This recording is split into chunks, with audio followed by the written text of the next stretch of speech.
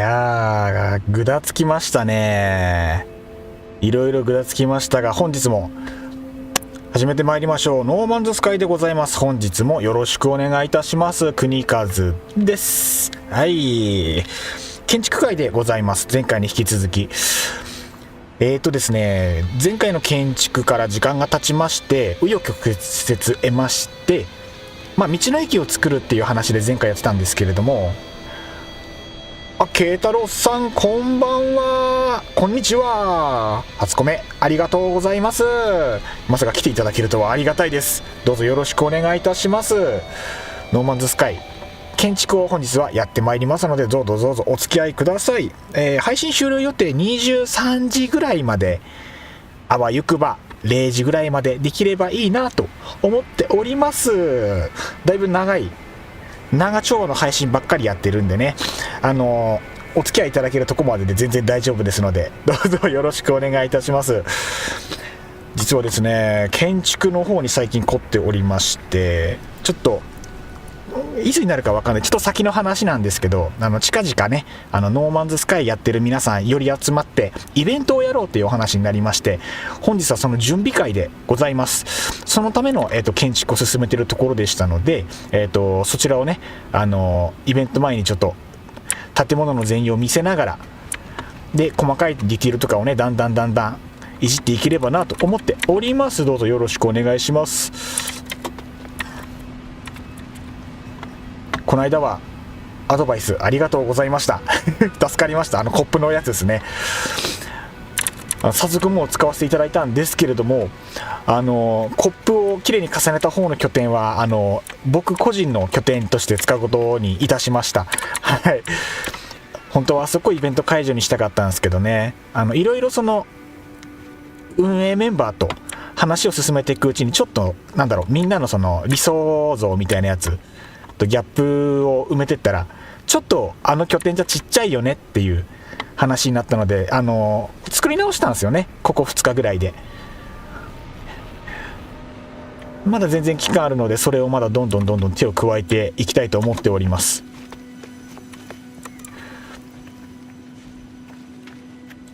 今起動したら暗くて、多分拠点が見づらいんですよね。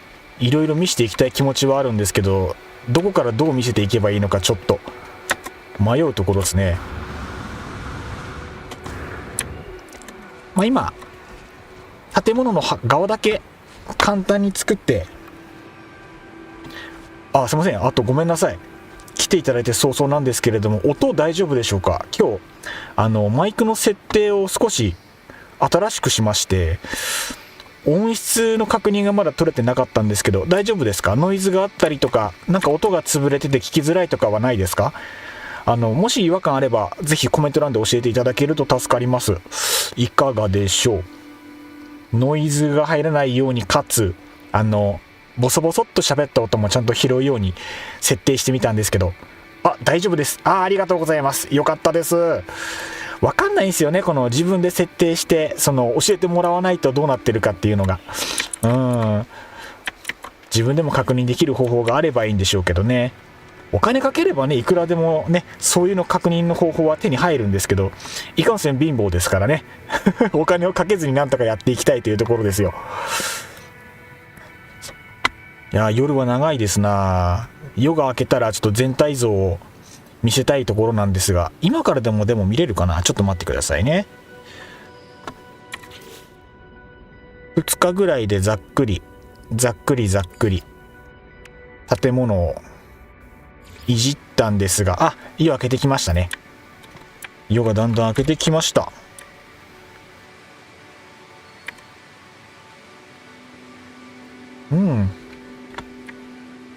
フォトモードいけるんですけど、何でしたっけ、アドレス的なものが出ちゃうので、あんまりおすすめしないよって前の配信でも言われたので、そうなんだなと思って、最近はこっちで映す練習をしてます。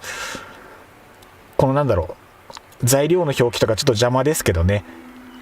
やっぱりこの界隈にも僕も見たんですけど、他の方の配信にも嵐の方が突入してって、配信者とか一緒に遊んでる皆さんのあれをねちょっと邪魔をするっていう事件を目撃しちゃったので、本当にこういう人いるんだなと思って、それからちょっと警戒するようにしてます誰さんとは言いませんがそういう方がいらっしゃるようでっていうね、すごい有名な方らしいですもんね。僕の配信にも前普通にコメントしてきたことがあったんですけど、話してる時は普通なのに他の人の配信でみんなで集まって遊んでるとこになんか突入してって非常に迷惑な行為をねしてるのを目撃してしまって、ちょっと引きましたこのゲームでそんなことする人いるんだと思って、ちょっと想像できなかったんですよね。このノーマンズスカイという平和なゲームでそういう風にするメリットがないもんですから。全体像でもこんな感じですね。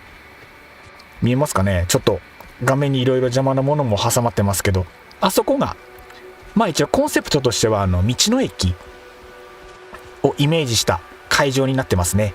で最初は通常の戦闘機とかが止まれるように作ってしまったんですけど、コルベットを止めれる空間っていうのを用意してなくて、イベント内容的にお客さんというか利用者の方にはコルベットで来場してもらおうっていう前提があったので、コルベットを止める空間をこちらに用意いたしました。ちょっと見づらいですかね。今ここに誘導灯というか誘導の柱が4本、1本2本3本4本立ってるんですけど、これに対してこの駅を後ろにしてこの柱2本の方にコルベットの頭を向けて着地すると、ちょうどコルベットの搭乗口がこの駅の階段の方にですね、駅の階段の方に向くように用意してありますので、会場への出入りが容易にできますよというコンセプトでこの形をとっております。まだ座席とか植物とか装飾を置いてないのでまだシンプルですけどね、こんな感じで作ってみました。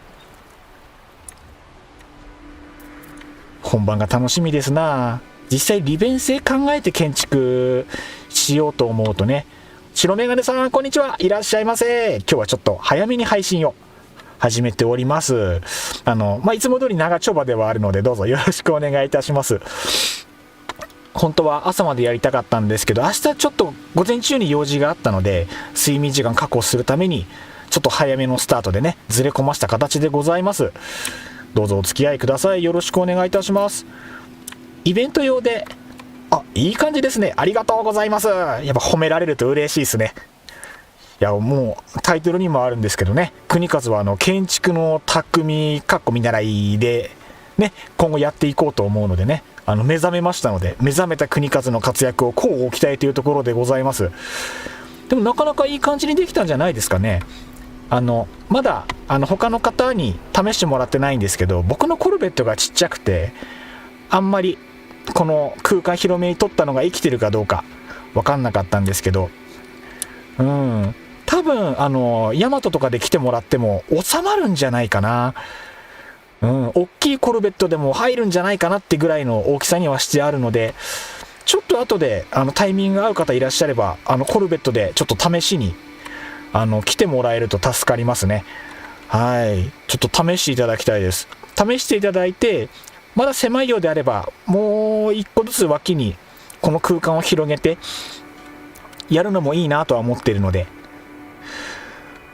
この間にもですねいろんな人の配信を覗かせていただいて、生配信だとかアーカイブとかをね見させて勉強させてもらって、丸い床を組んでみたりだとか、宙に浮かしてみたりだとか、いろいろね工夫を凝らしてございます。うまくいくといいな。まだねいろいろ実験段階なんで。あとあれですよね、まだこれが完成形というわけではなくて、ほら近いうちに公式のアップデートが控えてるじゃないですか。公式のアップデート控えてるので、それに際して新しい何かこういう基地の建設パーツが増えた場合に、噂だとコルベットに関する来るんじゃねえのって噂もありつつ、あれが欲しいですよね。やっぱりコルベット発着させるためのちゃんとしたアイテムが欲しいですよね。地面に対してボーンって着地するとね、地面でこぼこだとすんごい斜めになるじゃないですか。やっぱりあれはよろしくないよねっていう話は昔からあるみたいなので、そろそろ運営さん改善してもいいんでないのっていうところですよね。期待大でございます。いつでしたっけ？今日の夜11時だかに確か公式発表あるんでしたっけか。なので配信の中でもそれ確認して、ああ来た来たって本当は騒ぎたい。明日用事なければな、もうこの配信でその新要素にも触れていきたいところなんですけど、まだちょっと厳しそうですね。ちょっと厳しそうで、細かい建築やっていきたい感じではあるんですけれども、一応コルベットをこの広場の空間に3台ぐらい止めれるように広げて作ったつもりなんですよね。でついでに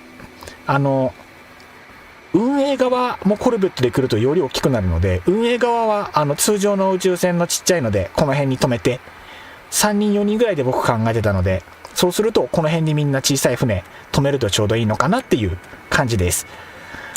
この辺もちょっと装飾したいんですよね。ベンチを置いてみたりだとかで、水槽かな、水槽の材料をこの間集めたので、ここにあと向こうにも1個ずつ水槽をどんどんと置いて、ちょっとベンチを置いたぐらいにするといいのかなと思っております。でこちらが会場ですね。だいぶ広々としております。両端には屋根も用意してます。屋根の下も空間広々と取ってるのでね、まだ明かりが全然設置できてないんで夜になると真っ暗なんですけど、このパーテーションというかこれで区切ってる範囲をイベント会場、その物売りというかそういう感じの企画なのでね、物を置くための空間で仮に区画してみました。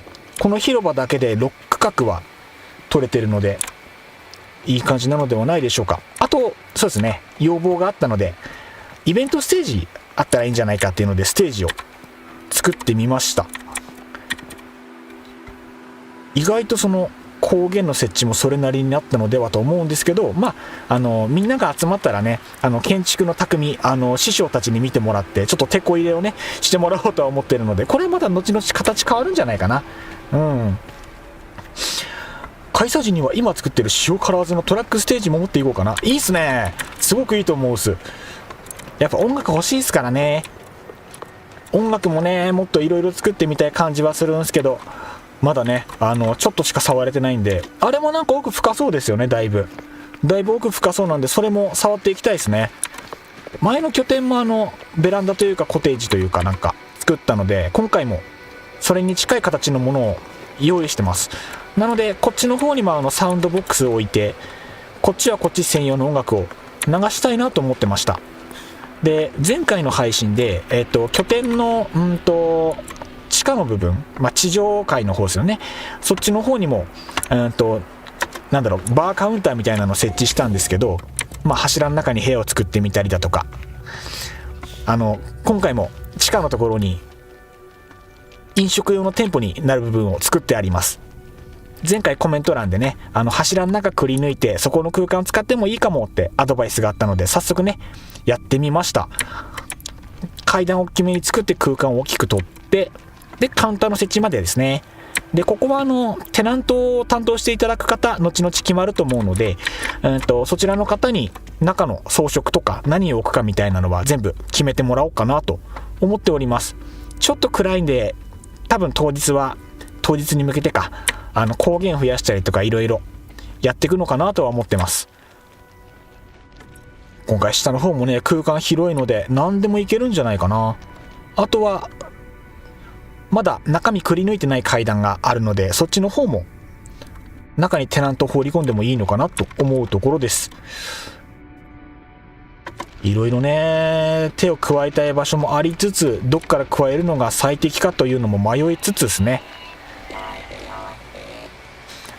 あとはどうしてもねその建築素材僕少なくて、それこそ水銀で開放するタイプのイベントからゲットする建築素材とかが全然開放できてないので、どうしてもその初期のパーツばっかりになっちゃって、ちょっと彩りがね足りない感じはするっすけど、まあどうしようかな。今のところでももうほぼ形になってるので、どうしたものか。あれなんですよね、その内装をどうするとかそういうのを決めようと思うと、やっぱ一人で全部決めちゃうと、後からやっぱりあれも直そうこれも直そうって二度手間にどうしてもなっちゃうんで、そこに関してはちょっと皆さん集まってからでも、詰めるのはその後でもいいのかなってちょっと思ってました。そんな感じです。だいたい形になっちゃったもんな。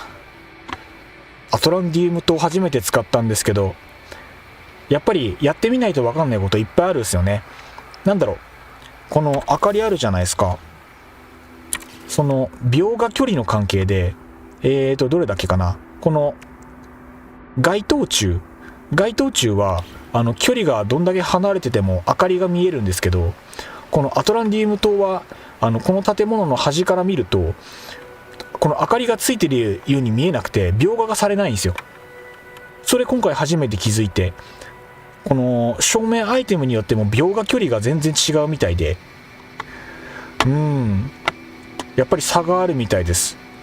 やっぱりあれなんだな、前に教えてもらった通り、この街灯柱が一番安定して使える明かりなんですかね。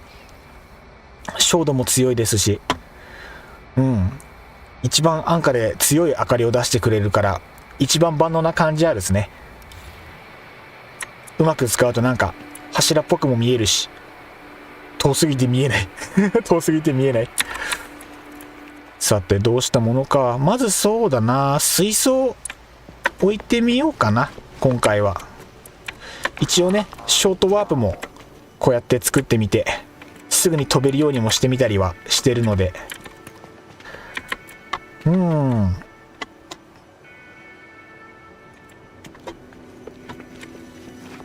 も結構頑張ったんじゃないでしょうか。開催いつになるのかな、楽しみではありつつちょっと不安なんですよね。僕の方が毎週水曜日に配信してると思うんですけど、土曜日日曜日がだいたい投資勤務だったりするんですよね。そうするとなんだろうな、なかなかあれが時間合わせるのがちょっと難しかったりもするんで、そこを最終的にはどうするのかなって不安に思ってました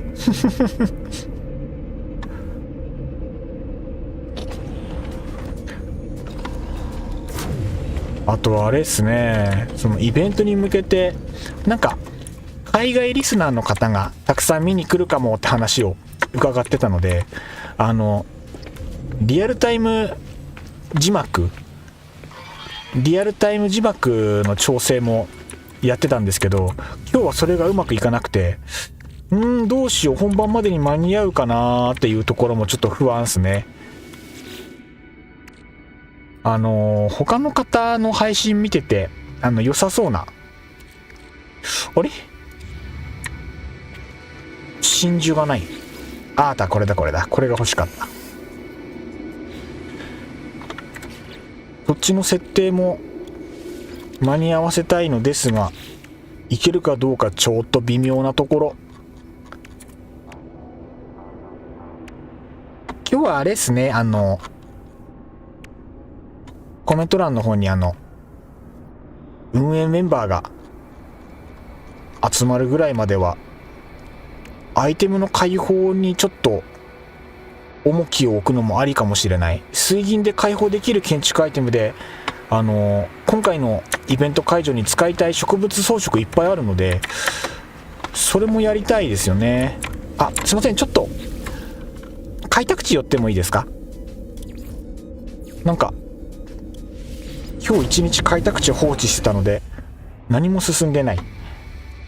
僕気づいたんですよ、その建築めっちゃ好きなんですね僕一回建築始めたら止まらなくて、昨日も一日休みだったんですけども、朝から晩までずーっと建築してましたもんね。止まらない止まらない、ちゃんと時間解けました。もうまさにノーマンズスカイって感じ。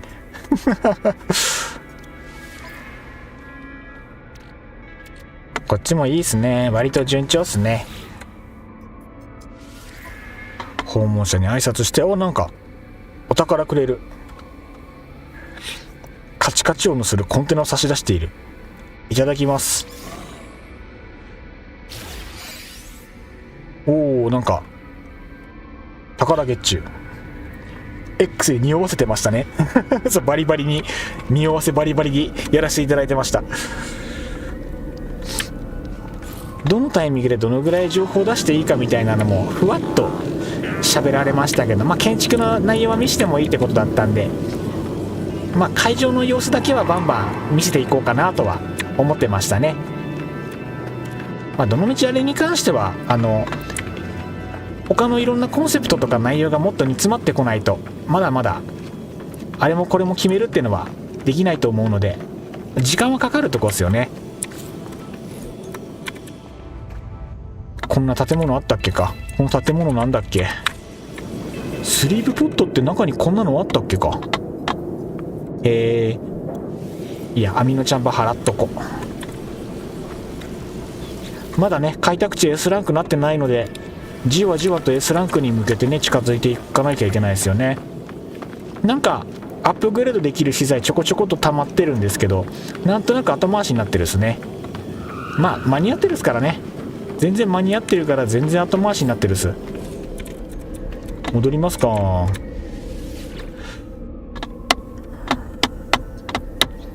それにしてもですけど、最近あれですよね、いろんな方の配信を可能な限りあれもこれも見るようにはしてるんですけど、本当にプレイヤー増えたっすよね。僕が始めた頃よりも明らかにノーマンズスカイ楽しんでる方が、なんか今日もまた新しい方見かけて、本当に序盤のところからスタートしてる方がいらっしゃって、いいじゃんいいじゃんと思って、初心者さんいっぱい出てきたじゃんと思いながら、なんかノーマンズスカイ新たな風が吹いてるのかなって感じがあるっすよね。僕も全然新人だからあんま大きなことは言えないですけど、いいっすね。時代が来てますね。ノーマンズスカイ始まってますな。いい感じ。じゃあ水槽置きますか。初設置なんですけど、どんな感じなんですかね、水槽。いいサイズですね。直置きだとちょっと寂しいか。どうしよう。直置きちょっと寂しいな。少しいい感じに置きたいな。なんかないかな。それらしいよきよきなもの。なんかあんま使ったことない部材使いたい。なんかあるっすよね。なんか課題みたいな。何これ。設置の仕方が結構あれもこれも分かんないものまだあるんで、どっかで使いたい気はするんですけど、ピーンときてない。シーリングライトを置いて、その上に板でもいいのかな。これ敷石置けない。これ屋外しか置けないんだ。なんか小技で置けそうな気はするけどわからない。なんかいい感じのやつないかな。なんかよきよきなやつやろうと思ったら、なんかそれっぽいパーツをうまいこと組み合わせて1個何かフリー設置して、どうしようかな。悩ましいところ。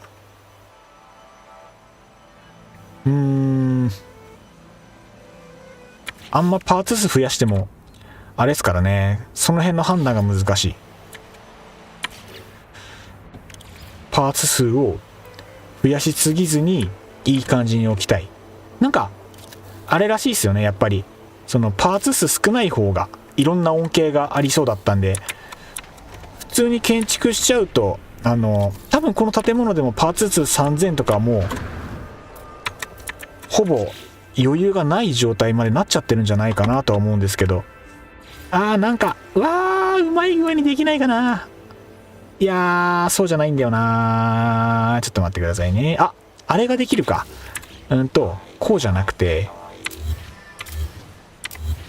この水槽うまく設置できたら、ちょっと水銀集めに行きたいですね。本当は石材、生物の方も集めたいなって思ってたんですけど、生物集めはあれまた別の難しさがあるみたいなので、一旦保留ってことにしました。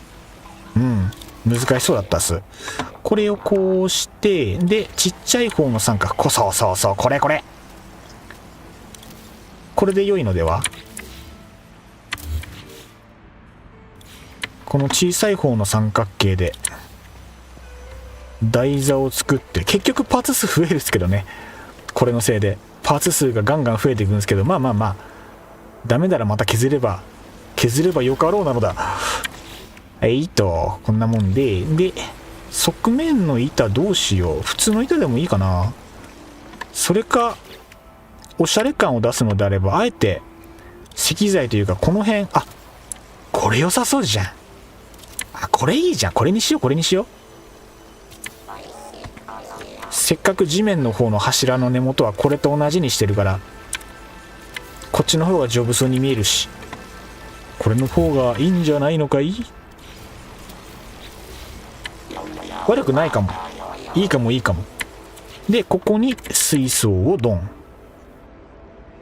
水槽ドン。でかい、結構。こうやって見ると。でかいな、水槽。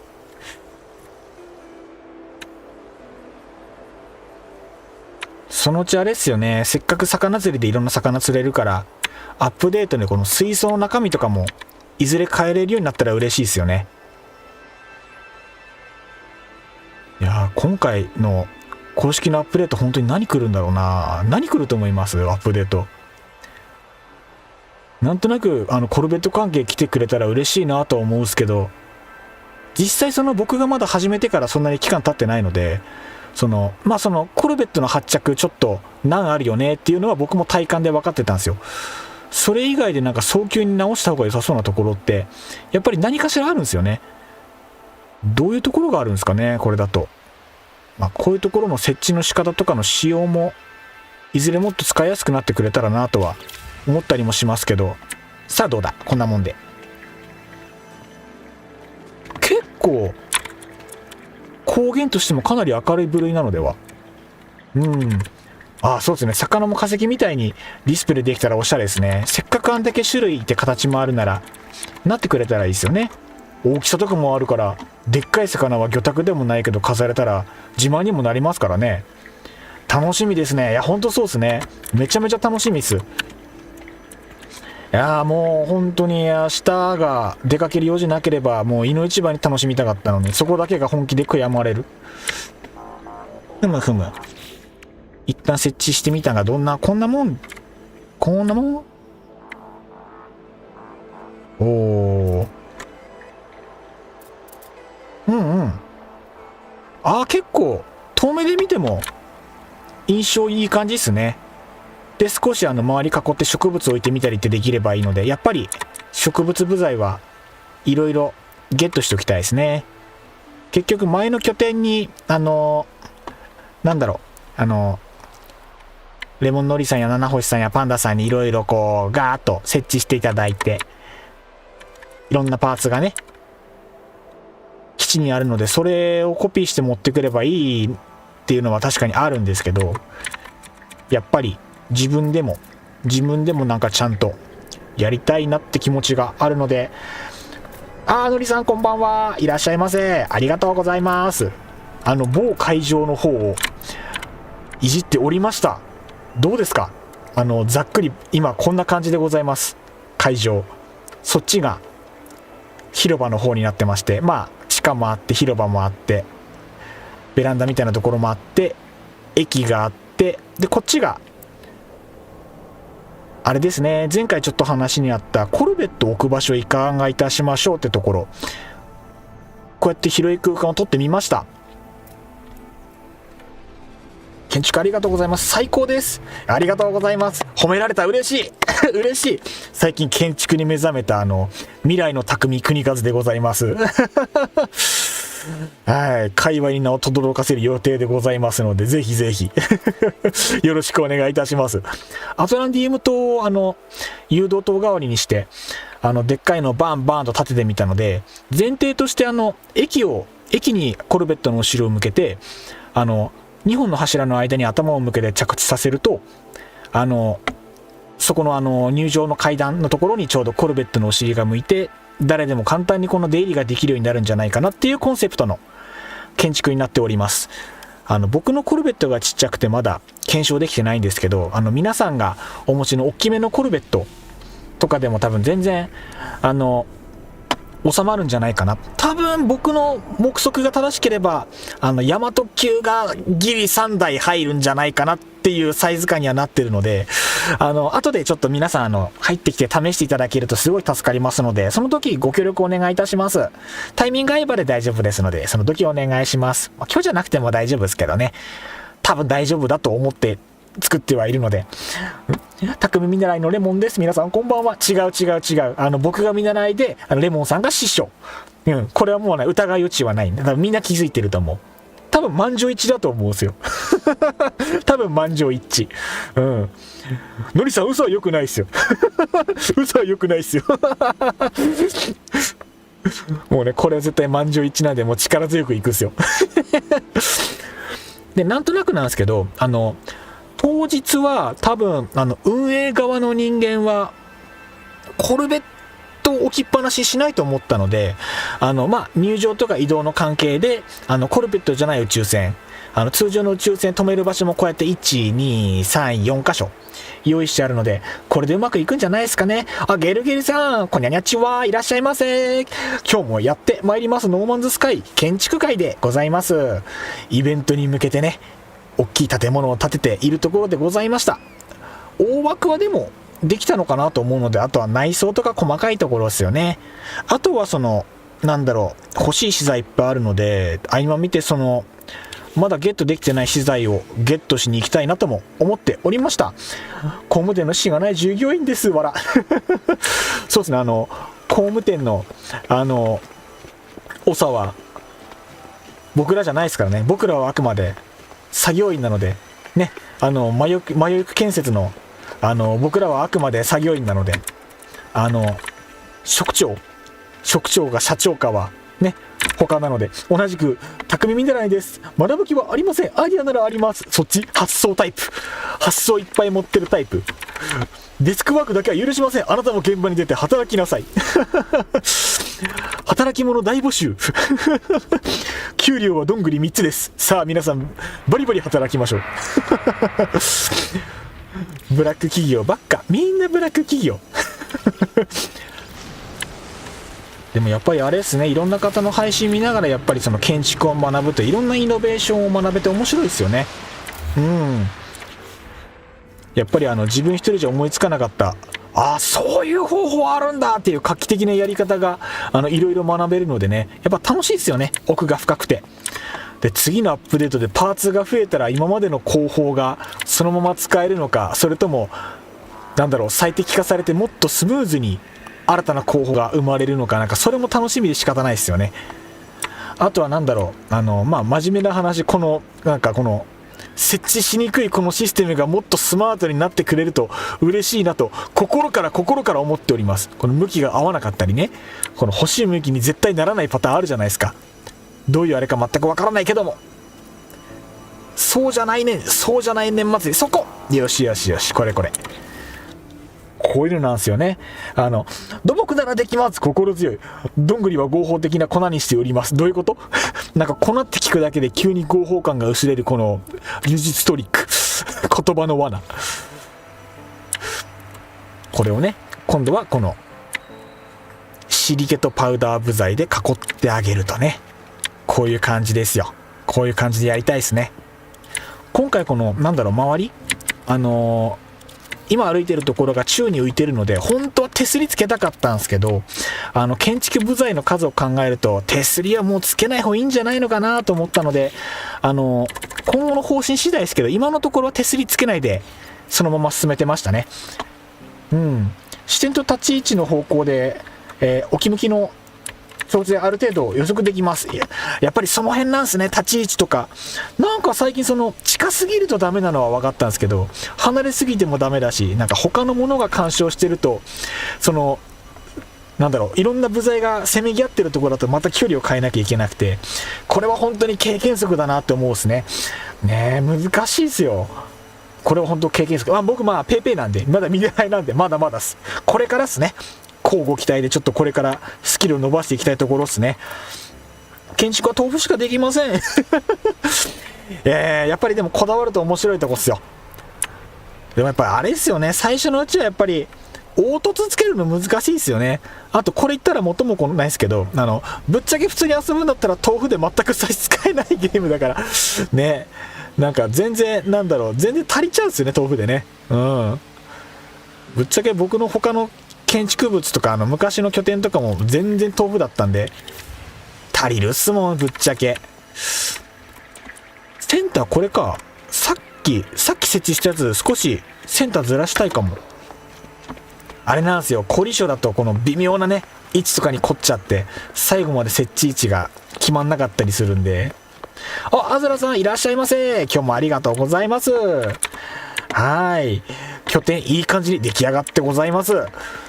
今日もね、この先のイベントに向けてちょっと拠点の方をね、調整しておりましたので、どうぞお付き合いください。ありがとうございます。ちょっとこの辺も調整しながらっすね。調整しながら。どの位置がいいだろうな。仕事から帰ってきたので、いつでも OK です。ありがとうございます。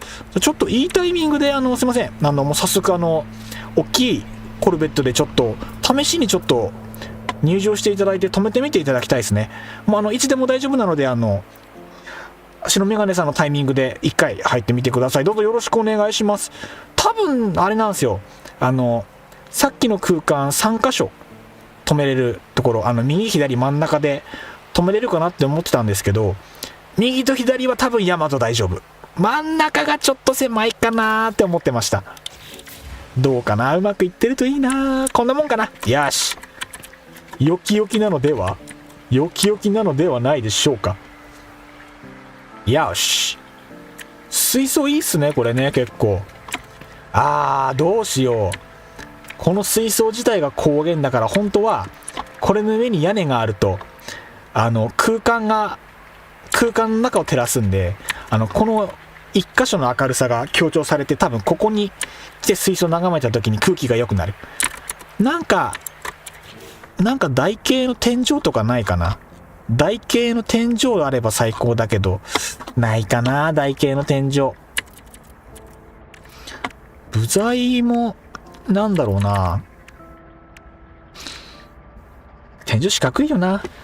なんかそれっぽいこと言ってるあざらさんこんにちはなんかそれっぽいこと言ってるいや、大事っすよ。やっぱりね、形から入るって大事ですから。形から入る大事。間違いない。何も間違ってないと思う。いや、でもな、本当にあれですよね。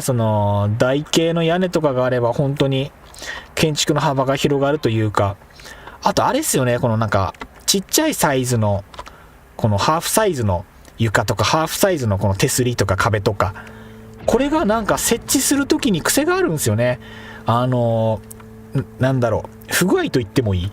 大きい方の通常の壁、通常の手すりとかだと、スパッと設置できるところが、このハーフ素材だと、同じような操作感で設置ができなかったりとか、あとどうやっても、特定の角度で設置できなかったりするので、これがなければ多分もっと自由度の高い設置ができるのかなって思うんですけど、まだ悩み中ですね。あとはパンダさんとかが、よく、X で上げてる、円柱に近い、ぐるっと一回り、形を作る感じの、ああいう建造物っていうのも、もっとコンパクト部材でそれができるようになったらこれの上だけに丸っこい屋根を自分で作ってみたりとかってできると思うのでね、そういうのがねアップデートで追加されたら嬉しいですよねって妄想してます。みんなやっぱあれですよね、思い思いにゲームプレイしてると思うので、要素が多すぎてみんな千差万別の楽しみ方してると思うので、僕は建築部材とかそういうのが増えてくれたら嬉しいと思うんですけど、もっと増えてほしいのっていろいろあるっすよね。例えばなんだろうな、今武器があるじゃないですか。そう、武器の方もなんかボルトスタッフは今パーツ集めて作れるけど、普通のマルチツールもパーツいろいろ作れて自分の好きなデザインに作れたらいいなってのもあったりとかね。土台の壁にも裏表が設定されてるので、壁の方向回すだけでも上の土向きも変わったりする。ああ、なるほど。そっか、裏表に対してもいろいろ仕様が変わってくるんだ。それ試してなかったですね。そっか、ちょっとそれも気をつけなきゃいけないですね。意外とあれですよね、今あそこに見えてる金属の壁なんかも裏表のデザインパッと見は同じですけど、もしかしたら裏表で仕様が微妙に違ったりする可能性ありますもんね。やっぱその辺もいろいろ検証したいところではあるですね。奥深いんだなやっぱこのゲーム。そういうとこも加味して難しさもあり楽しみでもありつつですね。さて水槽の上に屋根っぽいものを何か設置したいのですが、屋根っぽく見える部材がじゃあ何かありますかっていうと、僕の手元にはちょっとなさそう。ちょっと少ないかな。ちょっとそれっぽくなりそうなものは。このお皿って裏表、これ大きくなる？どこまで大きくなるんだ？お皿めっちゃでかくしてその拠点来てほしいな。いいっすね。やっぱこの拠点3000、パーツ数が3000以下で収まったら公開したいっすよね。お皿ちっちゃいな。このお皿でっかくなるんだったら裏返して屋根にしたかったんですけど、ちょっと厳しそうですね。ちっちゃいかわちいさすがにちっちゃすぎるなこのお皿。あ、でもなんかこのお皿デザインでそのまま使えそうですね。こうやって見るとなんか船来たし、お皿これ使えそうだな。あれちょっとこれあるぞ。これ待って、このお皿使い道早速ありそう。ちょっと試してみていいですか？多分椅子とか机とか設置するときにお皿を先に置いて、浮いてる？浮いてない。良さそう。これに例えば椅子とかちょっと置いてあげるといつもと違った風合いになるのでは。まあこんなもんかこんなもんか。でも良さそう。部屋にただ椅子ポンって置くよりはちょっと空気感変わる。これ覚えとこう。なんかもっと他にありそうだけどな。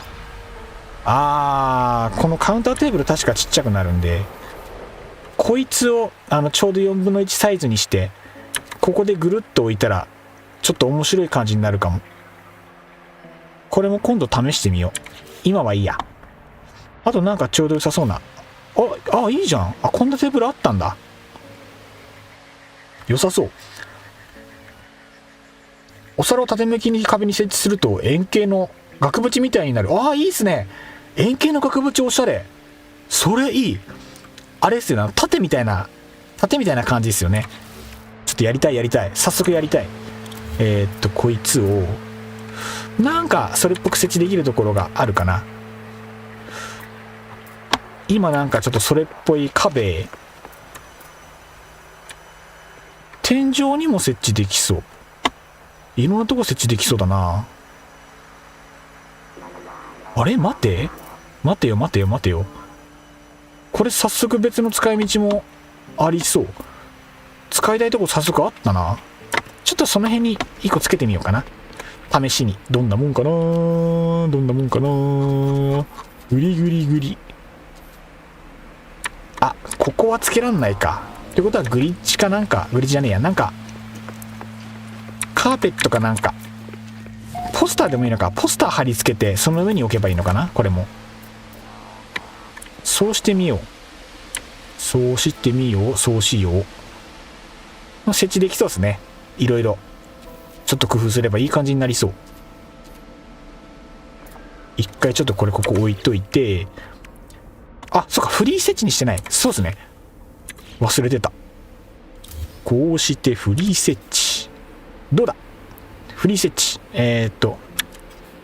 リー設置。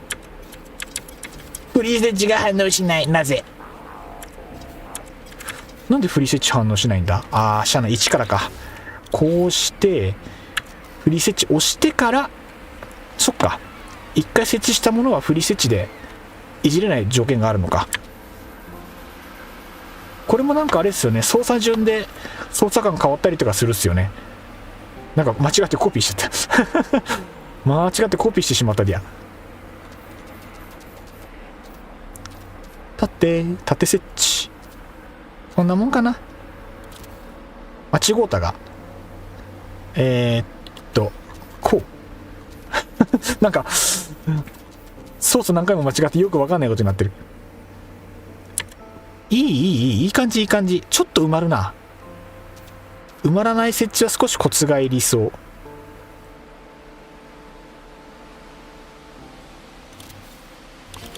う。うん。いいかも、いいかも。これ、裏表に。あ、これあれかも。この枠にこれ裏に2つ貼ったら巨大スピーカーに見えなくもないか。もしかして。なんか、ライブ会場のでっかいスピーカー作るときに、これで裏側のこの丸2つつけて、こいつを上手に囲えば、でっかいスピーカーって言い張れそう。今度試そう、これ。これでちょっと簡易スピーカー今度作れそうですね。今度試してみよう。いいっすね。こういうの。これ。クラフトゲーはこういうのがね、楽しいんですよ。いいっすね。ノーマンズスカイいいよ。いいよ。タイヤパーツのホイールに使ってるの見たことあります。あ、確かにいいかも。テスラ車みたいな。タイヤもあるっすよね。カートホイールじゃなくて、なんか、そう。これ大きなタイヤね。こいつを縦設置にして、あれ、クリー設置か。これで設置するのありっすよね。こうして、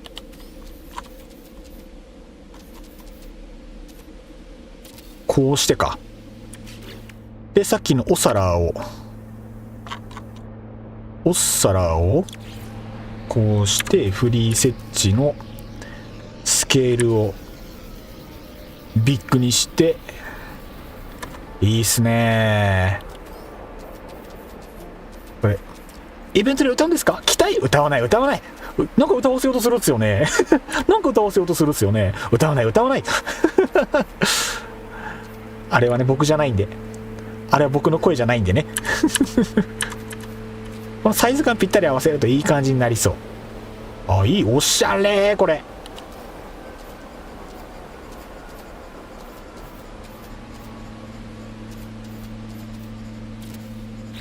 こうっすよね。あ、めっちゃいい。急に良くなる。すごいな、これ。これ本当にあれですね。本格的に、動かない車のオブジェ作れそうですね。これすごいな。何でもできる。おもろいな。グッドよき。いいっすね。いろいろできそうですね。一応そうですね。今水槽2つ置いていい感じになったので、どうしよっかな。じゃあちょっと水銀集めに行きますか。さっきちらっと喋った、植物とか石材とか、本来イベントで手に入る部材を解放したい。あれでもイベントクリアしないと手に入んないんでしたっけ？歌ならあの人がいますから。どの人？歌有名な方いるんですか？ちょっと僕存じ上げない方なのであればちょっと知りたいとこっすね。誰だ？よいしょ。痛い。着地失敗して怪我する。痛いが。何手つければいいかな。あとどこ手つければいいですかね。正直建築に関してはほぼできてると思うので、まあでも今必要なものはもうないのかな。あとはもう店舗を用意する方に内装とか細かいところはお任せしてもいいのかなっていう。あとは内装というか、まさかレモンさんがステージで歌う？レモンさんがこの中央ステージで？ここでレモンさんが配信中に派手に歌を披露してくれる？こういう感じ？いつでもお待ちしております。はい、ご用意できております。この特設ステージでいつでも歌っていただくこと可能ですよ。4方向からあなたを照らします。4方向からあなたを照らします。こんな感じ。白メガネさん。よしよし、矛先が俺からのりさんに向いた。よしよし、よし、危なかったぜ。いいぞいいぞ、この調子だ。ちゃんと明かりも確保して、どうですかこのステージの感じ。暗くなるとこういう感じで明るくなるんで、結構実用性もあるなのではないですか。なんか適当に作ったら思いのほかいい感じの明るさが演出できたんで、結構いい感じかなとは思っております。なんかこのステージの下のサークル照明の裏側が丸見えなのが個人的にはちょっといまいちだなとは思うんですけど、まあ一体妥協案でこの形にしてました。まあ結構いい感じなのではないでしょうか。こんな感じですね。後ろの出入り口も割といい感じに映えてる感じはしつつ、テナントが1箇所2箇所3箇所、テラスの出入り口を挟んで4箇所、屋根下5箇所6箇所、上だけで6箇所、結構な広さで確保できているので、かなり賑やかになるんじゃないですかね。これでいろいろ設置してもらえれば。でここの真下はそのままガラッと開いてるので、なかなかいろいろ建設できるんじゃないでしょうか。よいしょい。いやー結構うまくいったな建築。もうホクホクで、もう一回自慢するんですけど、テラスはこんな感じ。テラスはこんな感じです。両サイドにちょっと区画も分けてみたりとかして、こっち屋根ないのでね。で屋根の上の照明もなんか、ここはなんか好み分かれるとは思うんですけど、こんな感じになってます。マルチ用に近くに拠点設置しに行ってもいいですか？はい、もちろん大丈夫です。よろしくお願いします。どうぞご入場ください。なんかいい感じにこういうイベントやるときにその拠点とかどうすればいいかがまだちょっとよく分かってないので、すいません、ちょっとお任せになっちゃうんですけど、ちょっといろいろよろしくお願いします。その設置の具合とかもね、どうするのがベストかがちょっとよく分かってないので、結局拠点、ここに拠点に置くようなものをいろいろやっちゃうとかさばるので、やっぱり少し離れたとこに仮拠点を置いた方がやっぱりいいのかなとは思うんですけど、必要なものとかが正直よく分かってないのでね。はい、はい、白メガネさんもどうぞよろしくお願いします。早速ちょっと大きいコルベット駐車してみてどんなもんか僕にも見せてもらえるとすごい助かるのでお願いいたします。うまく入るといいな。やっぱり自分でもコルベット運転して発着場に止めようと思ったんですけど難しかったので、コルベットのケツ置いてほしいところに自分が降りてってコルベット呼び出しでそこにポンって置いて配置合わせていい感じにしたりもしたんで、そっちの方が簡単なのかもしれないですね。結局うまくいくといいな。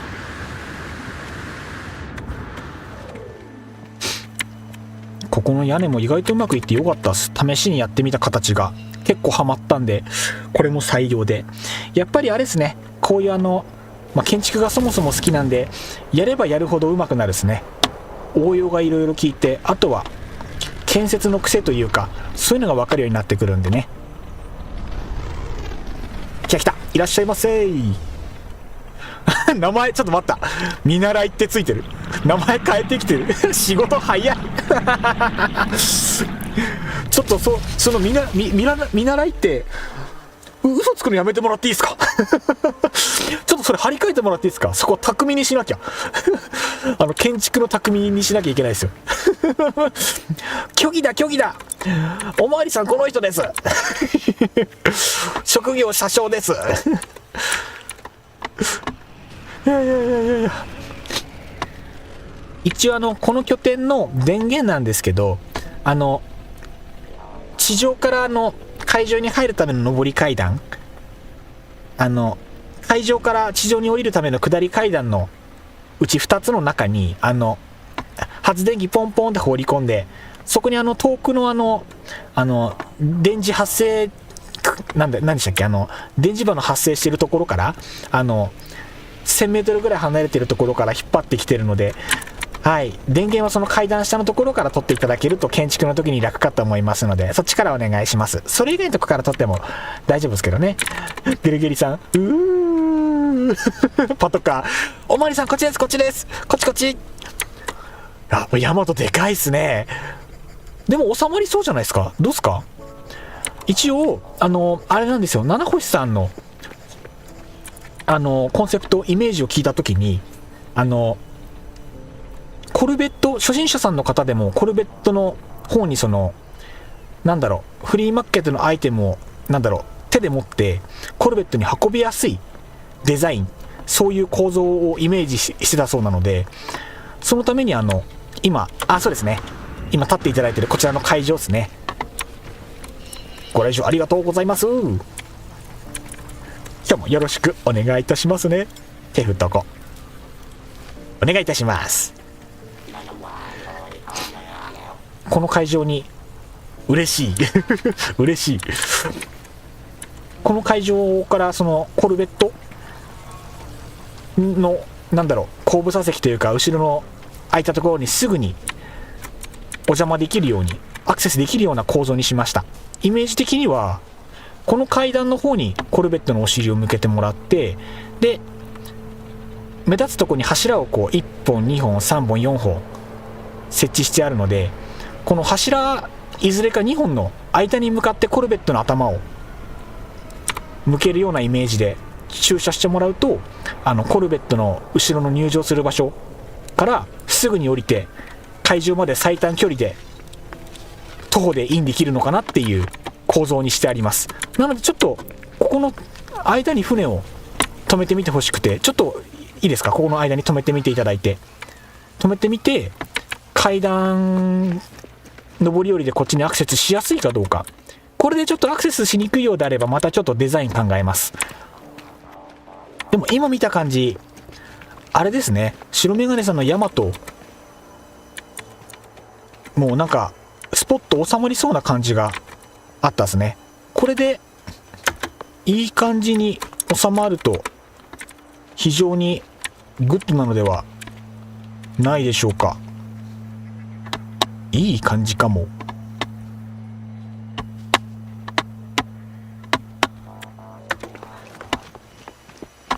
あ、みんな脱出してしまった。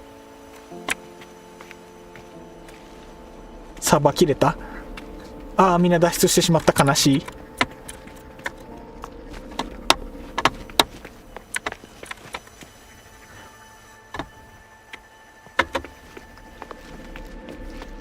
こんな感じですね、いろいろと。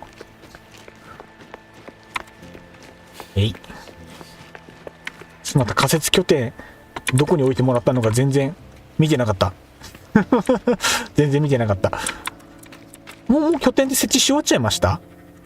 一瞬で終わっちゃいました、もしかして。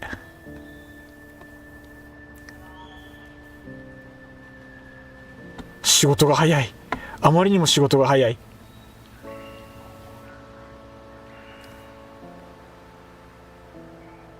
わからないわからない。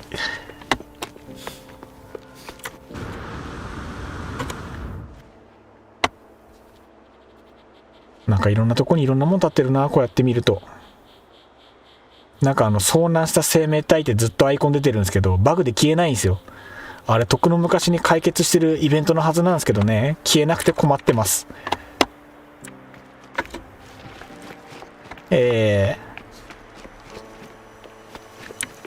さあ、あと何が必要だろうか。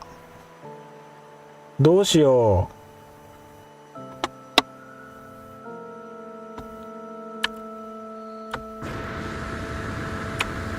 う。燃え尽き症候群ってやつかな。なんかここまで来たら逆に何をすればいいか分かんなくなっちゃった。パーツ集めるか。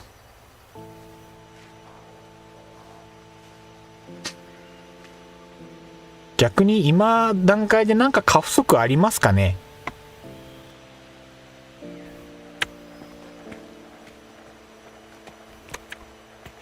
過不足が何かあるなら早めに手を加えておきたいところではありますね。まあ致命的に今明かりが足りないのはそうなんで、あそこの空間とか屋根の下真っ暗なんで、ほぼ。あとは材料の数を増やさずに機種のアップロード1回してもらえると助かります。了解です。じゃあ今からアップロードいたします。自分見に行っていいですか。もちろんどうぞ。ぜひ来てください。いろいろ見てってくださいな。何かご意見とか新たなテクニックがあれば教えてもらえると参考にしたいと思うのでね。ぜひ何かあればよろしくお願いいたします。ではアップロードします。アップロード。アップロードいけたっすね。いけました。アップロード。とりあえずこれでパーツ数が3000以下なのは確認できたっぽいですね。あとはちょっとアップロードの写真が見づらいから、ちょっとスクリーンショット少し撮り直したい。もうちょっと見栄えのいい写真でアップロードしたいですよね、本当は。いや全容映らんな、でかすぎて。 DM かなんかでアドレス欲しいです。了解です。ちょっとお待ちください。写真をパシャリンコ OK。 これで OK。 アドレイスどうしようかな。じゃあ今ちょっと DM でアドレスを送らせていただきます。ちょっと待ってくださいね。それか今一瞬画面出すんで、それで入ってもらってもいいですかね。僕今あれなんですよ、僕配信中に配信見ていただいてる視聴者の人数わざと見ないようにやってるんで人数わかんないんですけど、多分今はいつもの仲間しかいないと信じて、ちょっと今画面出しますね。ちょっと待ってくださいね。あ、そっか、送っちゃダメなのか。しないでほしいです。了解です。あ、レモンさんに送ってもらってないかな。そうしてもらえるといいですね。あ、でもどのみちレモンさんに送んなきゃいけない。あ、そっか、レモンさんの方で取れるのか。その方が安全か。すいません、お手数をおかけするのですが、ちょっと対応していただいてよろしいでしょうか。レモンさんごめんなさい。お手数をおかけして申し訳ございません。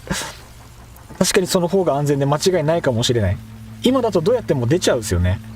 画面に出さずにアドレスだけ出す方法ってあるんですかね。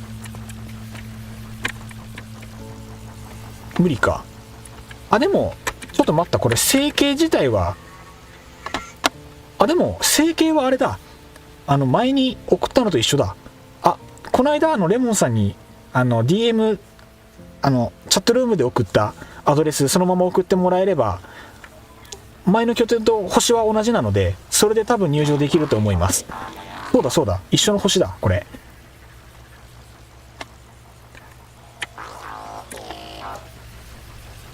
多分それで大丈夫なはず。でも基地のアップロードうまくいってるかな。うまくいってるといいな。あと実際どうですかね。なんか重たかったりします？大丈夫ですかね。結構建築範囲が少なくとも撮影時に出てくる撮影範囲のカメラ移動が可能なサークルの大きさ少し超えてるぐらいなので、もしかしたら処理的にはちょっと重たいのかなって思わなくもない。どうなんでしょ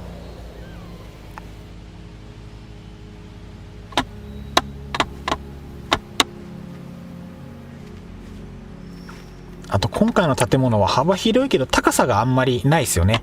一番高いところでここのポールの上が頂点なので、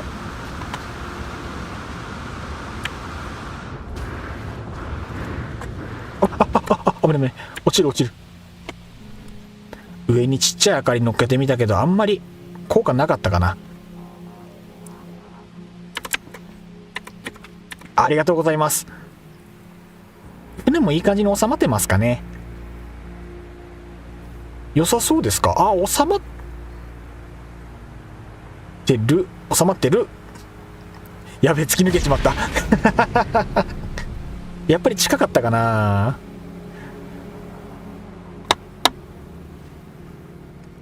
他の方が X に上げてるそのなんだろう、コルベットの発程上で地面にライトをずらっと並べて、そのなんだろう、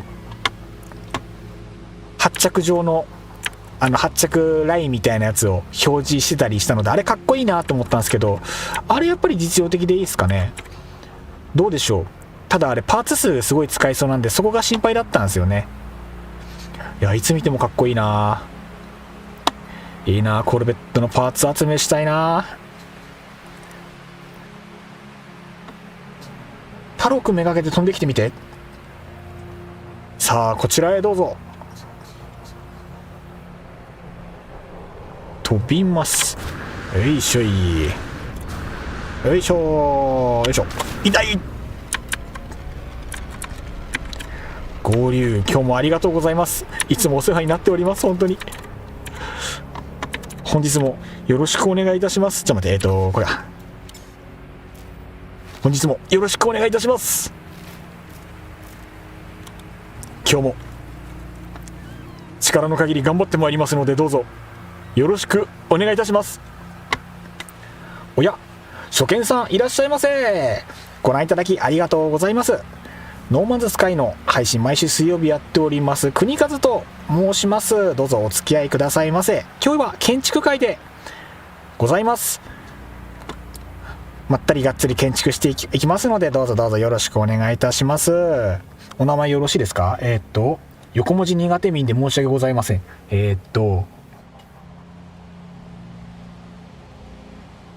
スペクターさんでよろしいですかね。スペクターさんこんばんは、どうぞよろしくお願いいたします。グ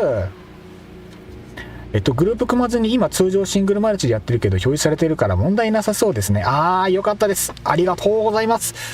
とりあえずじゃあこれはこのまま使えそうな感じですね。よかったよかった。なんか何かの事情で建てた建物丸々やっぱ使えないですねが一番一番来るものがあったんで、使えるって分かっただけで安心感ものすごいです。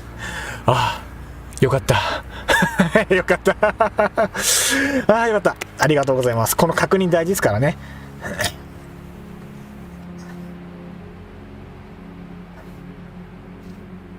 あ、指型レモンだけで了解いたしました。じゃあレモンさんよろしくお願いいたします。みんなどうしたの。みんなどうしたの。どうしてそんなに頭低くしてるの。いや、やめて、違う、僕が一番見習いだから。違うんですよ。あ、スペクターさん、無法者トラベラーのスペクターと申します。よろしくお願いいたします。こちらこそどうぞよろしくお願いいたします。レモンさんの名前の表示バグって見えなかったので白メガネさんに飛びました。はい、了解です。ありがとうございます。ちょ僕もしゃがみたい。違う、僕が一番下。これドゲネのモーションないですか。ドゲネのモーション。みんな図が低いっす。頭上げて、みんな頭上げて。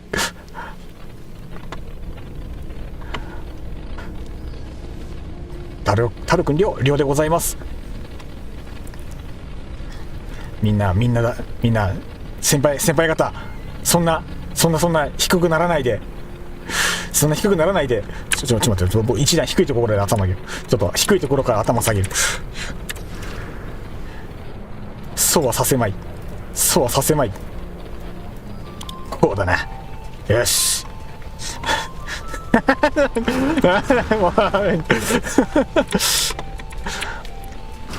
お、いらっしゃいませ。ようこそ。慶太郎さんって名前、慶太郎さんこれ太郎さん、慶太郎さん、みんな姿勢が低いみんな姿勢が低いよみんな先輩なのにようこそいらっしゃいませ。よろしくお願いいたします。ご来場いただきありがとうございます。なんか胸当てかっこいいですね。それなんかデザイン違う。こういうのもあるんだ。慶太郎さんですね。よろしくお願いいたします。ありがとうございます。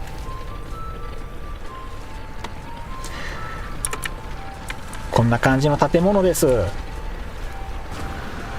いい感じに表示されてるのは確認していただいたので一安心ですね。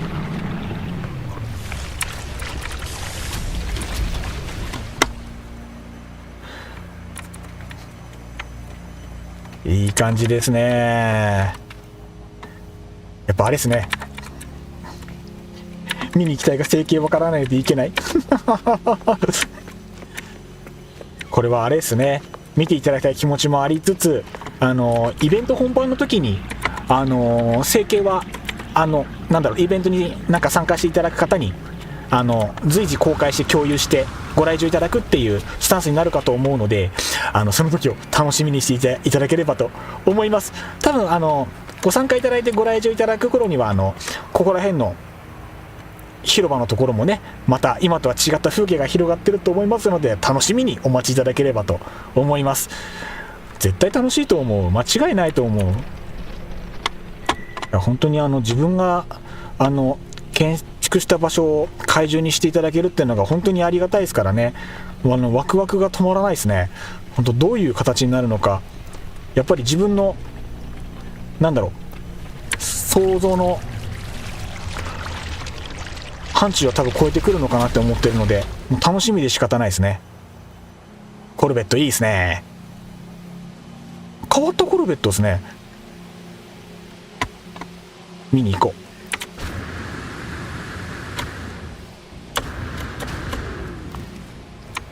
う。読み込み途中かしら。なんか変わった部材で構築されている。どうなんだろう。レモンさんでもどうしたらいいんだ。招いても良いのか。ちょっと判断仰ぎたい。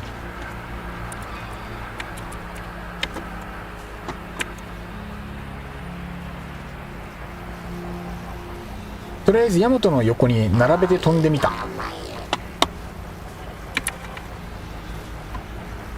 こっち側ですか。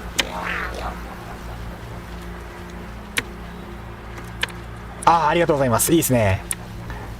やっぱ収まりますね。うん。どなたのコルベットだろう。ヤマトは確か白メガネさんですよね。どの角度で見てもかっこいいな。そもそも僕ヤマト好きですからね。昔ツタヤ行って DVD じゃねえや、VHS の時からヤマト見てたな。ちっちゃい頃親父が借りてきてくれてました。いい感じですね。収まりますね。着陸むずいですね。やっぱりちょっと狭いっすか。やっぱりギリギリすぎるかな。やっぱり狭いか。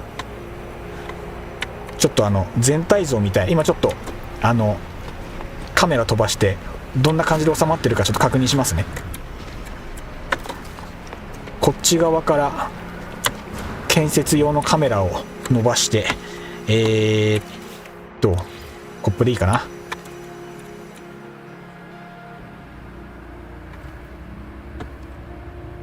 ちょっとこの位置だとかぶっちゃうか。結構でもサイズ的には収まる感じは全然あるですかね。収まりそうな感じは全然。あれですね、その柱と柱の間にコルベットの鼻先を向けてもらえると、多分鼻先の空間広がってるんで、どんだけ長い船体であっても、多分ヤマトより長い船とかでも鼻先がそっちに逃げるはずなんで、結構いい感じにまとまるんじゃないですかね。よいしょ。ちょっと待って、こっちからも見たい。もうちょっと幅広げた方が止めやすくなるかな。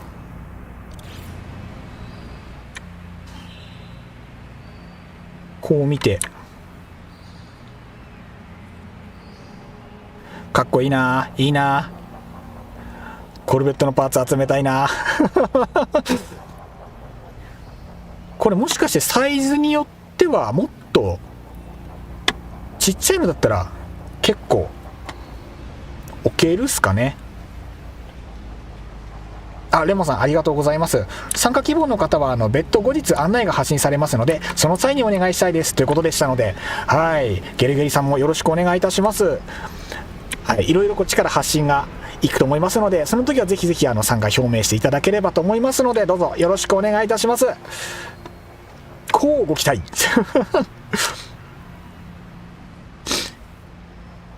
いいっすね。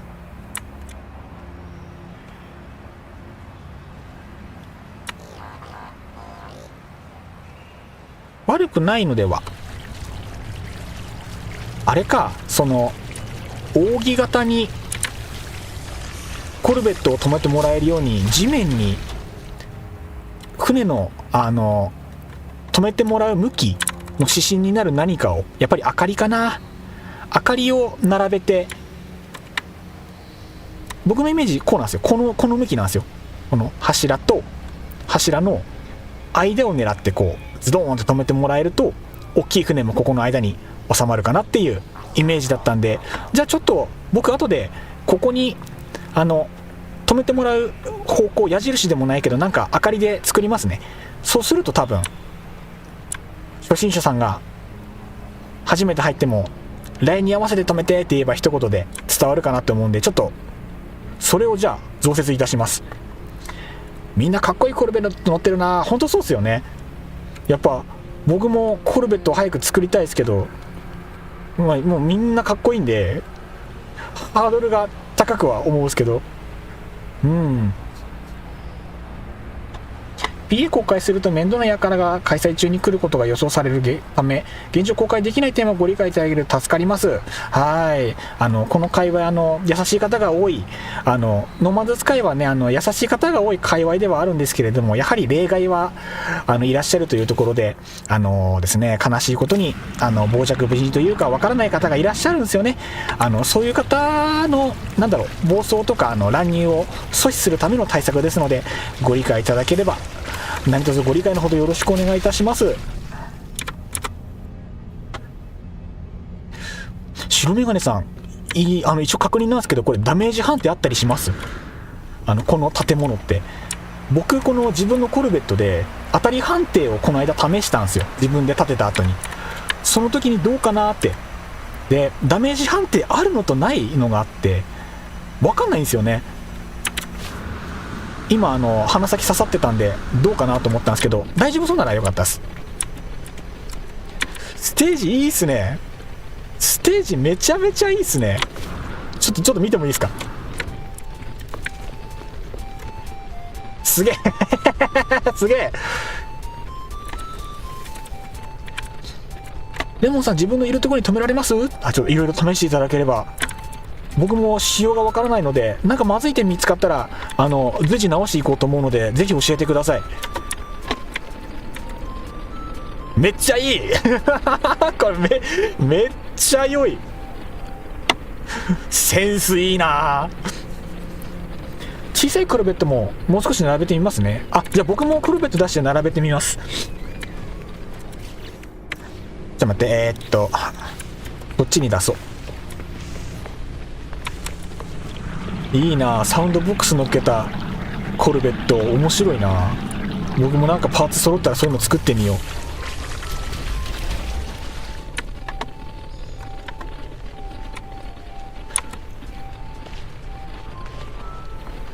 僕のじゃちっちゃすぎてあれかな、ちょっと指針にしづらいか。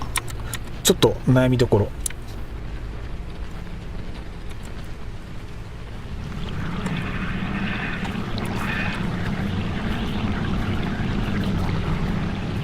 目印今つけるか。ふむふむ。僕のちっちゃいコルベット置いたら逆に邪魔かな。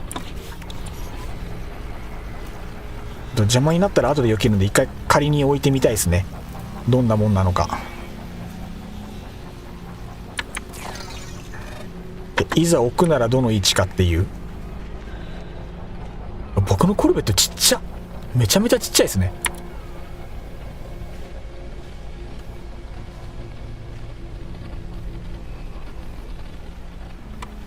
手前に寄せるの難しいですか？手前。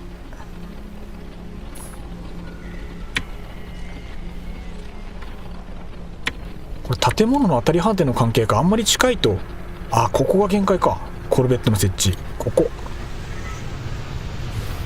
手動でコルベット設置しようと思うと、ケツはここが限度ですね。柱とかがあるからここが限度。あー、なるほど。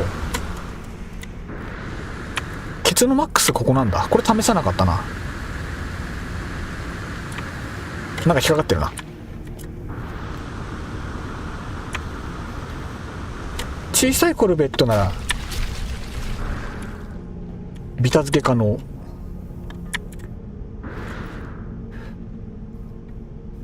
そうですね、小さいコルベットケツびったりで大丈夫ですね。小さいコルベットならヤマトの横ビタ付けでも OK。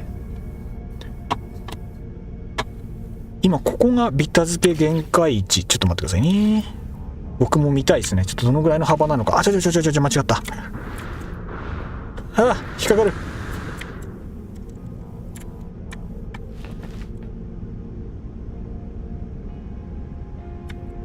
あれ、カメラの、あ、これコルベットになるのか。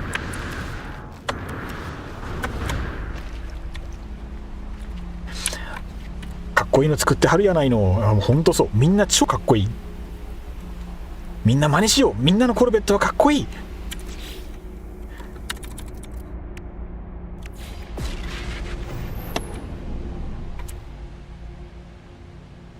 カメラをギュッと。おお、本当のビタ付けだ。すげえ、本当のビタ付けだ。やっぱり狭いかな。いやいや、あなたのもよ。いや、僕なんかまだまだっすよ。僕なんか全然まだまだっす。やっぱね、スタイリッシュなのかっこいいですからね。僕ももっとなんか積載量たっぷりでもっといろいろすごいんですよ。みんな中の造形までこだわってるんで、僕中こだわれてないから、本当はもっとそっちまでいろいろやりたいですよね。そっか。レモンさん、白メガネさん、どうすか？そのもっと広げた方が良さそうですかね、この感じだと。広げようと思えば時間はかかるんですけど、まだ例えばこのアンテナの間につき、じゃあ小さいの2個は止まるよね、余裕もあるよねっていう状態にしてみたりだとかっていうのも全然できると思うんで、どうしたもんかな。先端の丸の位置変えたりとか、あとは両サイドをまだ横に伸ばしてもっと両翼を広げてしまうっていうのもありだと思うので、これぐらいで十分かなって印象です。了解です。一旦じゃあサイズはこれでいいですね。あとはじゃあ指針が必要ですね、駐車するための。オイラのやつは作業船っぽい。いやでもそのデザイン好きですよそのなんか上にステージがついてる感じ。あ、これ違う、それ慶太郎さんやそれ慶太郎さんのやつや。ゲリゲリさんの絵も見たいですね。僕もあれなんですよ、好きなんですよ。なんだろう、作業船っぽい感じというか、なんだろう、男の汗の匂いがする感じのデザイン、すごい好きなんですよ。武骨な感じが。僕がもともと現場作業員系の人間なのでね。荷物の受け取りだけで使う形にすれば OK です。ああ、じゃあよかったです。実用性という面に特化してると考えれば、これで十分な感じではあるですね。階段にケツ向けて、これで階段上に登れば上の会場に行けますし、階段の間抜けて下に行けば下の方の飲食店舗と、あとは奥の階段スペース、テナントスペース2階建てのところがあるので、そこの出入りも簡単なので、ある意味成功ですかね。よかった。一応じゃあ思惑通りに成功してる感じですね。コルベット5台も止まると読み込み重くなってくるので、出入りして回し変えてみればいいかと。了解です。トラック止めづらいですやっぱりちょっと止めづらいですかね。逆にこの辺の地形の問題ありますよね。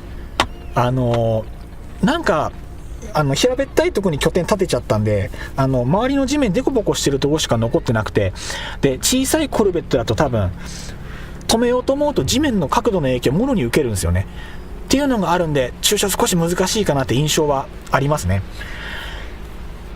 もし駐車の方が調整効くのであれば、直接この駅のこの脇、今画面に映しているこういうところ、ここもコルベットのケツつけてここに止めてもらってもいいかなと思ってるので、ここにケツとか車両の横無理やりつけて見ていただいてもいいですし、端っこにコルベットの端乗っかっちゃってもいいのかなとは思ってました。僕が運転つたないのでそういうのが実際可能なのかっていうのがまだよくわかんないですけど、なんかいろんな方の X の動画とか見るとそういう風にやってる方もいるので、方法としてはあるのかなとは思ってました。どうなんですかね、なんかその辺はちょっとよくわかんないですけど。ゲルゲリさん、大した船じゃない、あるパーツくっつけただけやから。いや僕も似たようなもんすよ、似たようなもんすでもよかった、ありがとうございます。これでとりあえず会場が無事使えそうなところは分かったですね。いや本当にレモンさん、白メガネさん、ありがとうございます。これで今ろれつが回んなかった。はい、レモンさん、白メガネさん、ありがとうございます。一旦これで会場は大枠は OK、 あとは細かいところと、あとはご来場いただく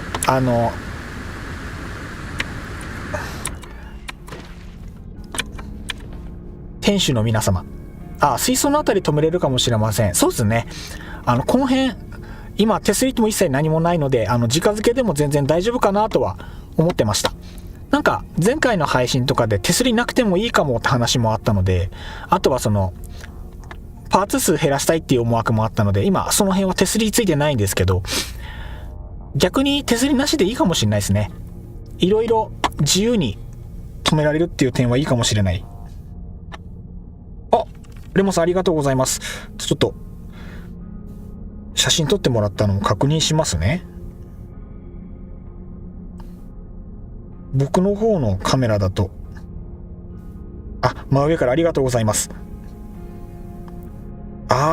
こういう感じですね。やっぱりじゃあこの空間に向き決めて3台止めてもらうスタンスで間違いなさそうだな。今このレモンさんの方で今確認していただいた画像で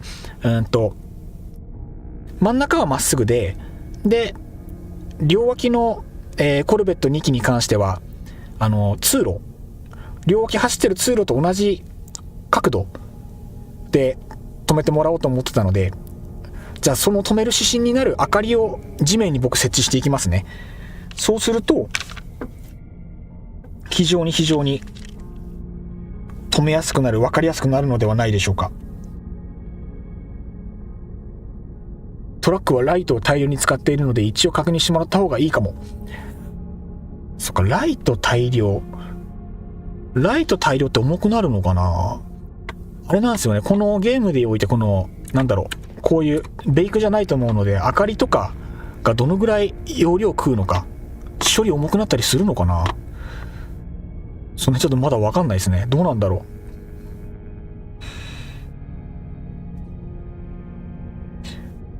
じゃあとりあえず今やるべきことが見えました。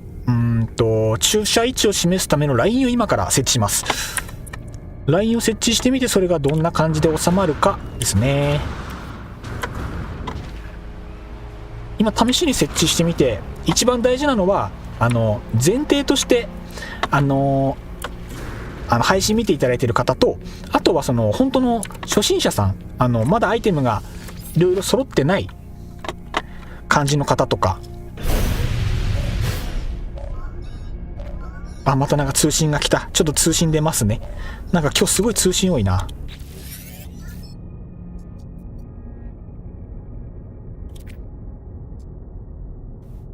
なんだこれ。なんかあったみたい。平和解決しといて。 OK。当日出店者がパーツを置くことを考えるとパーツ数は控えめで装飾した方がいいかもです。了解です。少なめの数でいい感じに設置。さあ腕が試されるとこですね。ここが匠見習いの腕の見せ所ですね。さあどうなるでしょう。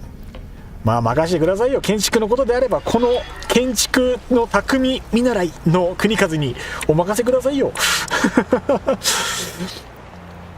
ちゃんとつけるのを忘れない。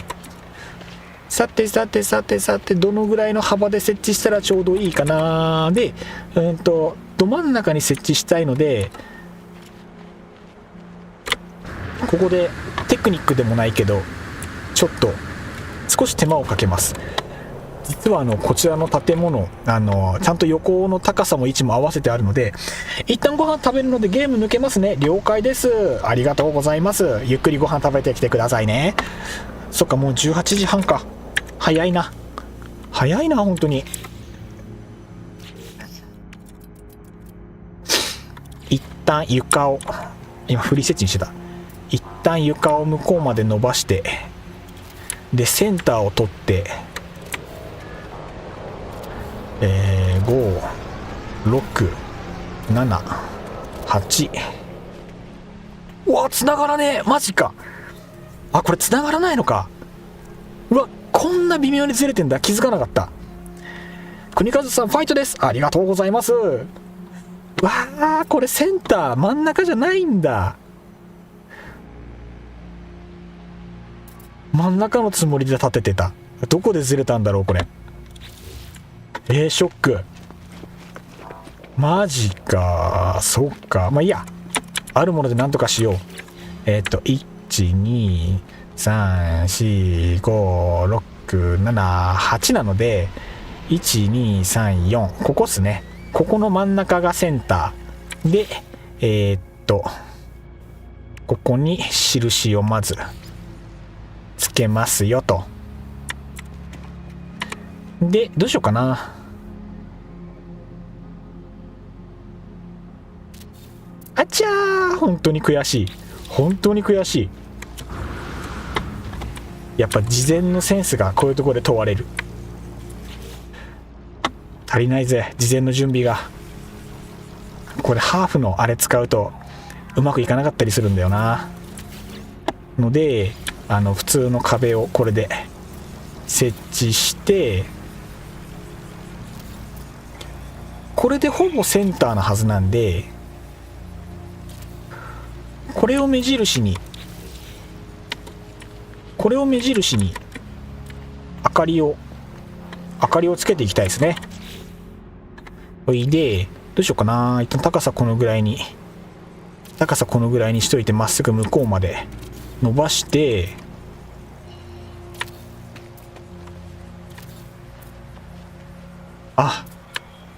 あちゃ、ダメじゃ。地面に当たる。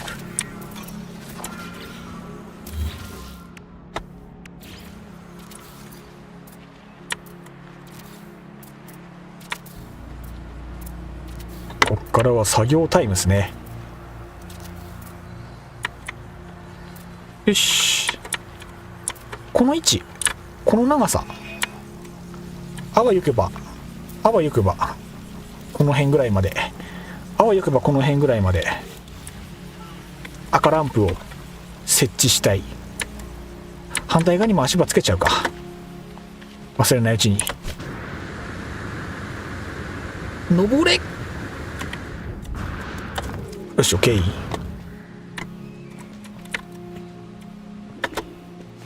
こっちも足りないんだな。場所合ってるね。 OK。 1、2、3、4、5、4、5だからここだな。なんか近いか。こんなもんか。ここにまたセンター置いて、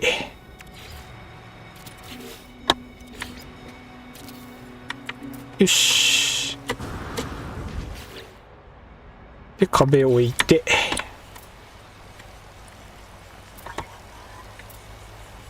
線の引き方これで合ってるんですかね。他の人直線でアイテム設置するときってどうやってるんですかね。なんかコツがあればぜひご教授いただけると助かります。これが最適解かどうか全く分かんないでやってるんで、本当はもっと効率いいやり方あるよってことであれば本当はもっと変えたい。なんか線1本引っ張ったらそれで一発よみたいなで、なんか楽勝な方法があれば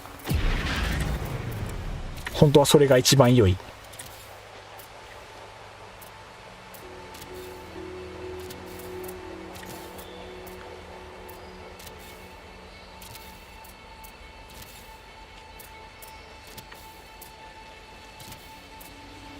こんなもんか。とりあえず1本多いか。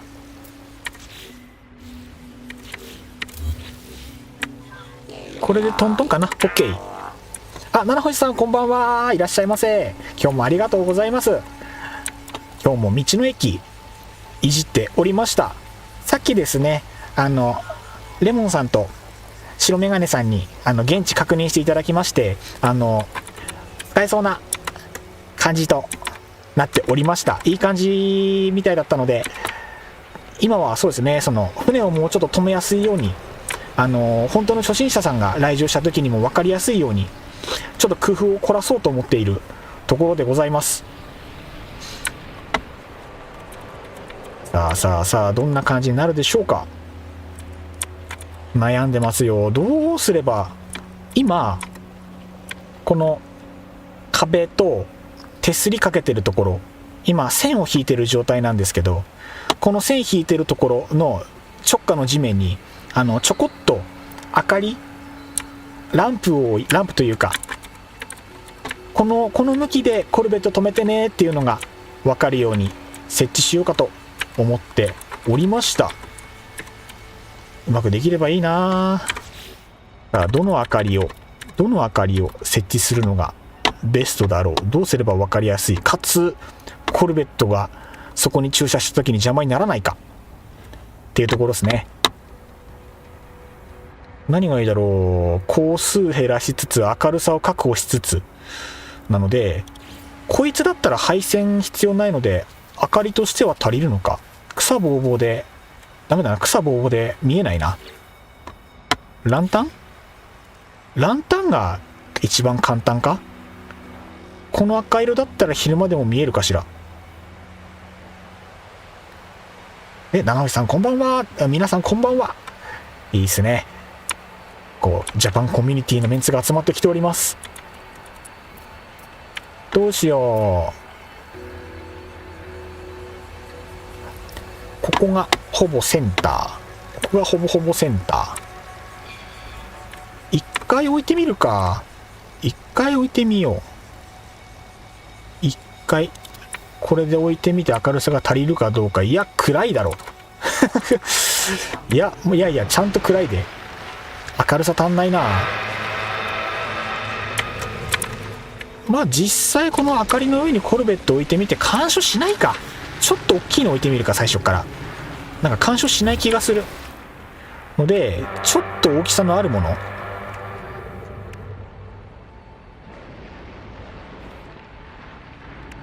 シーリングライトはさすがにまずいか。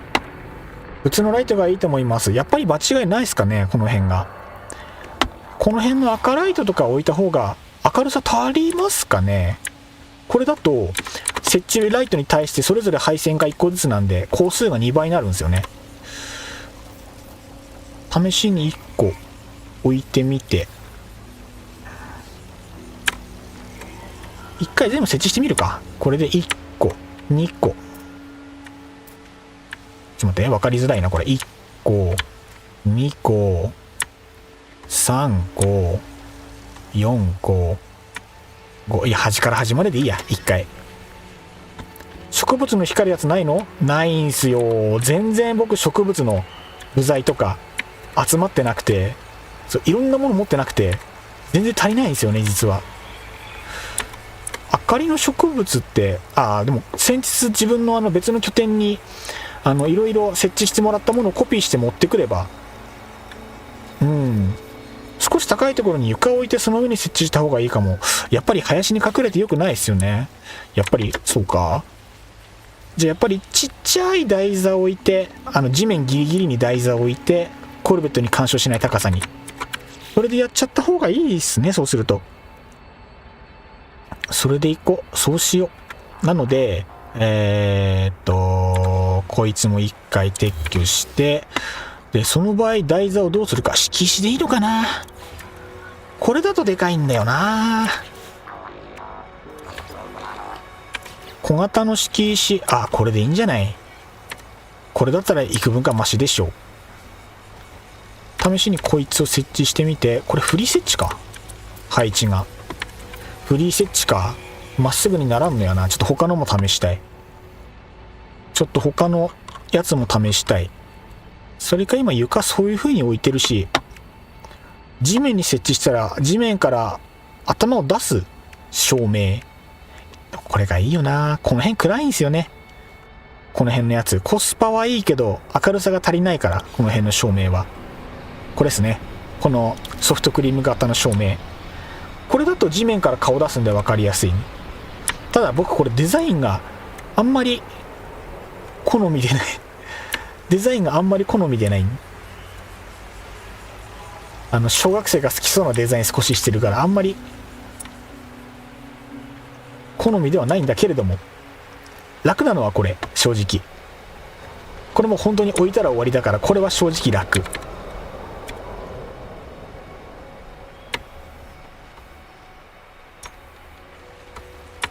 この辺かな。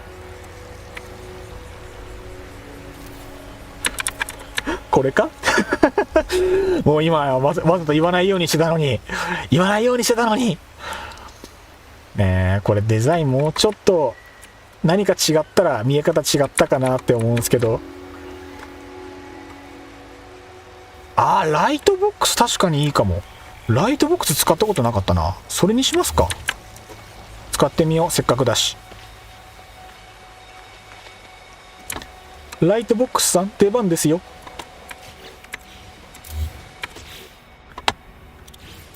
ああ、サイズこんなもんなんだ。結構明るいのかな。これどうなんだろう。コルベット止まるときにサイズがちょっと気になるけど、まあ試してみて。あ、これくっつくんだ、ライトボックスって。へえ、くっつくのか。あー、そっか。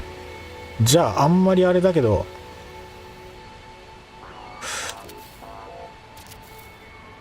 正確に置きたい。2、3、4、5、6、7。この付け方頭悪いな。これって今フリー設置だったっけか。いや違うな、フリーじゃないな。あれだな、壁1枚バーっと貼ってそこにやった方がいいな。そうしよう。どうせこれ1枚ずれてるし、壁貼ってそれに合わせよう。ちょっと方向性変更。ちょっと効率のいいやり方として、このやり方はちょっといまいち。ライトボックスを設置するとして、もうここに壁を1回貼っちゃう。で、壁に沿わせてライトボックスが貼っちゃえば話が早いでしょう。話が早いでしょう。他のライトもそうですね。その方が話早いかも。で、これだと分かりづらくもないか。そっか、もともと模様があるから。いや、分かりづらいぞ。これ分かりづらい。ちょっと待った。デザインのある壁を貼っていこう。じゃないと分かりづらい。いっちゃんデザインあるのこいつか。こいつだったら分かりやすい。ガラスもあるし、そのままいけるでしょう。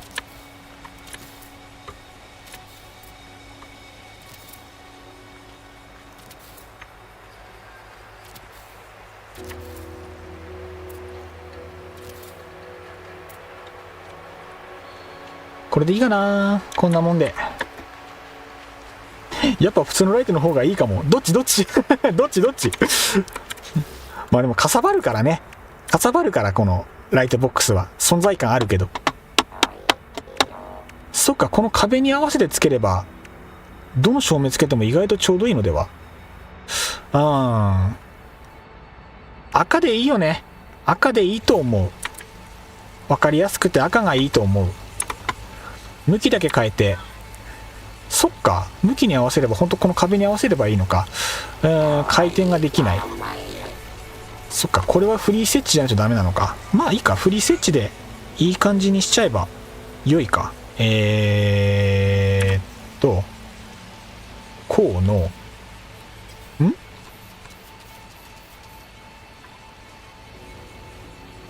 ちょっと待った。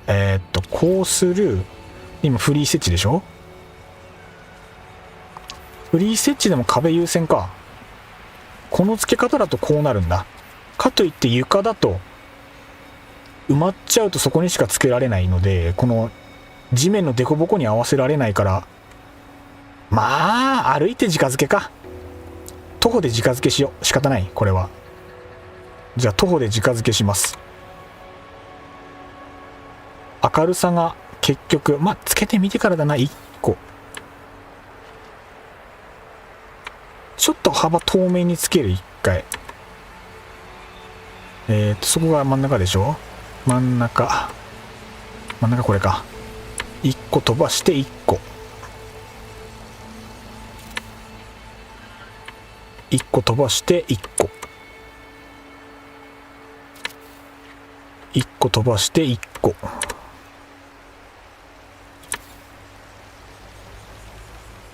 1個飛ばして1個。ここでラストかな。よし。でこれを設置ミスった。ミスってないね。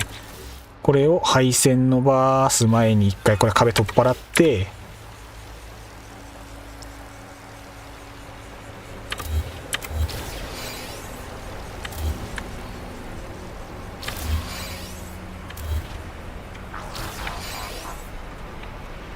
コミュニティリーダーに呼ばれたので一旦離席しますね。それではありがとうございます。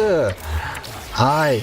また気が向いたら覗きに来てください。よろしくお願いします。お疲れ様でございます。グリッチになるんですけど、ワイヤー切り替えと同時に設置すると、床や壁を地面に沿わせて配置できます。ワイヤーか。難しいテクニックじゃ。でも覚えたい。無法トラベラーのコミュニティってこと？そっか、そういうことになるのか。それは面白そう。スペクターさんいってらっしゃい。大丈夫です。多分まだやってるかなと思って僕の配信見に来ると普通に多分配信やってると思うので。これやばい。普通に見失う。見失った。早い。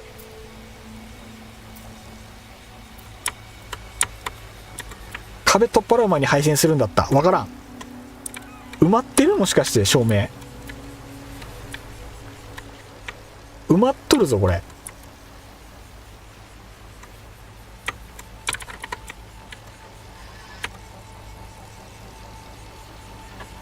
ギリギリさはてな。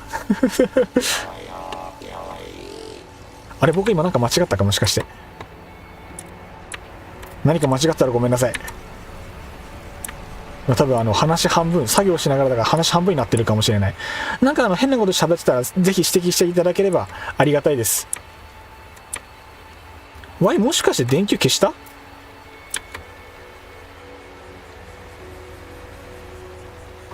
見本送りましょうか。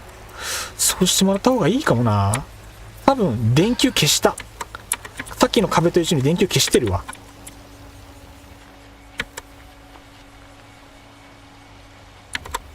いや、コミュニティの話。ならず者コミュニティ、確かに気になる。あるんだ、やっぱならず者のコミュニティ。どんな感じなんですかね。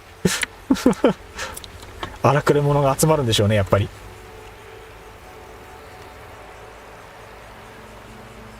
スペクターさんは海賊プレイを楽しんでる方でしたね。やっぱそうなんだ。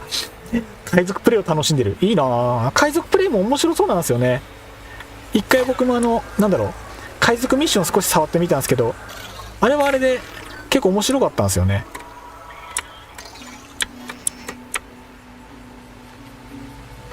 あ、やっぱりさっき壁消してる時にランプも全部消してるわ。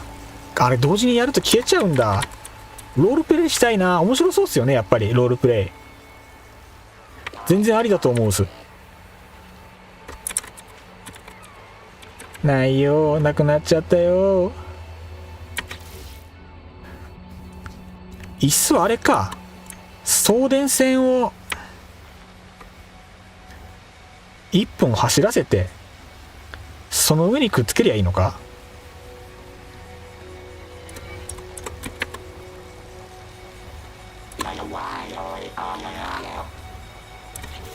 わからん全然。まあでもやっぱあれか、黙って壁設置してそうすれば話早いか。なんかいい方法ないのかな。もちろん嵐プレイではないですよ。大事ですね。嵐はやっぱ良くないですからね。どうしよう。雰囲気で行くのもありか。難しいな。おいらはみんなでワイワイしたい。それが一番いいですよね。なんかいいですね。なんかこの一瞬でもプレイスタイルがみんな千差万別分かれてて面白いですね。やっぱいろんなプレイスタイルで遊んでみたい気持ちはあるですよね。というわけでもう一回壁張ります。悲しいけども。そっか、壁消すとそれにくっついてると壁ごと消えちゃうんだな。じゃあくっつけない。近すぎたんだな。壁に近すぎたんだ。友達いないのでね。そんな悲しいこと言わないで。そんな悲しいこと言わないで。僕らがいるじゃないか。大丈夫、僕らがいるじゃないか。そんな悲しいこと言わないで。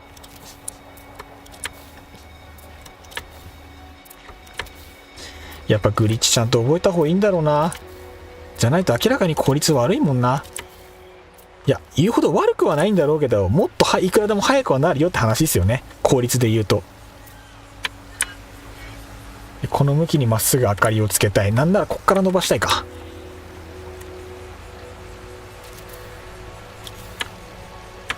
こんぐらいまで伸ばせば、こんぐらいまで伸ばせばいいのかな。こっからでいいか。送ります。ありがとうございます。ぜひ見せてください。よろしくお願いします。ちょっと水分補給していいですか。今日のお供もレッドブル巨峰フレーバー定期ということで、いつもので飲ませていただきます。 ASMR。 よいしょ、いただきます。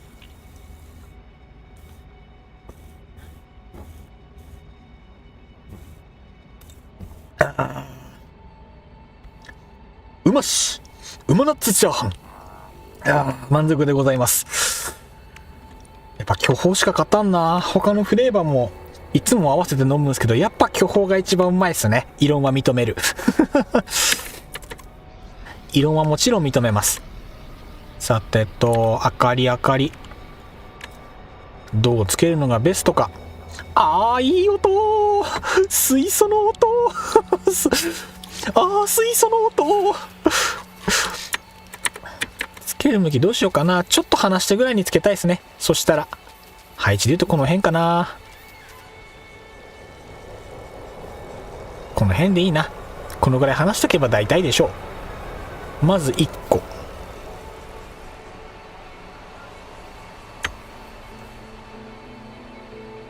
で、どうしよう。端から端先に設置してもう電気通しちゃうか。自分は赤ちゃんになってピー何を言った。今何を言ったんだ。今何を喋った。白メガネさん、放送コード大丈夫ですか。許されるやつ。ここの端っこぐらいにつけようかな。ポチッとな。でこいつは一回撤去して、でもうここからここまでは一回コードをつないでしまって、でもう電源取っちゃって、でこの端の2箇所の明かりを指針にすればもう1個間違いないだろうから。で明かりを、もう1個哺乳瓶哺乳瓶出た電源を多分この辺から取ってるんで、こいつからまた取りたいですね。ポチッとな。 OK。 ロールプレイってこと。よちよち。結構赤い。結構明るいぞ。いい。なかなか良きなのでは。これグッドっすね。じゃあこの感じで、じゃあ明かりつけていきましょう。問題個数っすね。同じ感じでもちろんつけるのですが、コピーの方がいいな。コピーの方がいいや。向きもあんま変わんねえか。ここが端の、1個飛ばし、ここが中間で1個で、1個飛ばしで、中間これか、ここだな。ここに1個。 DM 遅い。やっぱ X あれですよね、なかなかパッといかないですよね。なんか仕様なのか分かんないですけど。で中間1個飛ばしでここで、1個飛ばしでここで、1個飛ばしでここに繋がってますよと。あれ、さっきここに1個置かなかったっけ。なんか消えてない？気のせい？さっき明かりが消えてるんだ。あれ、電線伸ばしたと思ったけど伸びてなかったか。間違って消しちゃったか。まあいいや。遅れました。ありがとうございます。ちょっと待って、これ忘れないうちにこの電線だけつないで明かりがつくの確認してからちょっと確認させていただきます。なんか隣にあるな。なんかここに埋まってる。何これ。ちょっと待って、なんかこの辺にいるな。なんか間違ってここにいる。なんかここにおるぜ。ちょっと待って、面倒なことになってきたぜ。ここになんかいる判定なんだよな。こいつだ。謎の線がいた。ここにこいつはバラそう。配線見してたんだ。バイバイと。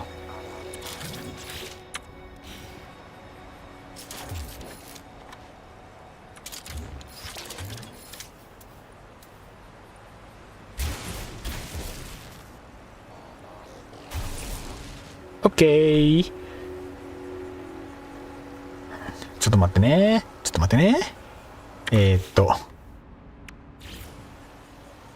押して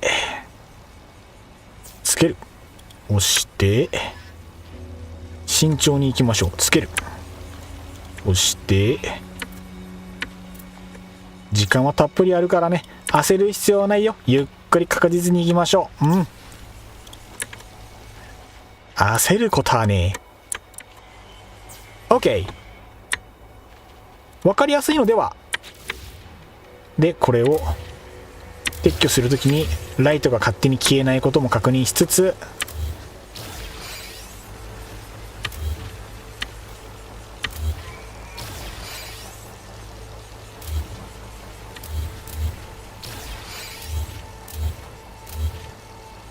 上ももういいな。いや、一旦これでちょっと確認しますね。よいしょー。間違った。今これじゃダメだってさっき言われたばっかりだった。ごめんなさい。申し訳ない。ちょっと待ってね。見られないようにこういう風に配慮。お、明るい。あれ、思ったよりいいっすね。わかりやすい。これいい。真ん中じゃん。グッと割と思った通りになったっすね。で前提としてこの明かりの向きに沿って明かりの上にコルベットを明かりの向きに置いてもらうと。 OK。 グッド。じゃあすいません、送っていただいた動画確認させていただきますね。どれ正しい建築方法、建築テク、動画をダウンロード、そして翼を授かる。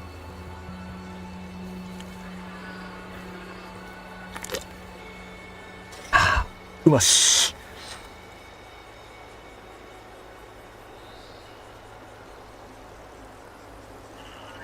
ちょっと音入ったらごめんなさい。ちょっとスマホで送っていただいた映像を確認いたします。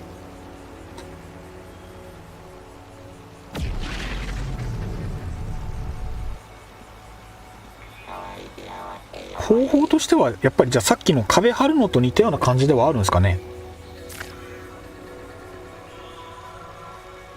ふむふむ。はははは。さっきの設置方法と似てる。グッドナイス。なるほど。これシンプルでいいですね。これちなみに手すり消してもランプは残る感じですかね。手すり消してランプ残るならこれはとってもいい感じですね。それか手すりをがっつり埋めてしまえばいいのか。それも一つありか。ありかもしれない。あ、残るんですね。いいですね。ちょっと次その設置方法やってみますか。まっすぐまっすぐで。ということは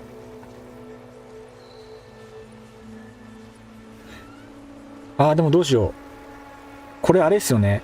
等間隔、ピチピチ等間隔の A 型設置に、血液型 A 型で設置しようと思うと、これ多分ブレるパターンのやり方ですよね。わあ、どうしよう。そうか。わあ、どうしよう。そうか。あ、ごめんなさい。当たっちゃった。ごめんなさい。スマホが棚にぶつかった。早そうだけどな。そっか。やっぱり、メリットオンリーではないか。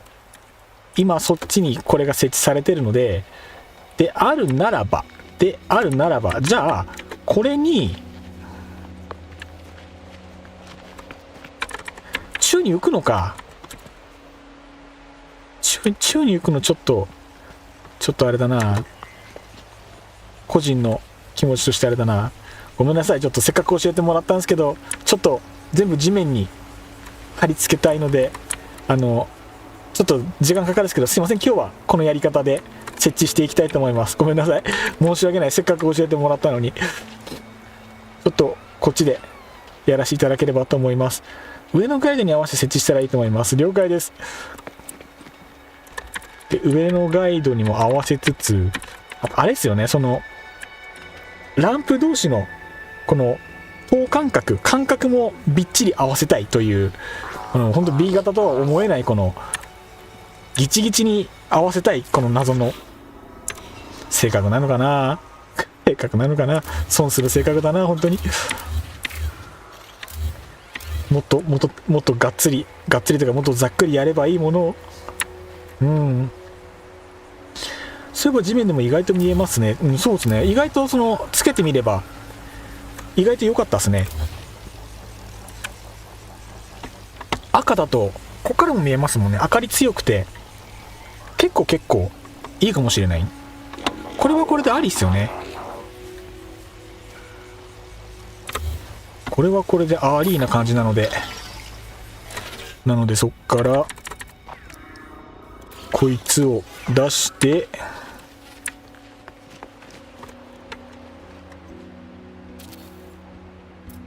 さて設置していきましょうか。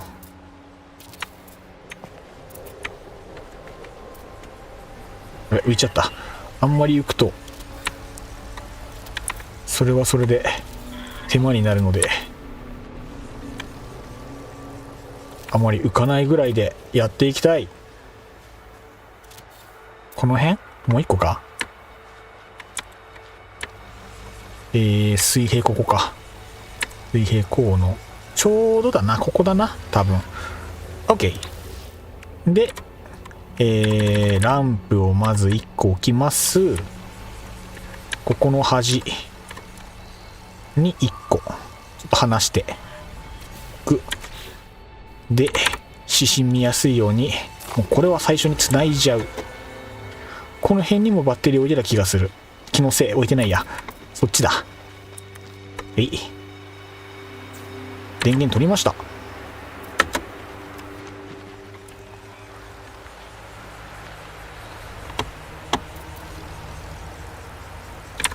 OK で、ここから等間隔でライトを置いていきますよと。1個飛ばして1つ。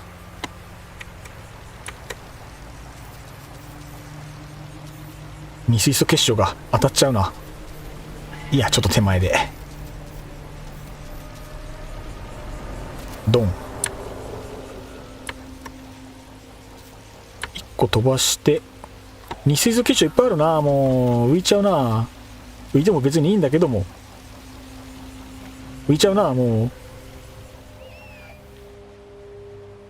浮かしとくか。いいや。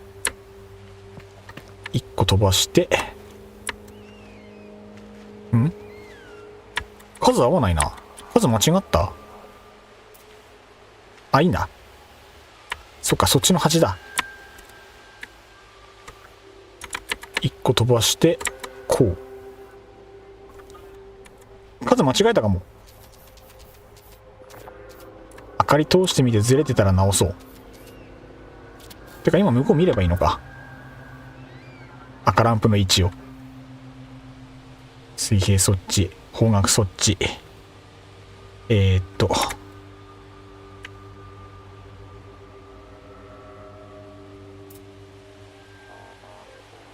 う、スタート位置がそもそもなんか違うぞ。なんで？そんなもんか？なんか随分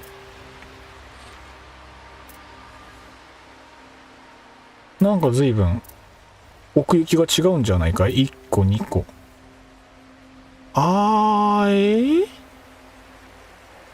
数違う。1234566でしょ。今1飛んで2飛んで3、超浮いてるな。飛んで4、数合わん。1個短いや。1個2個ぐらい短いのでは。距離測るのが下手。国和くんは距離測るのが下手。もしかしてランプを重ねればいいのでは。重ねた方がいいですかね。明かりは足りてると思うんだよな。コルベットを止めてもらうときに赤い明かりに合わせてねって言って、赤い点線に合わせて止めればまっすぐ止まりますよっていう指針になればいいので、足りるんじゃないかな。とりあえず数を間違ったのは今確定したので、これは作り直しです。建築下手。まず長さがそもそも足りないので、長さ足して、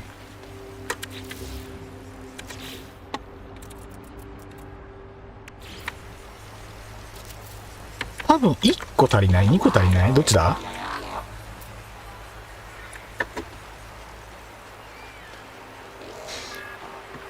地形的には問題なく止められそうですか？そうですね。今日お二方に試してもらったところだと、とりあえずそのまま実用には投入できそうな感じでしたね。ヤマトのコルベットもスタイリッシュなスポーティーなコルベットもそのまま止めてもらえたので、多分そこは大丈夫だと思います。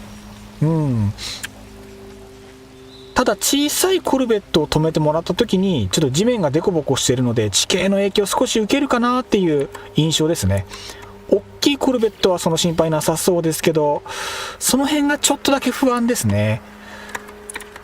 ただ一応正面はそんな感じですけど、この広場の両サイドにも階段を下ろしているので、ちっちゃいコルベットはそっちに寄せて止めてもらってもいいかもしれないですね。その辺りがどのぐらいの感覚になるかは当日ですかね。ここはこいつをこの辺に合わせて、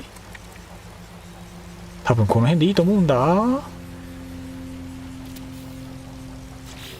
でもうケーブル通しちゃっていいと思うんだ。地形の影響はそこまで気にならなかったですね。お帰りなさい。よかったっす。地形の影響そんなにあれなのであればよかったよかった。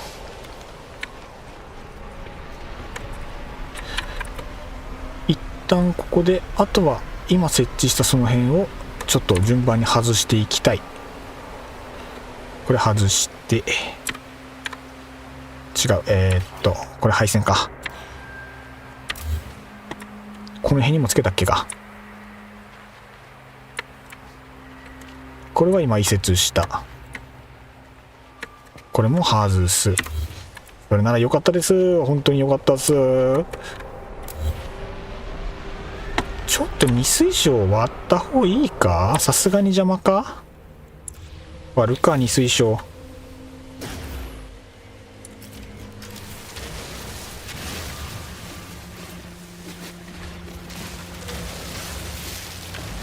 未水素結晶バイバイ。こちらを解体いたします。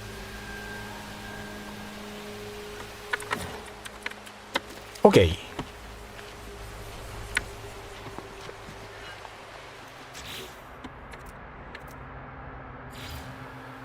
で、こんなもんでドン。で、1個飛ばして、1個の、1個飛ばして、1個の、1個飛ばして、1個の、1個飛ばして、1個飛ばして、1個ここ。なんか距離近いな、ラスト。なんか数合わねえな。なんか違うぞ。ただいま戻りました。スペさんも無本物からの評価が20万超えたから独立してもええよってお話がありました。独立とかあるんですね。そっか、そういう組織なのか。ということは、誤解を招いているみたいなので、私は嵐とかそういうのはやっておりません。大丈夫です。そこは大丈夫ですよ。理解しております。はい。丁寧ですからね。嵐をしてる風には見えないから大丈夫ですよ。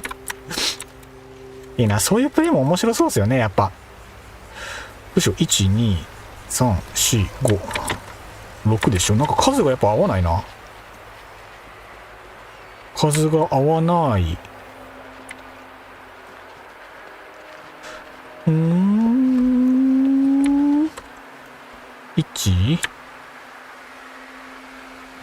2、3、4、ここに5が来て、こう6だから、1個足んないのか。もう1個か。そっか、もう1個か。そっか、そっか。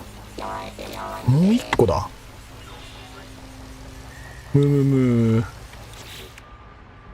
そうか。ここだ。多分ここです。これで良いかと。で、あとは明かりつないでと。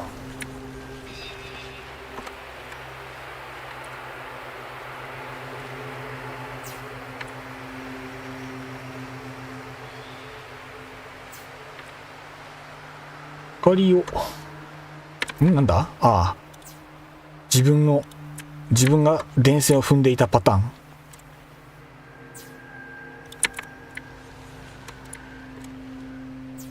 OK。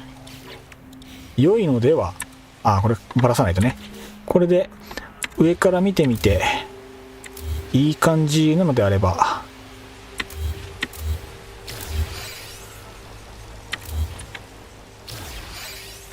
よしとい。間違って設置したランプ消さないように。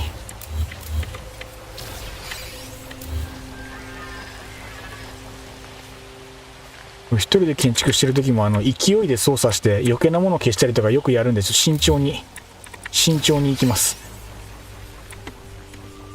なんか明かり近くね。やっぱり向こうと位置違うな。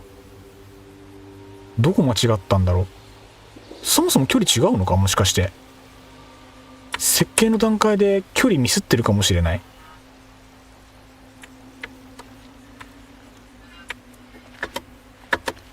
いや、こんなもんか。オッケー。いいと思います。で、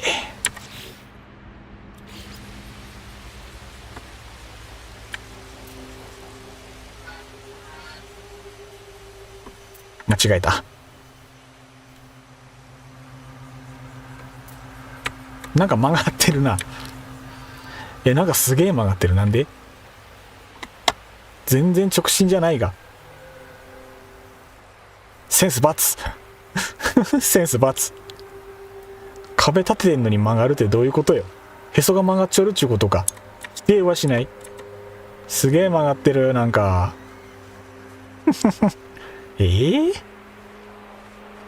ちょっとさすがにかっこ悪いか。真ん中だけいじるか、さすがに。さすがにこれちょこっとそっちに寄せたいか。これずらしちゃうとあれか、また線引き直しか。ちょっとこのぐらい、ちょっとこのぐらいっす。目分量で調整。12凹凸あるから仕方ないね。まあそうですね、凹凸なければもっと綺麗にいくと思うんですけどね。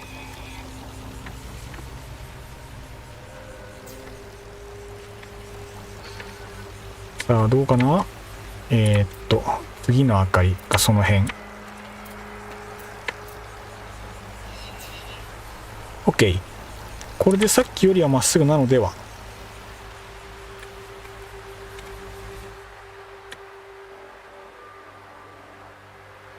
どれまあいいことにいや曲がってんな。向こうまっすぐだったのにな。 B 型が出てるな。 B 型が出てるわ。許してくださいな。こっちまっすぐなんだけどな。まあいいことに。はい OK あと真ん中だな。無法者コミュニティは宣戦布告や進行などをしなければ比較的平和です。大手のところだと PVP イベントを開催することがあると耳にしたことがあります。あ、そういうのもちゃんとあるんだ。それもちゃんとあれっすね、ルールがあってやってると面白そうですね。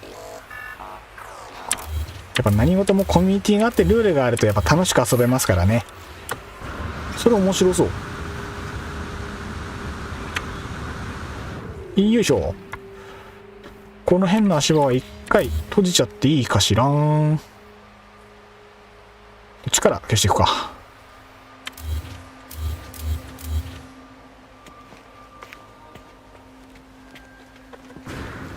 いしょ。うい。はい。で、次は、こっちに行きたい。そことそこの間に床を張りたい。あ、佐藤さんこんばんは。いらっしゃいませ。今日もノーマンズスカイやってまいります。今日は建築会ですね。道の駅を作っておりました。コルベット、大きいコルベットの発着をしやすいように地面に今明かりをポチポチと設置しているところでございました。パーツの数が1箇所につき6に12個ずつになるんですかね。ちょっとかさばっちゃうんですけど、 12×3 の 36？ 36個か。結構使うな。4つずつぐらいで済めばよかったけど、どうしようもないですね。ちょっと工夫しながらちょっとずつやっていければなとは思っておりますが、さあうまくいくかどうか、これもできてからのお楽しみですね。何しようとしたっけ。床を設置して指針を作りたかったんですよね。通常サイズの床でつくかな。今ケーブルがジャンマーいった。よし、こっち向きで12、123枚4枚5枚6枚でまたつながらないと。了解。6枚なんで向こうから3枚、123枚のここにセンター手すり、ここに手すりを置いて、なんか随分真ん中からずれてるな。こうやって見ると全然まっすぐじゃないし真ん中じゃないね。あー、それてる。すごい。そうか、結構ずれてるな。ここでこうか。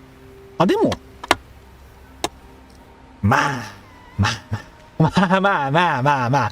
こんなもんなんじゃないですかね。いや、向こうの足場から線垂らした方が正確か。そうするか。その方絶対まっすぐだな。せっかくだし。まっすぐな方法でやろう。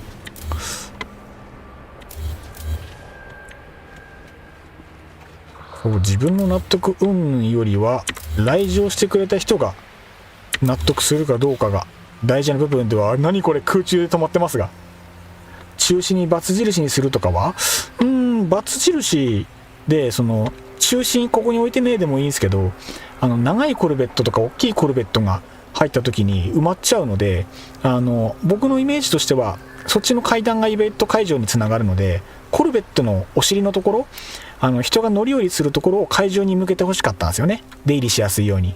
で、そのためにコルベットの頭の向きを示して、そっちの方に頭を向けてくださいねっていう印を今こうやってつけれたんですよね。そうすると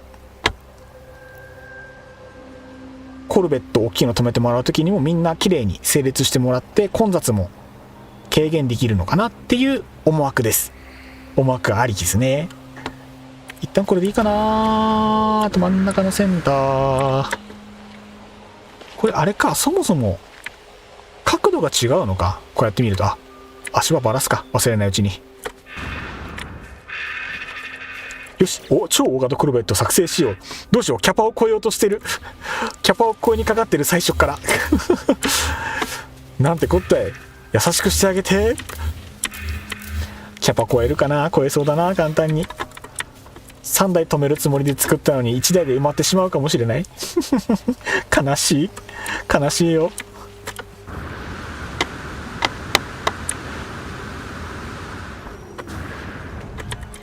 よし、じゃあこれで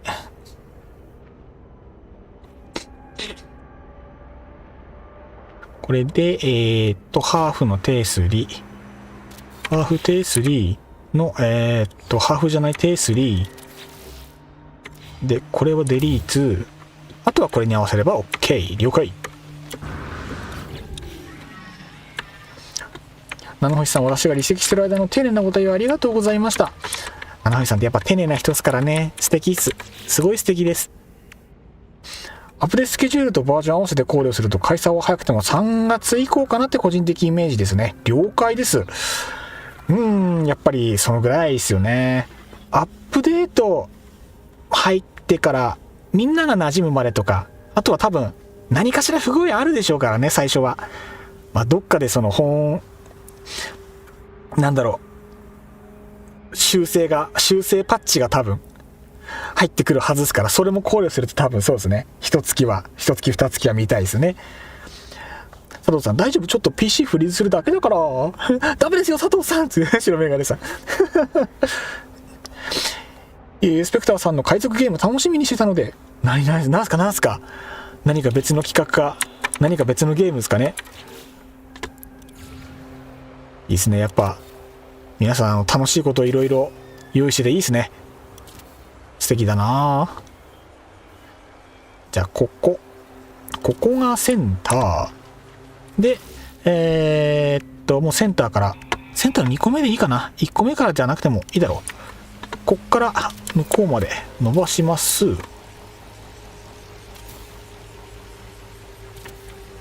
ど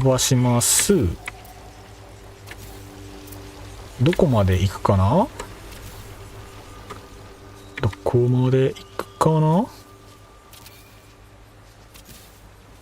さっき外したからちゃんと下までつけるか。スイッチ2エディションのクロスプレイ扱いなども今回のアップデートやパッチの内容を見てみないとわからないので、確かにそれ次第かと。了解です。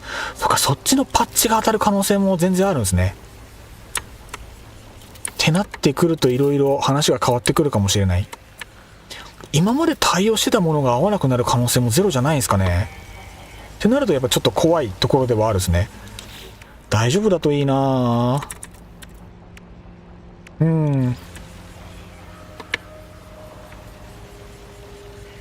まず端っこ、こんなもんかな。1個ドン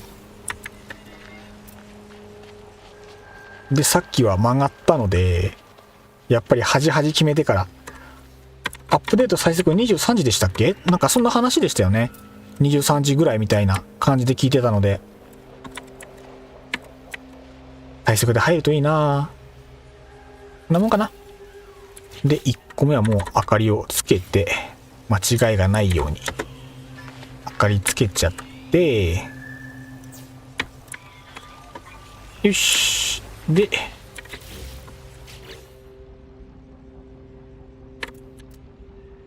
赤ランプを、今日の配信時間も23時まではなんとか粘りたいんですけど、明日早くて、明日車屋さんに車持ってかなきゃいけなくて、時間決まってるんですよね。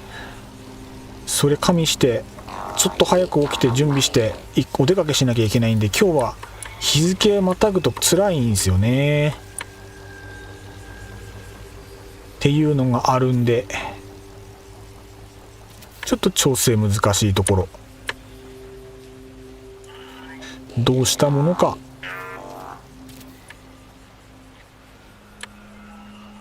ちょっと待って。配置がようわからなくなった。1、2、ここか。なんかまた曲がりそうだな。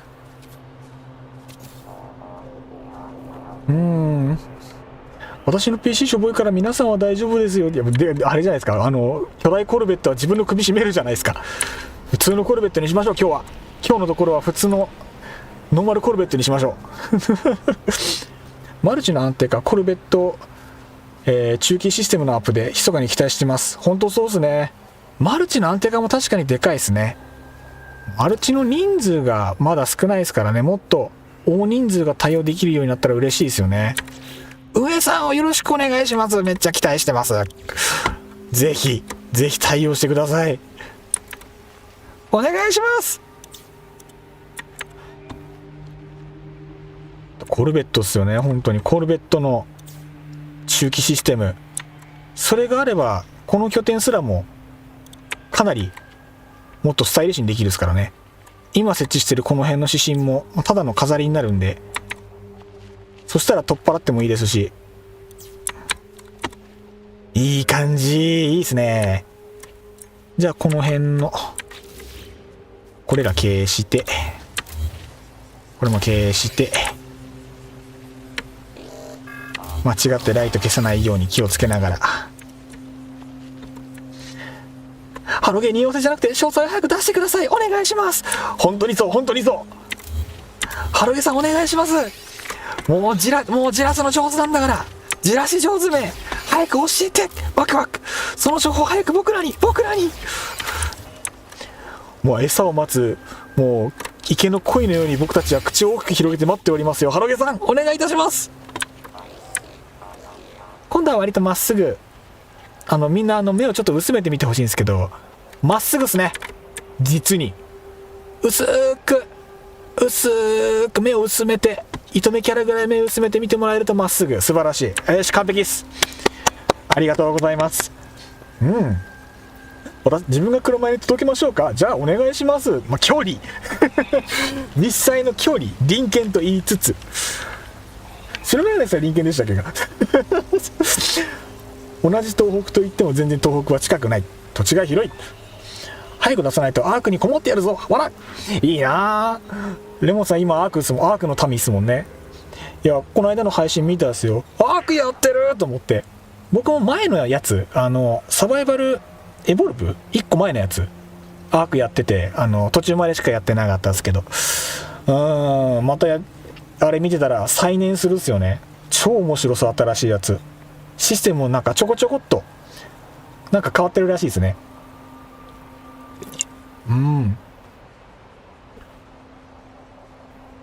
僕はまたしばらくはノーマンズスカイを極めなきゃいけないんで、すぐは手出せないですけど、親指加えて見てます。いいなーと思いながら、みんなの配信見て勉強しよう。アークいいな、やりたいゲームいっぱいあるな。確かに七星さんが挙げてくださった事柄が実現したら嬉しいですね。いや、ほんとそうですね。個人的には海賊家業に影響が少ないことを祈りますそうか、その視点があるのか。なるほどね。確かに影響があったらあれか、いや、逆あるんじゃないですか。海賊向けアップデートワンチャンあるかもしれない。海賊行為公式になんかまた形式がちゃんと整って海賊活動の土台が完成してくる可能性もありありのあり。国和君もサボ入る全然いいですよ。いやー、興味はあるんですけど2つのゲーム同時にできないからどうしよう。僕倍にもあったんですよ。僕は一直な性格なんでゲーム2つ同時にできなくて、浮気症ができなくて、なんだろう、こっちが温まったりとか、もう気持ちがそっちに浮気じゃなくて完全に移った時にまたお邪魔したいです。その頃にアークサーバーあればお邪魔したいですね。今はなんだろう、あれなんですよ。ノーマンズスカイと今お付き合いしてるので、はい、お手手つないで仲良くやってます。今浮気しちゃうとどっちも半端になっちゃうんで、もっと僕も要領よく行きたいところ。入りたいな本当は入りたいな、悪やりたいな。いやあれなんですよね、まよゆくさんの配信で皆さんわちゃわちゃしてるのを見てだったんで、まよゆくさんが多分初めてだったんですかね。なんかみんなが思うところで同じ話なんで、いやそうっすよね、そうなんすよって思いながら見てだったんですよ。いやー絶対面白いっすもんあれね。白眼鏡さん見つけたどれだ今、どれの話だったろう、どれ見つけた話だったろう。そう、参加者は自由出入り常時稼働サバ。すごいですね、フリーなんですね。サーバー借りてるんですか。自宅サーバーですか。すげえ本格的だ。でも確かにアークはそっか、プレイ時間とかプレイの内容考えればやっぱりサーバー用意した方が効率はいいんですね。確かに常時稼働じゃないとあれですもんね。時間経過の恐竜がどうのこうのとかの世話するのも大変ですもんね。確かに常時稼働じゃないと厳しいか。よし、とりあえず明かりの設置は完了かな。レンタルサバだよ。コンテンツを増やすのは配信者としても有益になるから国風くんならいつでも。嬉しい、ありがとうございます。行きたいな、どっかのタイミングでポンと入りたいな。やっぱりノーマンズスカイのあれライト1個ついてないな。あれ距離の問題か、描画距離の問題かな。ライト1個ついてない。12345 6。ちょっと見てくるか。線繋がってないや。ありりりりりりりりり、あれか。OK、多分これで大丈夫。自分はアークってむずいゲームだからトロールすると終わりなんでやめておきます。いや、あれっすよ、アークにはトロールというよりもイケというポジションがアークにワンチャンおとり役とかイケっていうポジションがなきにしもあらず。今ちょっと恐ろしい話したかも。アークはあれですからね、マジな話、なんだろう、あれじゃないですか。役割なんかいくらでも生み出せるゲームなんで。アメティさん、こんばんは。建築やってるかい？やらせていただいております。今日もアドバイス受けながら、実地点検も挟んでいただきながら、いい感じに進んでおります。僕の B 型のとこがちょっと出たりするんですけど、そこは生温かい目で見ていただけると嬉しいなと思っております。まっすぐ設置ってやっぱ性格的にダメなんかな。今、こちらの方ですね。見ていただきますと、こうですね。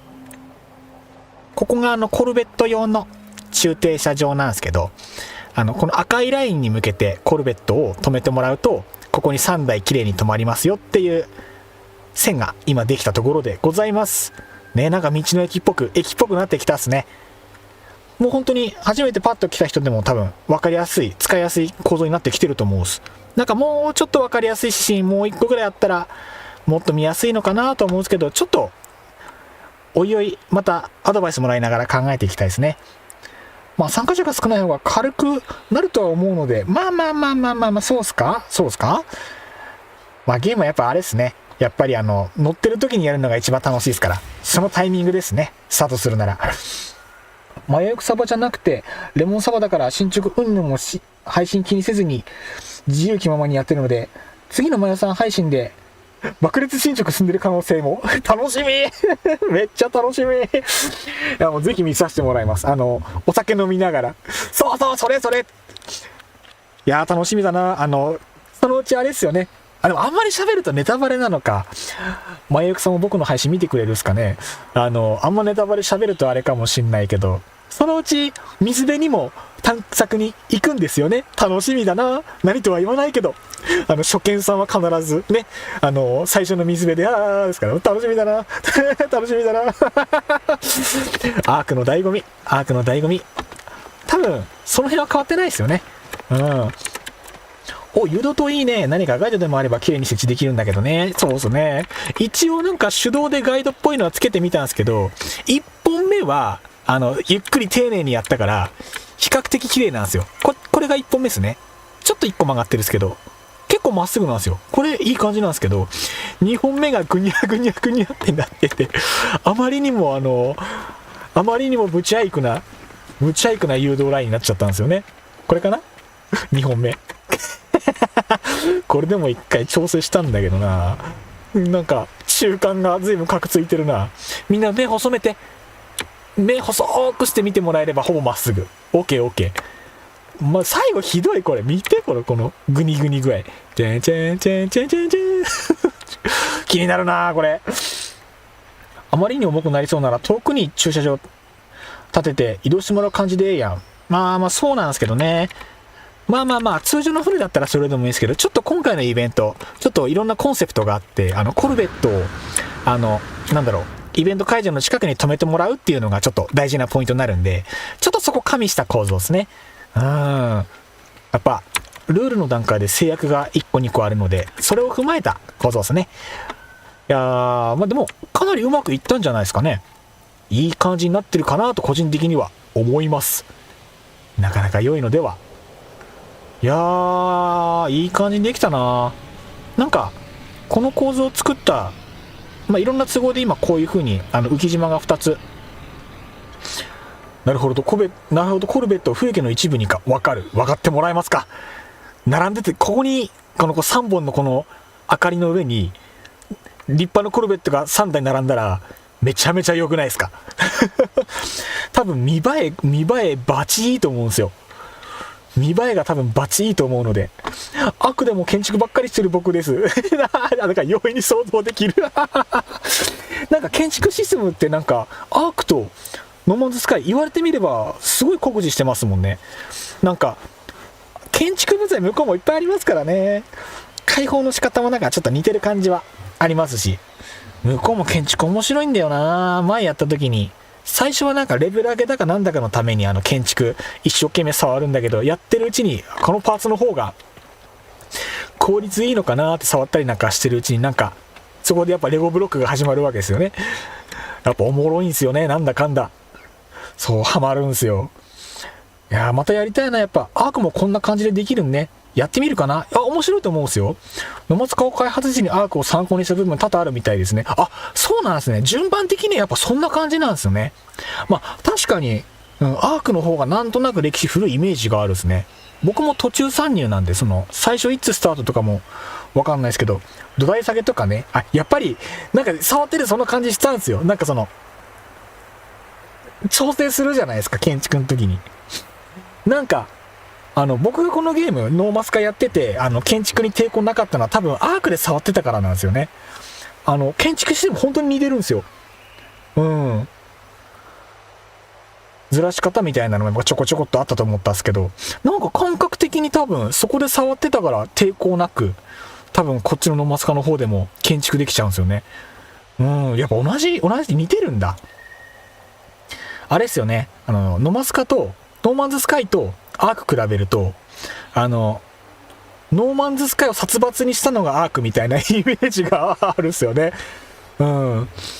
血湧き肉を踊り、命が躍動するのが、アーク。今見てる風景床の引き方とかほぼアークだね。いや、もう本当にその通りです。もう間違いないです。完全にそう。完全にそうっす。やっぱり、先にアークやってる人間からすると、正直まんま正直本当にまんまっすよね。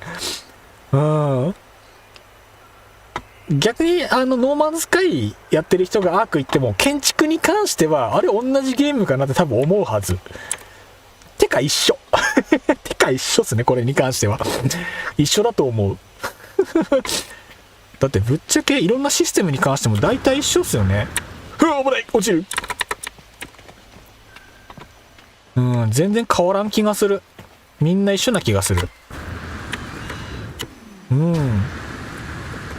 アークやりてー。また楽しみだな。どっかのタイミングで始めよう。買おう。次お給料入ったら買おうかな。今いくらでしたっけか。なんか最後に見た時タイミング悪くてフルプライスだったんですけど、値引きされてたっけかな。アーク今ちょっと見ていいですか。今気になるな。いくらなんだろう。アーク今名前何でしたっけ。サバイバルアセンテッド、違うな。なんだっけ SA でしたっけか。なんかそんな感じでしたっけか、確か。アー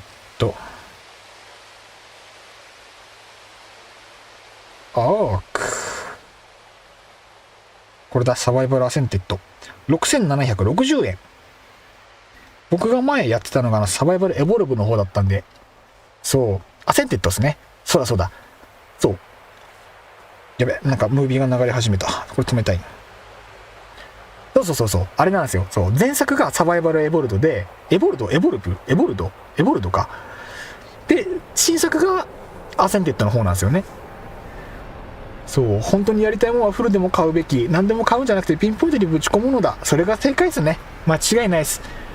僕がもともとはゲームやらない人間なので、よっぽどうわこれやりたいって言って電気が走らない限りはゲーム買ったりしないので、僕積みゲーとかほとんどないんですよ今のところ。人に誘われて試しに買ってみてっていうのは何本かあるんですけど、結局やらなくなるですもんね。自分で自発的に手つけたゲーム以外は。古い方がエボルブでリニューアル版なんですね。これリニューアル版がアセンテッドですね。なるほど、リニューアルなんだ。レモンさんが買ってくれますよ。おごりっすかそうきたか今日まだパンダさんがコメント出てきてないから今レモンさんの方には矛先が向いてるですね欲しいものは値段気にせずポチるレモンですがポチる人ですが何かでも6700円ですからね。大丈夫です。僕お給料入ったら買います。いやでもどうだろう、お金あるかな。真面目な話。いや僕明日車を1年点検で車屋さんに持ってくんですけど、ちゃんとしたメーカーさんのそういう工場というかそういうところに持ってって見てもらうんで正規の値段になるんですけど、国和くんやるなら別にいいよ。いやそういうのは申し訳ないので、結構僕あるんですよ。その人に買ってもらっていろんな事情で結局ほとんど遊ばなかったみたいなのがやっぱり過去にもあって、すごい申し訳なさでちょっと大変なことになるので、ちょっと僕やるときはちゃんと自分で買ってね、自分で準備してお待たせしましたって言って手ブンブン振りながらお待たせしました買いましたよって言って参加するので、気長にお待ちいただければタイミングよく僕が変えたら多分僕の方から声かけることになると思うので、その時は迎え入れていただけると非常にありがたいです。その時はよろしくお願いします。アークやりてー、恐竜乗りてー、ラプトルで空飛びてー。ちょっとネタバレですけどね、ゲーム最終盤までやらなかったですけどラプトルの厳選をやってたんですよ。そう面白かったな。めっちゃ速いラプトル作って乗ってたっす。その辺にはバルゲロ編終わってラグナロク編になってるかもそっか、それってダウンロードコンテンツになるんですかね。あれも前のやつもそのダウンロードコンテンツみたいなので何々編っていうか新しい追加要素でその世界観自体が違うのがどんどん追加されてましたもんね。全然僕そっち遊べてなかったんで、一番最初のベースのストーリーをまだ走り切る前に僕やめちゃってたんで、またやりたいな。なんかあれだったんですよね。ソロプレイだったんで、肉食恐竜にボコボコにされまくって心折れて離れたんですよね。で、仕事忙しくなってもうやってないみたいな、そんな感じだったんですね。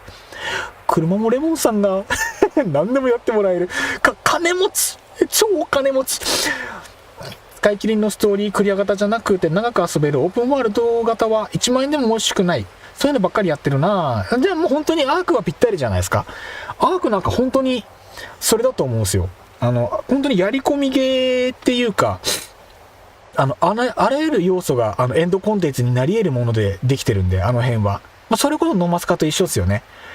いろんな要素が詰め込まれてて、それぞれ極めれば結構深いところまで入り込めるんで、結局、そのゲームのシステムとして恐竜をテイムっていう形で、恐竜に乗っかったりとか、あとは恐竜を卵から孵化させたりとかっていうのができるんですよ。できるんですけど、テイムします、孵化させますってことは、ポケモンと一緒で厳選しますよねって話なんですよね。沼るっすよ。だから僕もやっぱ、プテラノドンみたいなやつ、あれ厳選してやっぱり最初遊んでたので、めっちゃ面白かったっすよ。厳選すればするほど、色柄がランダムだったりとかもするんですけど、やっぱ個体のステータス、特に飛ぶスピードとか、あとはそういう戦闘能力みたいなやつが全然違ってくるんで、ゲーム癖全然変わるんですよね。それも面白い。アルゲンか。アルゲンまで行かなかったな。僕そこまでやんなかったんですよ。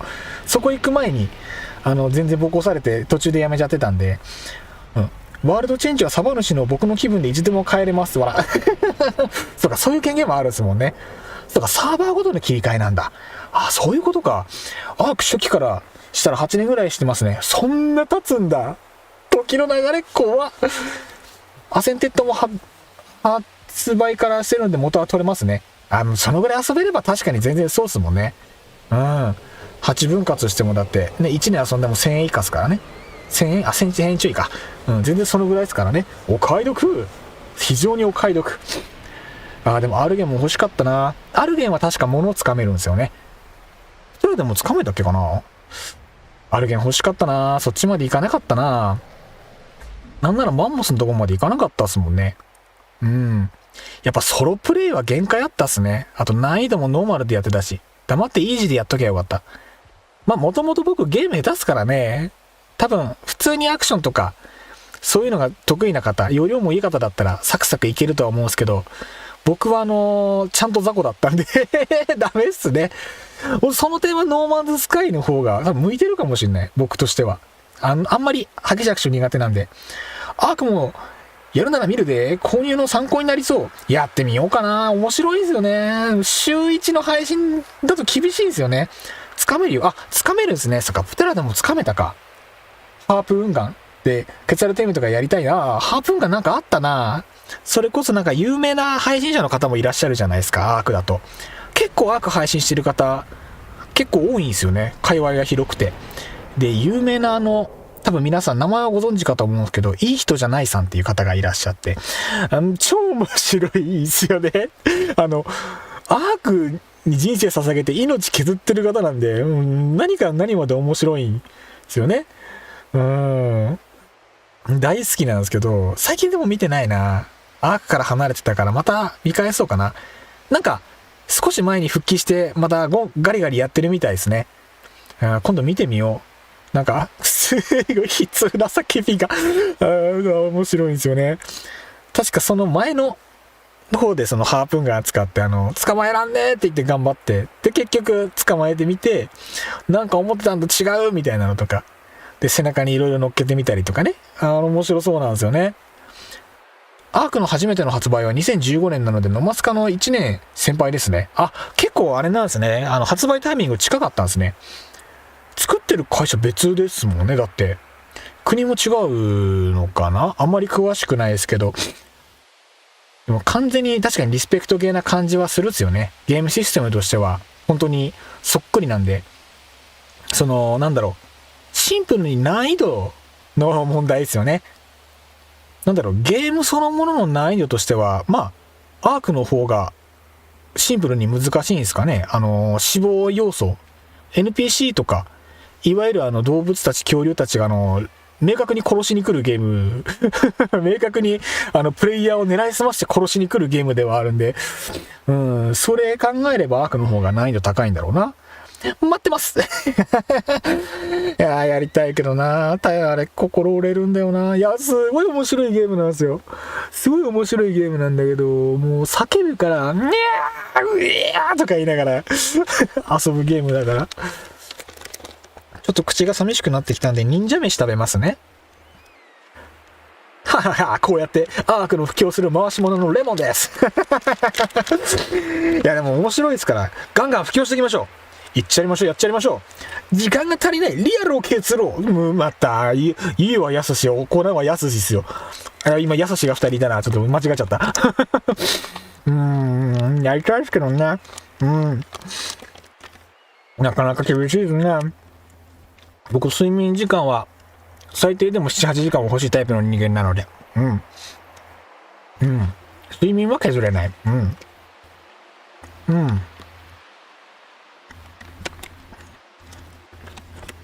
忍者飯うまいな。ラムネ味っす。まだ未開封で巨峰味も用意してます。あと口が開いてるグミで男梅グミもまだ何粒か残ってます。グミ大好き人間ですね。グミばっかり食べてる。ガムかグミかで言うと今完全にグミ派っすね。美味しいんですよね、グミね。あと顎使うから眠気もごまかせるし。セイロガンじゃなくて、セイロガン、配信中にセイロガン食うやつおらんでしょう。いるのかいるのか今日の配信の友はセイロガンです。セイロガン系 VTuber ありか。ないだろいや、ないだろ何もないわ。セイロガン系 VTuber 仕事を削りますか。これ以上削れないよ、もう。僕結構仕事削ってますからね、今現在で。行動してこそ人間の器は広がるんだ。さあ、今が広げるチャンスだよ。今がチャンス今チャンスゾーン入ってるか。海ばっか食ってやがる。こっちはみたらし団子もぐもぐな。いいな。みたらし団子美味しそう。団子食いたい。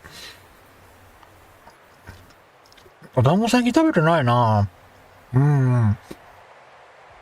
たまにあれですよね、お団子屋さんで売ってる串団子とか食べると本当にうまいですよね。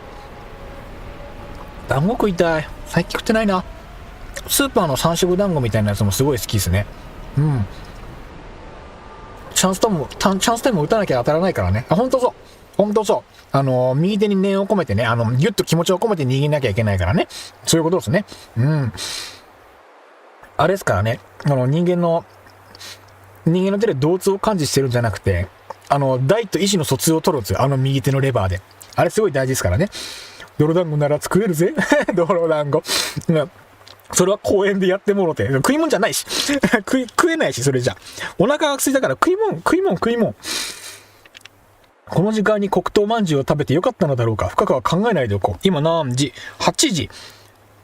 背徳の時間ありかもしれない。黒糖まんじゅうもうまいもんな。コンビニとかで売ってるやつ。あれ知ってますか？裏技で、110円、150円の、握り拳よりも小さい黒糖まんじゅうコンビニで売ってるじゃないですか。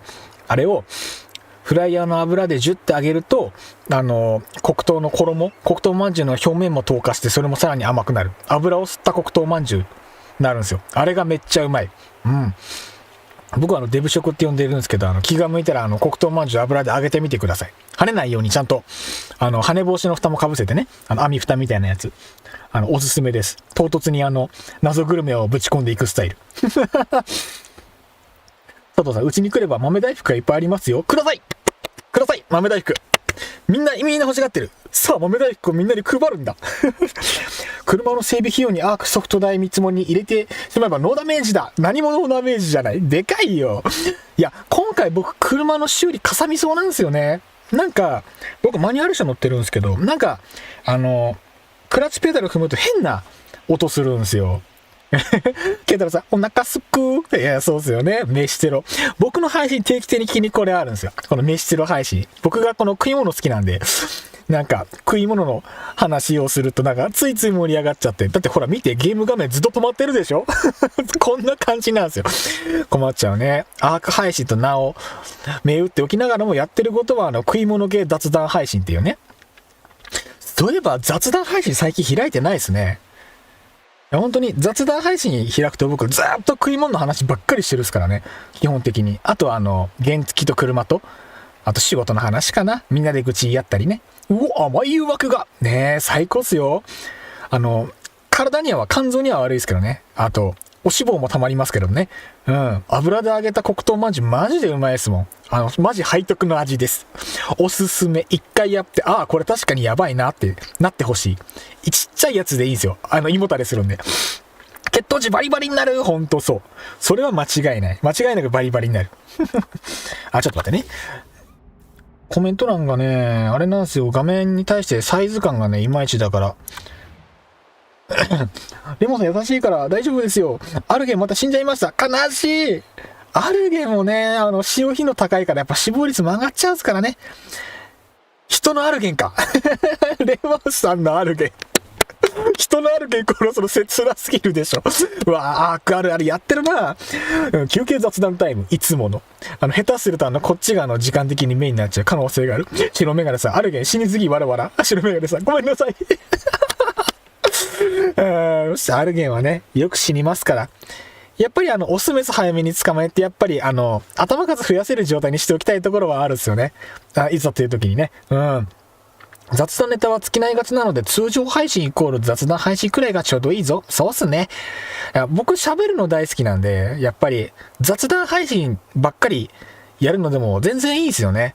なんだろう。中途半端な人間ではあるんですけど、何でもかんでも興味あるんで、逆に詳しい人がポッて入ってきてくれて、そこで話が広がったりすると知見も広がるんでね。で、見に来てくれてる皆さんも一緒に楽しめたら、それは素敵なことなんで、その形が、僕の理想っすね。僕の一番理想系。なんだろう。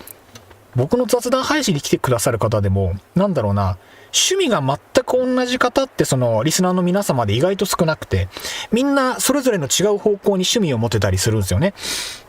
で、なった時にそれぞれの話がやっぱりそれぞれやっぱり面白い方向に話題が広がってったりするので、そうするとみんなが初めて聞く内容とか、近所だったけどそういうのもなんだって、そういう体験したけどあれああいう風なんだねっていう風に話が繋がったりする瞬間がやっぱり雑談配信であるんですよ。そういうのがめちゃめちゃ好きで、だからがYouTube の雑談配信大好きなんですよ。逆に僕がゲームやらない人間なので、あんまり話題がそういう風に行きがちってのはもちろんあるんですけど、なのですいません、脱線することも多いので、お付き合いいただけると嬉しいです。こういう人間なのでね。はい。バームクーヘンもぐもぐ羨ましい。バームクーヘン最高じゃないですか。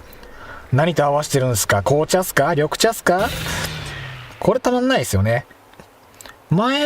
そうなんですよね。僕もバームクーヘンなんかわかんないけど、めちゃくちゃ食いたくなって、僕短絡的なので、なんか食いてんなーって言ったら、1個買えばいいのに、なんか知らないけど、1キロとか2キロ Amazon でいっぺんに買うんですよ。いや、絶対後悔するんですけど、前に多分1回話したんですよね。配信の雑談で。なんかわかんないけど、急に食いたくなってバームクーヘン、何キロだっけその時。1キロだか2キロ。2キロだ。バームクーヘン2キロ買いました。楽しみですって言って、結局全然食い切れなくて、なんだっけ、500g のやつが4ロール来て、そのうち2ロールぐらいは職場のお姉さん方に配って、すいません、もう食えないんでよかったら食ってください、つって。旦那さんとかいますつって。お子さんとか、おいっ子めいっ子いるんすかって一緒に食べてあげてください、つってあげたりとかして。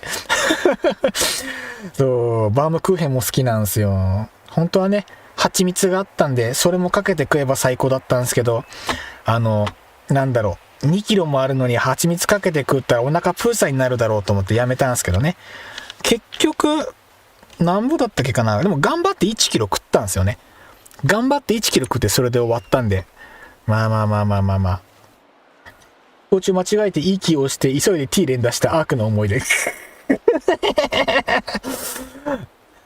E が机上と机上解除でしたっけそれ、連打して間に合うの ?T キーなんでしたっけなんかアークあるある。で、あれですよね、その、リスナーさんとかに、操作何でしたっけって言って、それいいだよ、ピッ、やられた〇〇覚えてろって言って落下するみたいな、配信でよくあるやつ。もう同じミスね、お約束のやつ。よしと、国和くんの配信見ながらアークすると、白メガネさん、アークをする白メガネ、レモンですが、何か今アークやってんだ僕の配信尻目にアークやってんだ。いいな。今何してるんですか？教えてください。今どうしてますか？気になる。いいな、アークやりたいな。どうしようかな。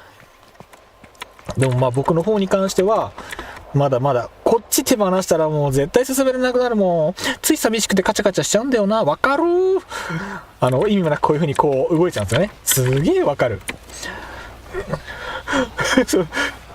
そんなオルト F4 みたいな、そうあるんすよ。なるほど、宇宙船の代わりに恐竜がノーマンズスカイか。そう、まあそうですね。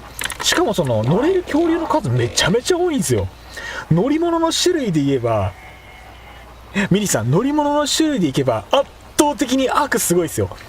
確かほとんどの恐竜乗れますよね。極端に小さいやつ除いてほとんどの恐竜乗れて、で恐竜によって得意なものが違うんで、仕事もしてくれるんで、すごいっすよ。これミーティーさん絶対ハマるわ。間違いない。もう絶対ハマるんで。いやあんまネタバレするとあれかな。でもさ、今アルゲンのブリーディング中です。素晴らしい。そうですよね。頭風邪やらないようにね。そう大事。すごい大事。移動手段になる恐竜はやっぱり早い段階でブリーディングして厳選もそうですけど、やっぱ数を確保しておくっていうのはすごい大事ですからね。わかる？甘いものプラザ特高コーラ。いいですね。プラマイゼロのはず。相殺してるからね。素晴らしいです。それは佐藤さん正解ですよ。ゼロカロリー理論は日本ではみんな共通認識ですから。あれ確かあれじゃないですか。もう5年ぐらい前から日本の義務教育、小学校の中学年ぐらいでゼロカロリー理論は確か理科の授業でやってるはずですよ。間違いない。今脊髄で喋って適当なこと喋ってた。ゼロカロリー理論間違いないから。そう間違いないです。伊達教諭が提唱した理論、これはもう日本の食科学でもうすでに証明されてますからね。間違いないです。アルト F4 押してみるか？やめなさい。やめなさい。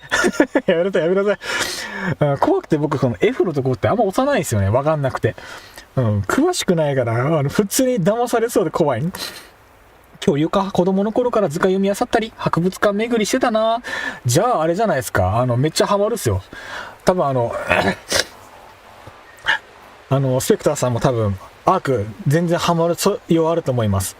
全然ハマると思うんですよ。面白さで言うとゲームの流れ的にはやっぱりノーマンズスカイと流れ一緒なんですけど、アークはひりつくんすよアークは。そうそのひりつく感じがたまらない。僕はノーマンズスカイの方が僕は性に合ってるんですけど、ノーマンズスカイに足りない部分で多分ひりつく部分だと思うんですよ。戦闘部分とか、あとそういうのって、あと PVP とかっていうのも比較的マイルドなゲームじゃないですか、このゲームって。破壊されて全ロストとか死んで全部失うとかっていうところが起きづらい。実際戦闘っていうのも逃げる余地がやっぱり全然あるので、極端に入り込まなければ全然離脱が可能な戦闘システムが基本的にあると思うんですよ。アークないですからね。アーク死ぬとき死ぬんでそうアーク全然理不尽で死ぬっすからね。バスどうした何があったって言って5秒後ぐらいにはもう死んでますからね。何に殺されたか判別つかない時も全然あるひりつくそういう面白さがあるんで面白いんですよ、そういうところも。でゲーム進むと逆に自分が蹂躙する側になるんで、いや面白いですよ。大自然の覇者目指すことができるゲームです。いやおもろいね。雪袋が高性能でいいんだこれがらしいですね。配信で見てたっすけど、雪袋だって性能レベチっすもんね。すごいノマスカもう手放して完全にアークの方の話してる。もうダメだ、アークやりたくて仕方ない。今月は僕もうお金がもう使えないので、もう今月はちょっと無理なんですけど、来月、いやでもなんか給料天引きにされて給料減る可能性あるんだよな、来月。いやきちいな、どうすっかな。いやなんか持ち物売って1万作るか。6900円だからワンチャンあるかも。マジか、アークやろうかな。絶対おもろいっすよ。推しのトリケラトプスに会いたい。いいっすね。トリケラトプスくんもね、あれなんですよ。結構序盤から仕事してくれるんで、あとは、結構最初、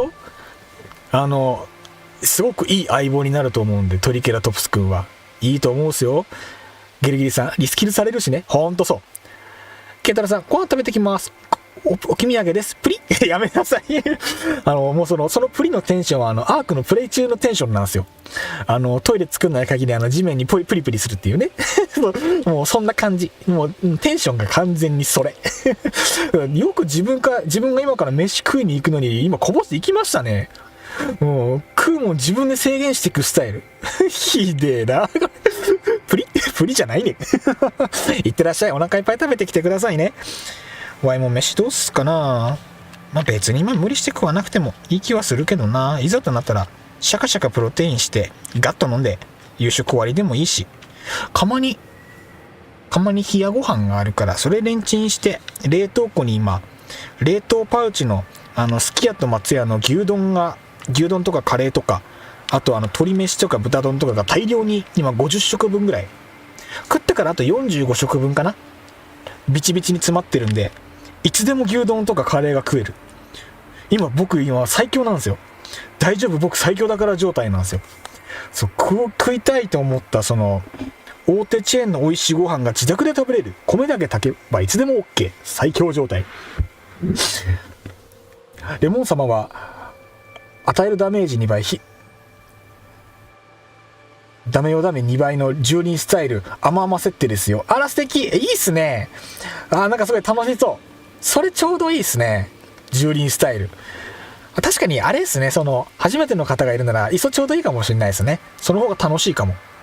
アークってなんかノーマルの設定割ときついですよね。これからアーク始める方、ちょっとこれ一応尾行としてちょっと覚えておいてほしいんですけど、アーク初期の設定でいくと、ちゃんとちょっと、アクションとかサバイバル慣れてない方からすると、ちょっと難易度高く感じる、感じだと思うんで、最初からもう、意地を張らずに難易度を下げてプレイした方が絶対にいいです。僕がアーク挫折した理由がそれなんですよ。通常の設定で始めて、で、それで粘って頑張ったんだけど、結局最初のラプトルとか、あとは、水星の何でしたっけ、背中にヒレのある、最初の中型大型の、肉食恐竜みたいなやつ。あれをどうしようもなくて、その壁を越える見込みは出たんですけど、そこまでな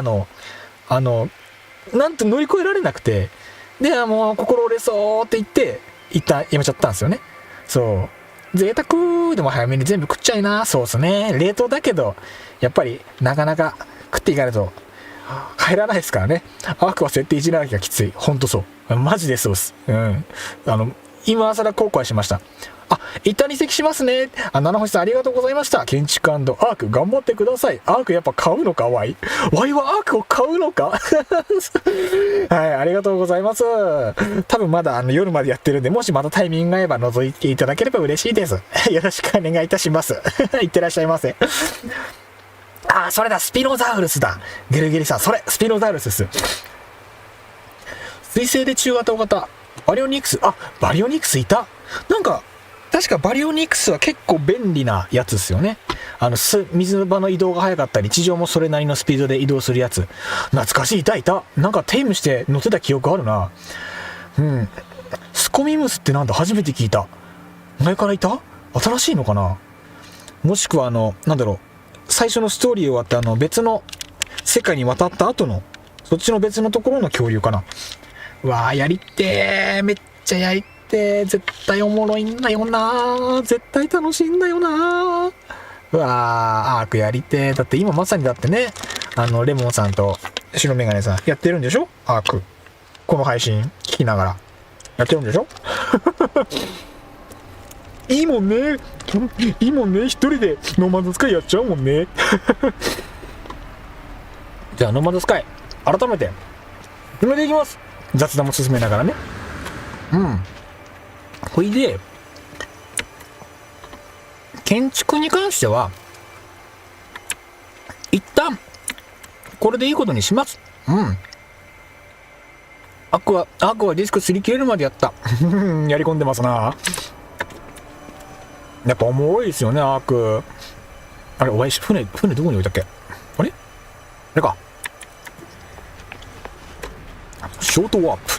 素晴らしい。で、今から何をしたいかというと、水銀集めをしたいです。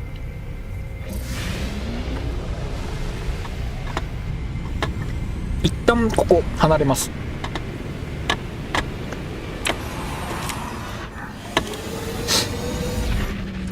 ギリギリさん笑ハマるっすからね。いやー、なんだろう、今のトークのせいで今気持ちがノーマンズスカイからうっすら離れ始めてるのどうしたらいいですか。うっすら、本当にうっすらですよ。うっすらノーマンズスカイから気持ちがちょっと離れてるかも。建築も今箱としては一応完成でもいいかなと思ってるんで、アノマリカコルベットのミッションですね。そうですね。で一応こっちで見て水銀で今私何買えるのって話なんですよ。やってない見てください、開放してないんですよ。そもそも僕探索18から始めてるんで、佐藤さん浮気者ごめんなさいごめんなさい、グーの音も出ない。ほんとちゃんと浮気者だからほんとグーの音も出ない。あれなんですよ、いろいろそもそも開放してなくて、これのせいで買えるものが少ないんですよ。こういう事情もあるんで、今買えるものはじゃあ何っていうところなんですよね。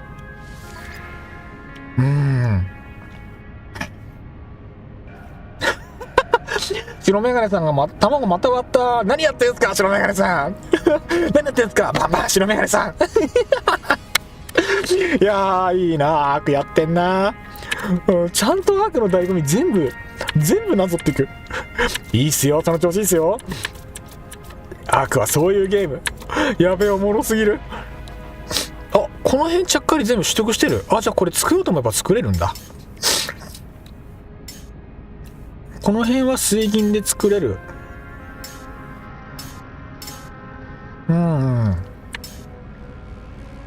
メカマウスとかもデッドアイキャノン作ったっけか。プラズマトレイルもなんか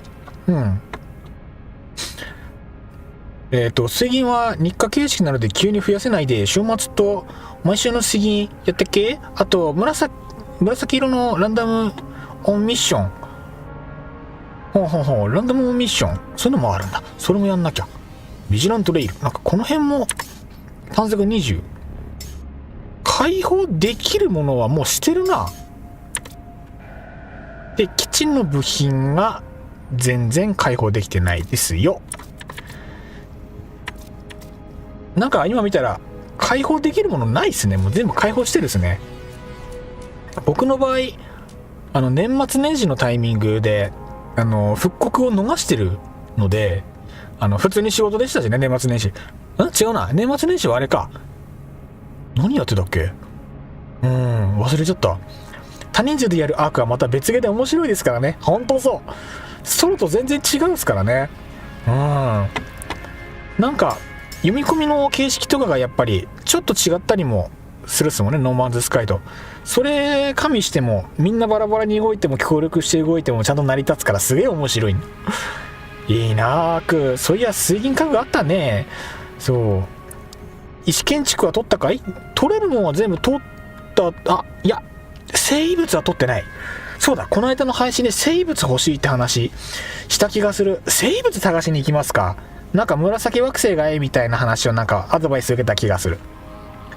そう共同探索に再来のように過去の共同探索の復刻が来てくれないかと期待してます。本当そうですね。なんか話だと年末にまとめてくるのが定例な話みたいなので、来年逃さずに、いや僕そこら辺の認識が甘くて、そっかそれクリアしないとそもそもアイテムこうやってゲットできないんだっていうのをよく分かってなくて、だからちょっともったいないことしたんですよね。だからあれなんですよ、呪われたフリーゲートとかなんか S ランクの船とかも本当はもらえるんですよね。それも全く一つも持ってないので、まあとりあえず水銀のクエストなんか受けれるの受けていきますか。とりあえずね、とりあえず。あれ今日アーク配信じゃないんですか、あれやりたいよ、やりたいのはやりたいけど、買う。ちょっと待って、今口座にいくら入ってる？ちょっと待って、口座にお金いくら入ってます？そもそも今ウォレット今0円だから、このウォレットを今確か振り込みじゃなくても PayPay とかからポロッと引っ張れるっすよね。共同探索なんて常設しとけばいいのに、他の音ゲーソシャゲでもやで、いやまあそう本当に普通そうですよね。年末はラッシュかけてきますからね、いい意味で容赦ね、ほんとそう、なんぼでも時間足んないですからね。カニカツカ遊ぼう遊びて栗カツ野球しようぜ、お前恐竜なっつって遊びたいよ、今ショッピングカートにアークショッピングカートとりあえず入れとくかな。とりあえずこれ値引きされんのかな。まあされねえか。これはなんだ、ウィッシュリストじゃなくて何に入れればいいんだ。なんかカートか。これはもうカートに入れちゃえばいいんだ。バンドルもこれバンドルじゃねえや。なんか追加要素もいろいろあるな。アークロストコロニー、なんかすでに追加要素がいっぱいあるですね。これ追加要素とかも全部まとめて買うといくらになるんだ。このバンドルセットか。こっちが新登場。エキスパンションパスがこれがいろいろ込み込みで4318円かな。いや違うな、これDLC だけで全部で14,814円。金ねえな。いや欲しい機材があって、欲しい機材が4万ぐらいするから、そのための貯金もしなきゃいけないんですよ。そのマイクとコンデンサー、マイクとコンデンサーじゃないな、ミキサーか。マイクとミキサーが欲しくて、とりあえずカートに入れて決済しといたら不思議とゲームできるらしいよ。それは買ってるんですよ。それはもう支払い終わってるんですよね。それはね、もうそれ買っちゃってる。両ゲーは値段下がりにくいイメージ。ほんとそう下がんないんですよ、もう全然。昔カスタムメックウォーズとかっていうロボットゲーの逆革命を起こしたとんでもねえフルプライスですげえ値段したなゲームが今値段を鬼ほど下がってないのか、もはやそういうゲームもあったりしたんですけど、両ゲーはマジで値段下がんないですからね。仕事辞めれば時間が空けることできますよ。やめない。僕結構最近転職したばっかりですからね。今の会社まだ1年しかいないですから、やめて。まだまだこの会社で頑張るんだからDLC なくても ASA 本体あればできるよ。まあ最初はそうですね。まあダウンロードコンテンツは後から買ってもいいですからね。そもそも通常のコンテンツ遊ぶだけでも余裕で1年以上はたっぷり遊べるでしょうからね。厳選とか込み込みにしても、まあみんなで遊ぶとでも1年半ぐらいかな。1年半あれば遊び尽くすのかな、いいとこまで。で多分最初のダウンロードコンテンツなしをさらに楽しようと思ったら、今度ダウンロードコンテンツでしか手に入らない恐竜が欲しくなるんですよね。その恐竜ありきで元のデータ進めたいなとかって話にアークはなるんですよね。商売上手っすよね、アーク上手なんですよ、ブランディングが。そうだからどのみち通常のアーク買って遊び尽くしてダウンロードコンテンツを買ってやることによって以前の拠点とかの拡張性が増えたりとか、そっちの整理整頓話が変わったりとかも全然するゲームなんで、アークに関しては僕はそれを知ってるのでね。とりあえずカート入れとくか。バンドルでいる。いやまとめて買うと安いんだよな。バンドルでなんかのダウンロードコンテンツ、これなんだ、テールタリーズ、読めない、英語苦手。合わせてバンドルで9000円ぽっきり、9000円ぽっきり1万。まあでも6、7000円払うならバンドルセットで割引で1万はポンって出すっすよね。のでこっちでカート入れとこ。 DLC はボブズテイルとロストコロニーの2つ。ロストコロニーはやっぱもう入ってるんですね。ということはロストコロニーが入っている。ボブズはこれだ。ボブズはこれバンドルですね。ボブズテイルはこのバンドルに入ってて、でこのロストコロニーがこの新登場で書いてあるやつですね。こいつがバンドルに含まれずに単品で4300円するってことは9000、ほぼ1万3000、ほぼ1万3000か。まあでもこの金額だったらまとめて買うっすよね。そしたらまとめて買っちゃうよな。でも僕、昔のアークも全部結局買って遊んでないんですよ。だから改造だったんですよね。ちゃんとあれするならそういう過去の経歴を加味して遊ぶなら順番に買ってその都度足していくのが間違いない。金ドブにはならない。買って満足みたいなことにはならないから。ちなみにもうあれですか、もう最初からロストコロニーの要素って出てくるんですかね。ワールド映らないと出てこないですかね。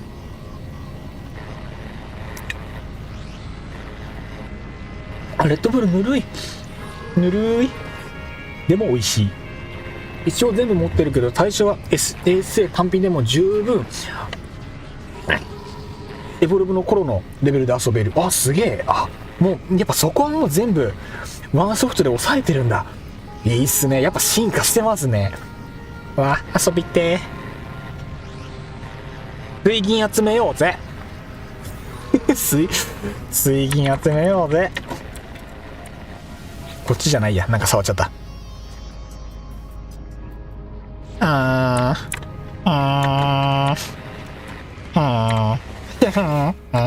ロストコロニーの要素はスキルツリーが追加されたり新要素の部分だね。なるほど。そっか、スキルツリー追加は最初からか。危険な海賊を狩る爆撃ドローンと水銀400。これいいっすね。よし、じゃあこれで水銀をもらいに行きましょう。敵どのぐらい強いんだろうか。よし、ミッションスタート。行ってきます。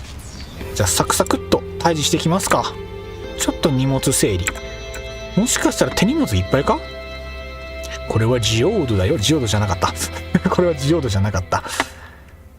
枠こんだけあればなんぼアイテムゲットでしても大丈夫でしょう。よし、海賊狩りじゃーい。宇宙三刀流の国三刀流の国参ります。よいしょい。さて海賊はどこだ。すぐ目の前じゃん。どれ海賊くん遊びましょう。水銀は日曜日が多いんだっけ。曜日で変わってるんでしたっけ。今日水曜日だもんな。ステーション行っちゃうか。海賊はステーション周りの方が話早いのかな。おっさんの海賊か。懸賞金は30から45万前後だろうな。そんなもんなんですね。村人みたいな声出してくさ海賊は人気ミッションだからすぐいなくなる。そうなんですね。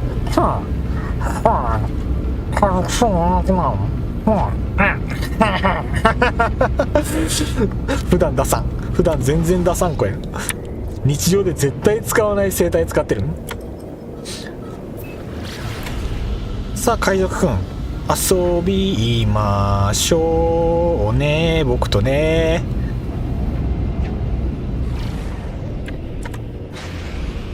さあどこだ海賊。あれ消えた。あれ海賊通り過ぎたか。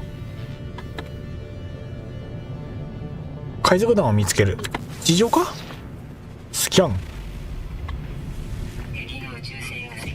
そういう感じか。いいでしょう。そっちか。ほい。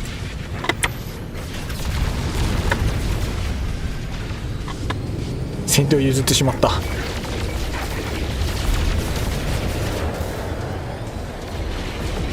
お尻を出した子一等賞やなんやで。お尻を出した子一等賞なんやで。外した。2-1ドン。オッケー。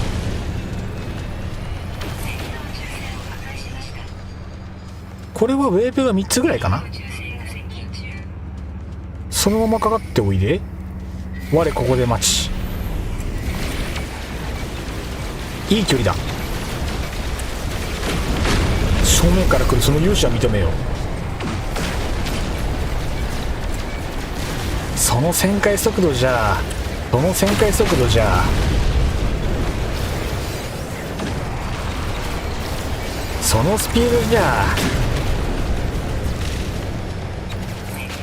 水銀海賊の巻きどころはステーション直下の主制上空固定。あ、そうなんですね。あ、固定分かりやすいですね。それだと助かるな。この距離でも当たってすれ違う前に一手落とす。それ次。いやー、ちょっと火力が痛い。火力が痛いが、落とされる前に落とせばこっちのもんいいよ。お尻を出した子一等賞やで。すれ違い。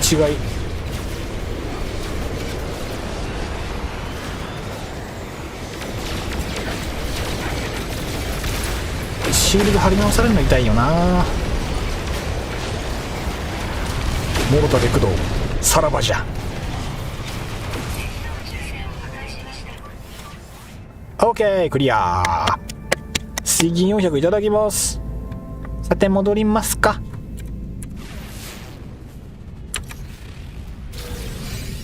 はいしゃい。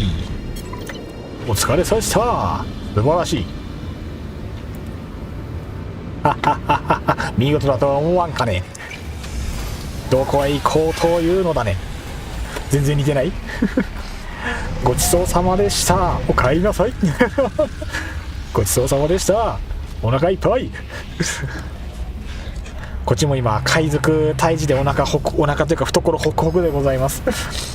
ウェブも3固定だからね、背後分けしてくるので殲滅したらバック入力がおすすめ。これやっぱ簡単でいいですね。やっぱこのぐらいの戦闘の緩さがね、ちょうどいいですよね。これがノーマンズスカイのいいところ。ミッション完了。お疲れした。わーい、過ぎんだ。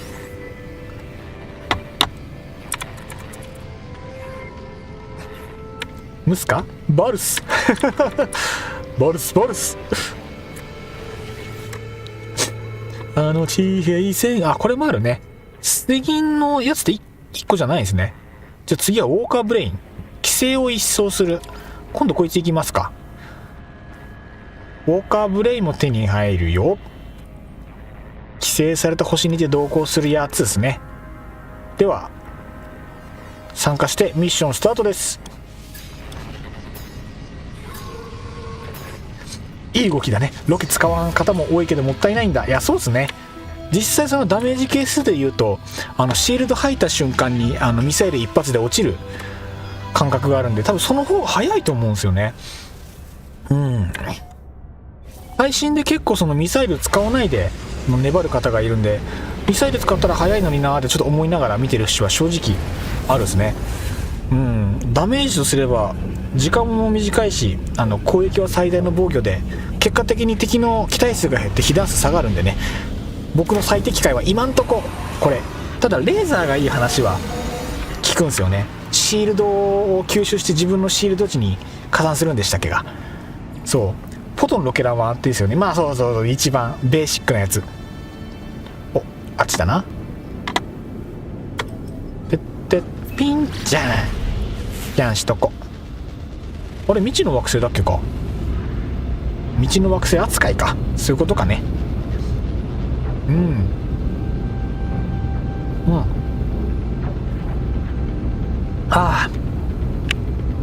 今で20時半か。時間経つの早いですね。そう、宇宙戦闘はぬるいけど週末ネクサスのセンチネル討伐をソロでやるといい難易度で好き。ちょうどいいですね。センチネル討伐は確かにちょっとひりつくっすね。敵の挙動とか地形とか配置によってちゃんと追い詰められたりする時ありますからね。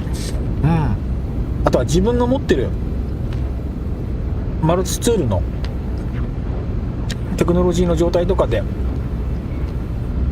難易度変わりますからね。そうか、難易度調整できるんだ。今装着コン入っちゃったかな。入ってたらごめんなさい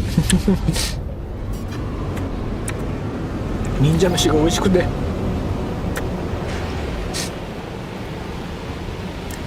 植えたツタを排除。これか。あんま得意じゃないんだよなこれ。なんか着地できないんだよな。よし、はい、着地ナイス。ドドドンドン。よいしょ。こっからは徒歩っすね。さてフェーズミーブは回復できるけど相手が通常シールド持ちじゃないと意味がない。なるほど。手法はインフラが強いよ。インフラってどれだろう。見たことないやつかな。まだそっちの方の宇宙船の武器ってちゃんと見てないんですよね。スイープスイープスイープスイープ。ここである。順番にやっていきますか。ちょっと待ってね。そうすると戦闘なのでマルチツールは戦闘用に切り替えます。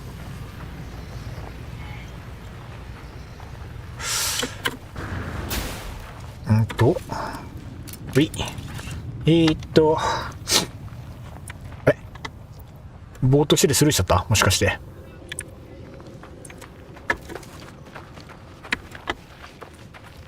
いや合ってるな。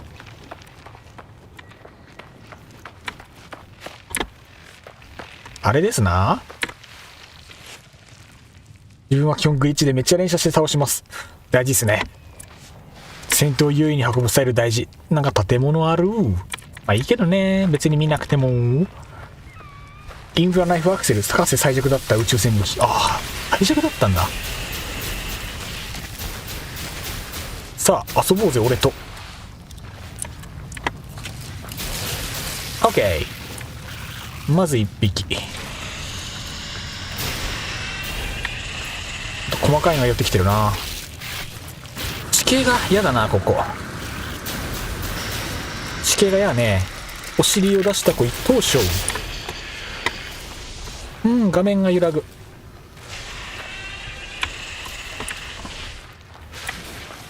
登ってくるね。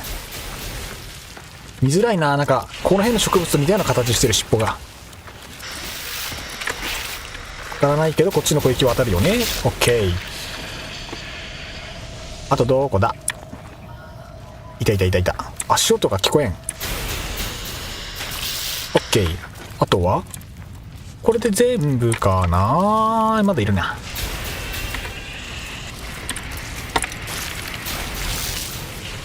群れが弱体終了。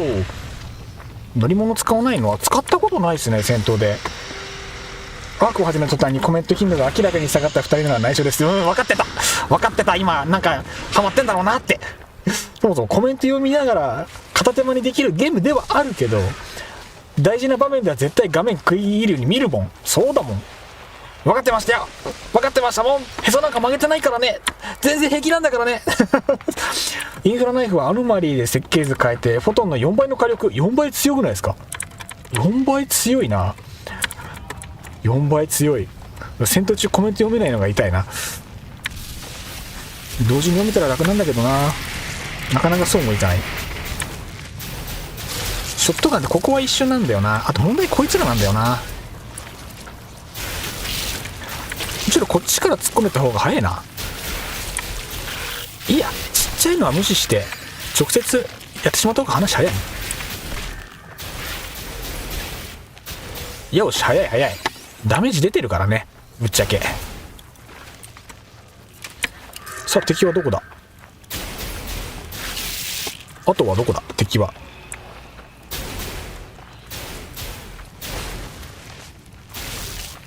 オッケー、敵まだいるね。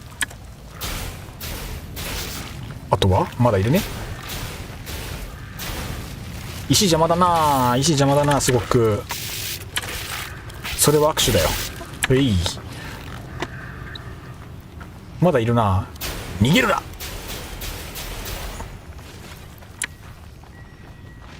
終わったかな。またっぽいね。オッケー。ここに家族いないから寂しいな。いいな、本当にそっち楽しそうだな。こっちも楽しいけどね。こっちも楽しいからいいもんね。聞いてますよ。ありがとうございます。いやでも嬉しいな、ちゃんといてくれてるのは嬉しいな。羨ましくもありつつも、でもこっちもね、いろんな要素やっぱりいろいろ遊びたいですからね。その建物が目的地じゃない。建物3カ所で決着できないと破棄するしかないので。ああ、そうなんだ、建物必須なんだ。これちょっと知らなかったかも。じゃあ建物行きますか。ターゲットスイープしてれば多分最終的にそっち行きますよね。小さいのは動いてればほぼ無視できるよ。パンチ直後にブーストするとなおさら。小さいですからね、やつらね。アイテム回収とか一切しない。なんだこれ、何この鉱物、おしゃれ。これ設置したい。こういうのも多分あれなんですよね。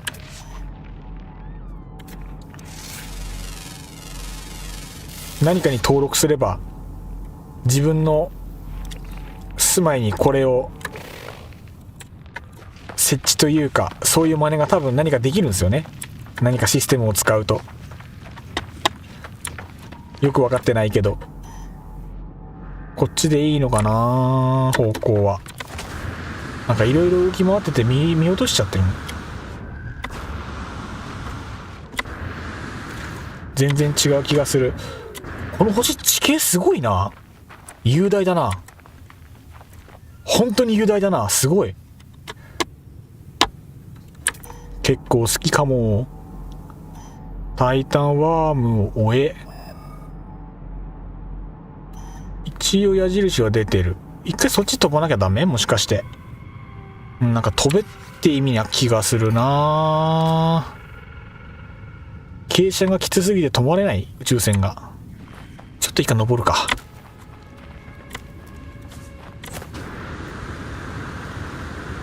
邪魔。鉱物が、トゲが邪魔だよ。趣味特技山登りです。 OK、 じゃあこれでこの辺泊まれるんじゃないかい。よいしょ。 OK、 いい景色ですね。そうですね、やっぱり。あと本当にいい景色ですね。夕焼けが綺麗。夕焼けが綺麗な星はいいですね。太陽が緑だが、なんとなく放射線惑星特有の変異植物大好き。こういう植物持ち帰りたいよね。わかる。独創的ですよね。こういうのがやっぱり建築部材として使えたりすると、それはそれ楽しい気がする。方向性、9時の方向。よし、じゃあここから9時の方向に向かって飛びます。ぐーり OK。 そんな離れてないと思うからこの辺じゃないか。多分この辺な気がする。だいたいこういうミッションはとこ。いけ。何ダメージ今の。痛かったが。ああ、ここだわ。ここだわ。違うな。そこだわ。どこだわ。こう言って、そう言って、それだわ。大正解だった。OK。今この世で君だけ大正解やで。さあ、おじさんと遊ぼうぜ。間違った、これじゃない。これじゃない。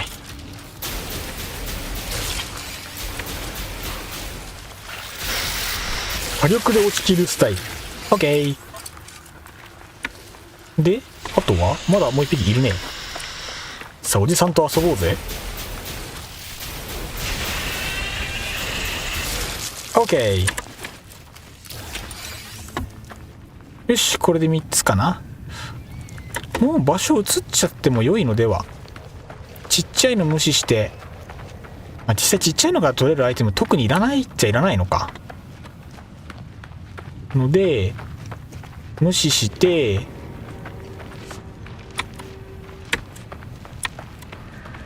よいしょいよいしょいして、やべえ落ちた。上に乗ろうと思ったのに。よいしょ。すぐそこやな。ここでもいいや。ここでも OK。 ワームくん遊びましょう。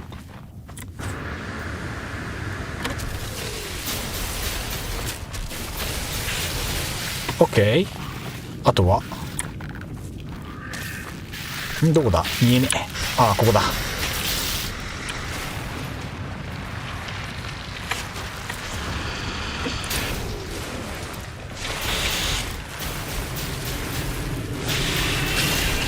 こいつ近接攻撃してくるんだ、知らなかった。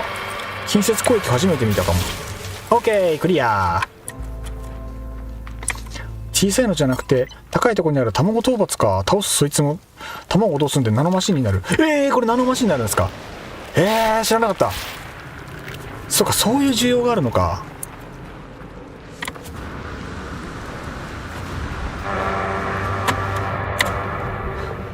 そういう意味ではお小遣いなんだな、これ。素晴らしい。ナノマシン試しにちょっと1個欲しいな。でももう終わりか。いいか、サクッと水銀回収して次行こうかしら。この星平地が少ないな。とにかく乗り物で入り込みづらい土地ですね、ここね。歩きづらいのこの土地すごいの。おもろいな。やっぱ宇宙広いな。いろいろあるな。いずれナノマシン集めも本当は目いっぱいやりたいですよね。ナノマシンが今まだ5000 5万5000どっちだっけ。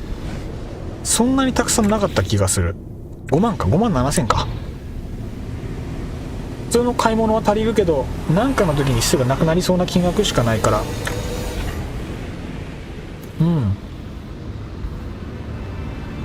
ナノマシンもな、もっとトリュフいっぱい集めて貯金を作っておきたいところ。本当は貯金をたくさん作っておきたい。本当は。どっこいしょいち。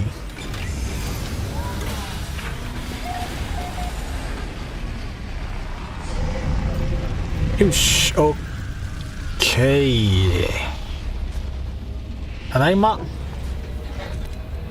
ただいまちゃん。じゃあ水銀400受け取ります。ください、水銀。ミッション完了。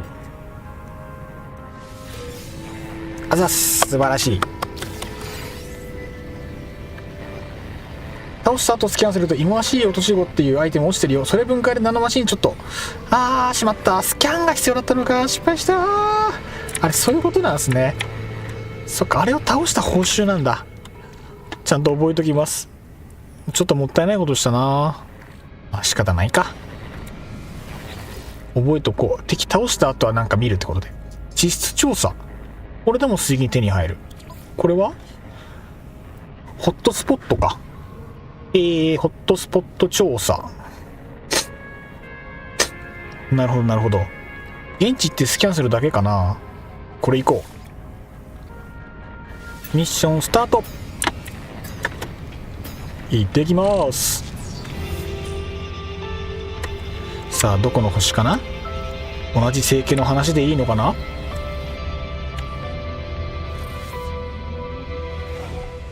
ライアウェイ。あ、なんか急に飛んだ。なんで？たまにあるやつ。このたまにある謎ワープ何？待って待って待って、どこやねん。あー、そっか、調査先に勝手に飛ばされたって考えればいいのか。まあまあいいでしょ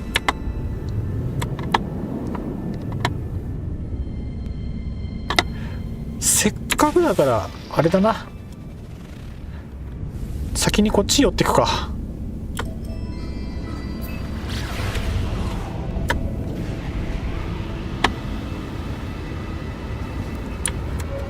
先に荷物を一箇所枠増やして、せっかくだから。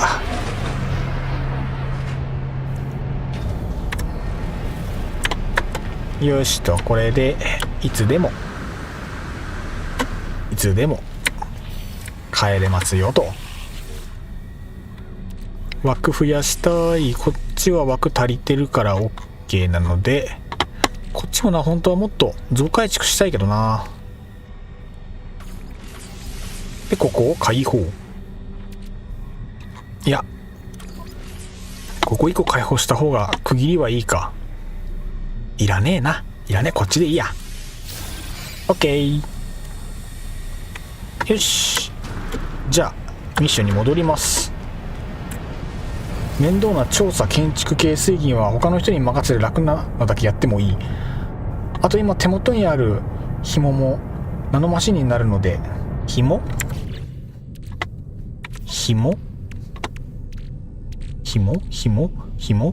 これか、肉の網。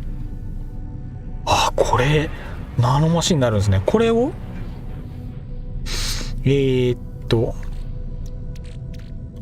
こういうこと？ほんまや。しかもめっちゃ割いい。すごっ。ありがとうございます。これなんか僕知らずに売っ払ってた気がする。もったいないことしてた。知らなかった。鬼ほど割が良い。ありがとうございます。これはいいことを聞いた。今までめっちゃ損してた。ちょっと待った、なんか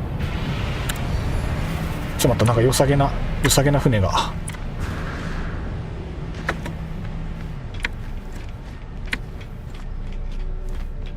こんにちは。いい船ですね。鼻先が面白い。穴開いてるんだここ。へえ。イルブさんちょっと待って。ステーションの戦地討伐や動物間引きは受けれるだけ全部受けて一気に報告するのだ。効率いいですね。非常に効率がいい。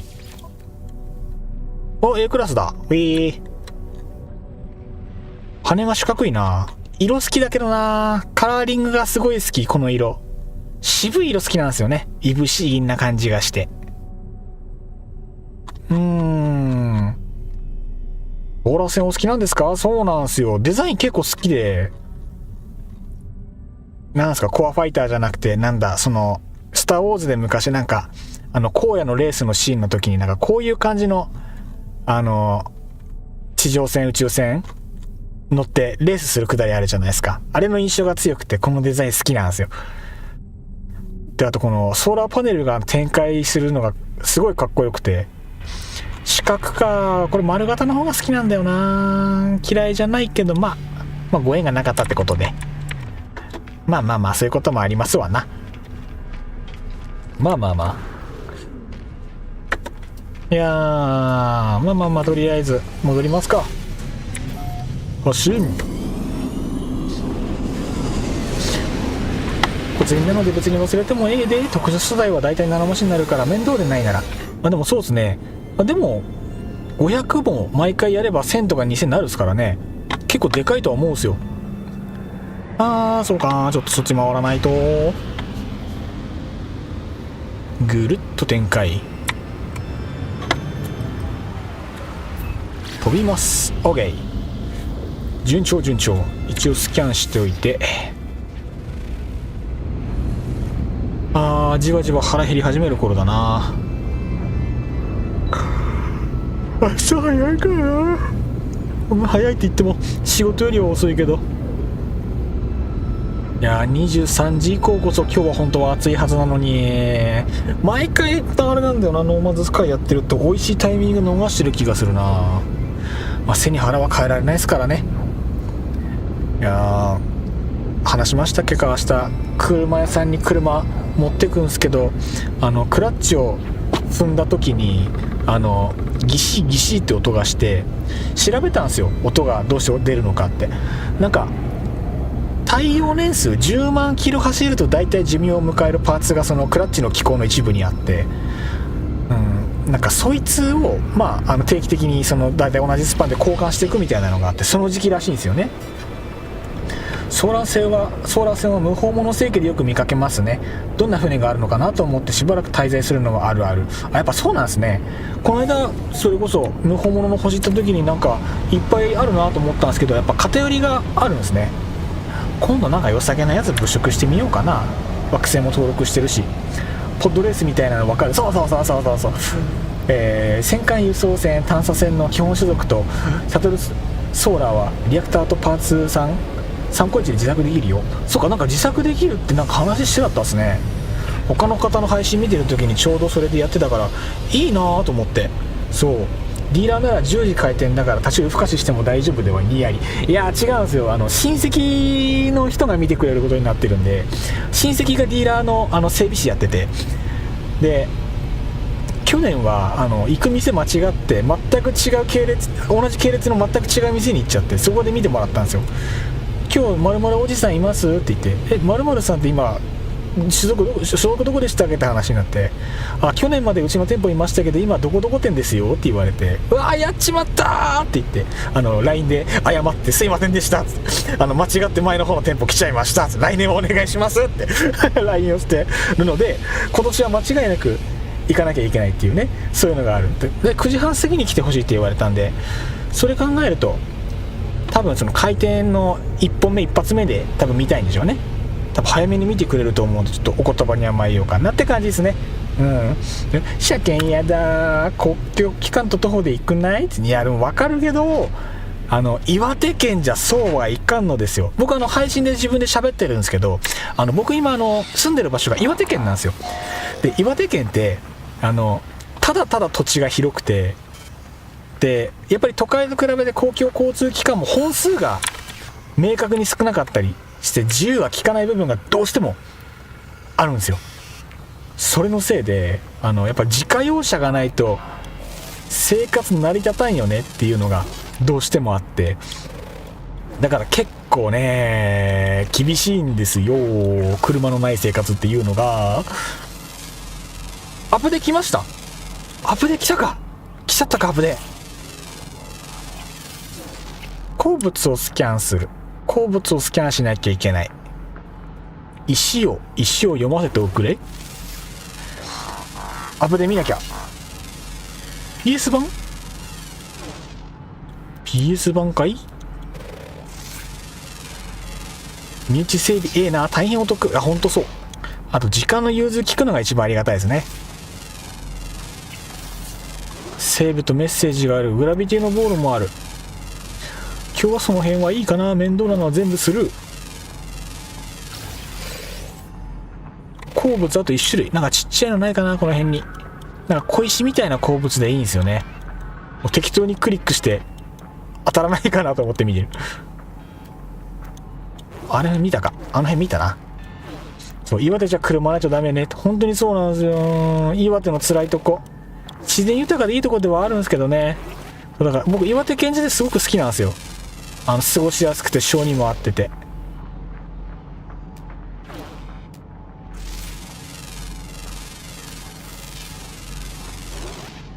鉱物はもう終わりか。鉱物は終わりだから、この動物5匹だ。もうずっとこのままでいい。もうずっとこのペースでいい。オッケー。やだ、動物2種類。あと動物2種類。よっよっ。しかも外した。よっ。はい、あと動物1種類。あと動物1種類。のたのたと散歩しながら写真撮る。なんか春休みの過ごし方みたいな探索の仕方してる。お休み中かな？お休み中だよ。それ生き物か。地中かな？どうだろうか。あ、いるじゃん。違うな。なんか地中っぽいな。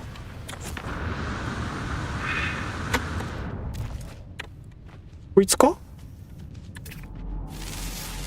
痛いが。どうした？ずいぶん気の短いやつだな、君は。珍しい。いきなり襲ってくるの。今まであんまなかったな。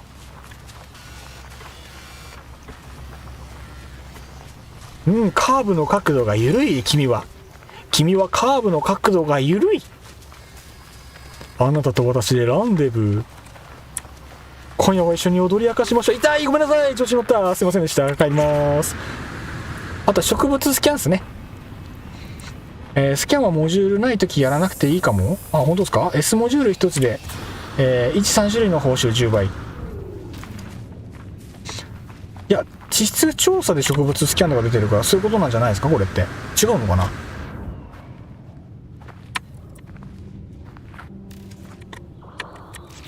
そっか、モジュールで売買にもできてない。あ、なんか調子悪いと思ったら、モジュールが戦闘用モジュールだ。道理でなんか範囲狭いと思った。これ。オッケー。で、まだ見てない植物は。なんかこの星の生き物攻撃性高いな。なんか攻撃性高いぞ。なんでや。よ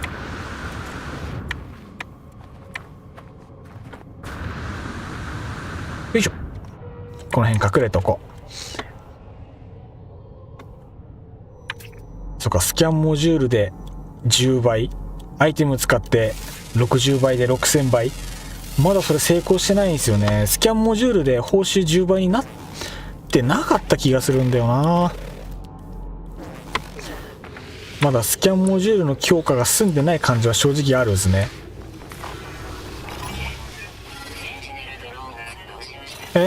嘘、めんどくさいよ、やめてよ。センティネルドローン。上に赤い肉球アイコンは攻撃的生物よ。餌付けしてアークしてもいい。確かによいしょ。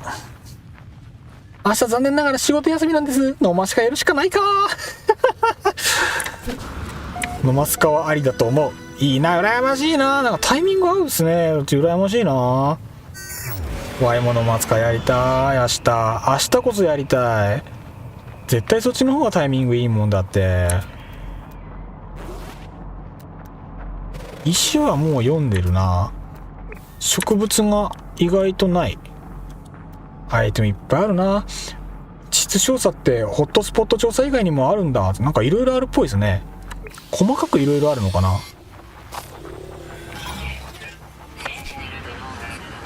作動しないでおくれよ。お仕事の邪魔しないでちょうだい。何も悪さしないって言いたいが、非常に痛いが。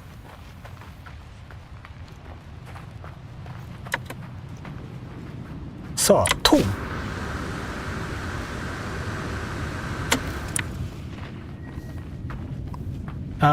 この傾斜が辛いな。もっと効率よく移動したいところ。この感じだとまだまだ追いかけられそうだな。あと意外と植物が見当たらない。なんか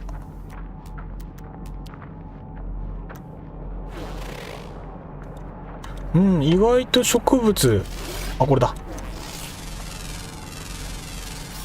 あと2種類。あと植物が2種類あるらしい。これ石でしょ。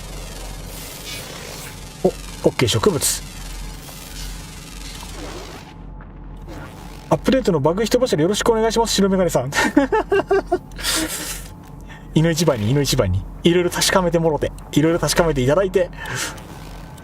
いや、ワイも遊びたいな。そっちとりあえずこれ終わったら、じゃあもうアップデートの内容やりますか。セントリー君の目が赤いと思ったらあれか、攻撃的センチネルの惑星か。なんかそうみたいですね。タイミング悪いとこですね。あと1種類で OK。 ないかな、それっぽい植物。これはもう見た。大きい植物が意外とここ種類ないな。見た目が同じだけで実は違うとかない？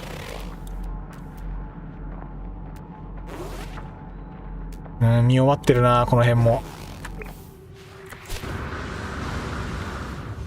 見終わってるな。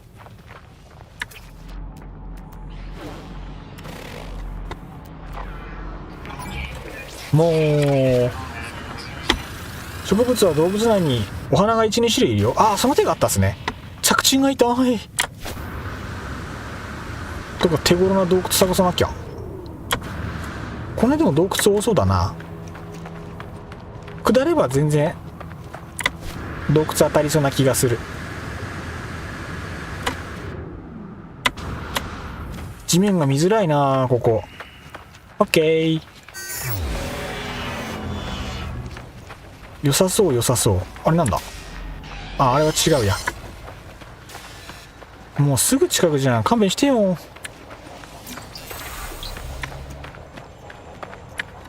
今一瞬洞窟っぽいの見えたけど全然気のせいだったよ。全然気のせいだった。洞窟なんかさっきスルーしちゃった気するけど洞窟だね多分。洞窟じゃないね、ただの割れ目だね。やだこの土地歩きづらい、勘弁してくれ。とりあえず飛行機戻るか。なんか周りの動物たちも歓迎してくれてないみたいだし。お、この植物着地できる、素晴らしい。なんか洞窟の表記あるかな。カドミウム、あれは地上か。この星ずいぶんあれですね、視界悪いですね。よろしくないね。まあ未知の建物を行けばその横に多分なんか洞窟の穴開いてるんじゃないでしょうか。こっから洞窟見えねえかな。あの辺洞窟に見えるけどな。見づらいねこの惑星。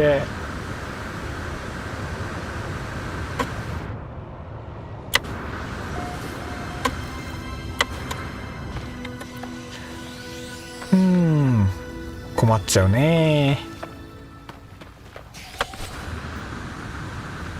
さあ山を越え丘を越え、さあ登れ。アンチフォグのコマンド。アークだった。もうアーク自慢、超アークじゃないですか。もうめっちゃ別ゲーやってるアピールだ。羨ましいにも程がある。全然悔しくなんかないもんね。アンチフォグ久しぶりに聞いたな。ああまた来たよセンチネル。もうアークだったらいないのにこいつら。何もしてないよ何もしてないよ。目合わせなければ大丈夫なんだな。目合わせなければいけるのかこいつ。初めて知った。目合わせなければ大丈夫なんだ。何そのシステム。じゃあ追う必要ないよ。じゃあ PP じゃないよ。俺こっちは用ないんだよ。全くもうだよ。全くもう地下の異物や知的植物を探し掘るといいかも。確かに。ノマスカは PS5 に10ギガのアップデーですね。10ギガ素晴らしい。そうか PS の方のアップデートが確定なんですね。今回じゃああれなんですかね、 PC 版の方のアップデートは関係ないんですかね。片方だけなのかな。もしそうなのであれば今回の建築した内容に関しては特に変更点とかは用意しなくても良さそうな感じではあるですね。痛いが回復。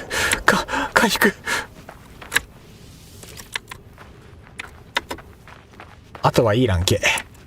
今なんかそっちに洞窟っぽいのあった気がするな。なんかこの辺に洞窟あった気がする。影かただの。あった洞窟。さあ果たしてそれは本当に洞窟かい。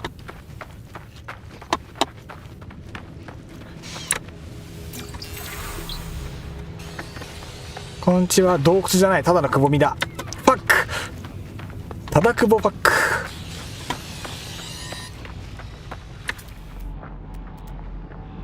二枚貝あれ水中か。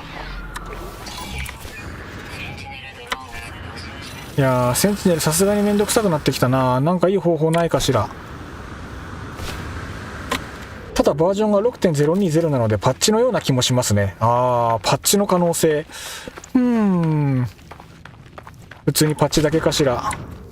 これ洞窟か？これ洞窟かい？くぼみ。いや、洞窟ナイス。よしよしよし。何この薄っぺらい洞窟。変な地形だなあ。もう壁一枚挟んだ洞窟。こんな薄っぺらい洞窟あるんだな。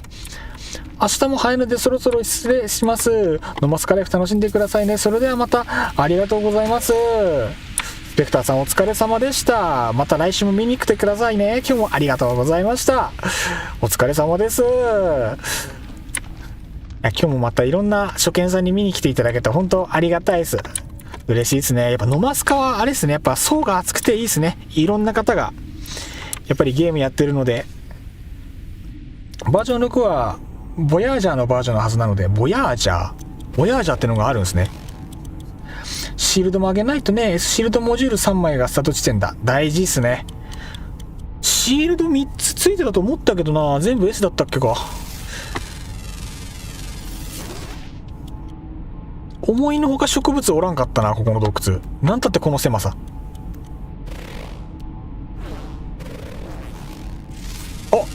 マローバルブか。よーし、オッケー。なんとかなったい。脱出。痛い。やだ、洞窟怖いよ。狂乱状態。脱出。よし、オッケー。洞窟のケイブマロー系が植物にカウントされるよ。ありがたい。惑星の新しいホットスポットを見つける。こっからまだまだ本番なのか。めんどくさいな。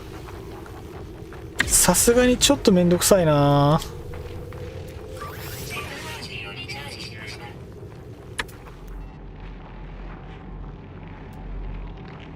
ホットスポット探しでしょ。佐藤さん、ちょっと長めの離席です。了解です。いってらっしゃいませ。お気をつけてどうぞ。新規アップデートでした。おう、レムナント。新しいやつや。なんだレムナント。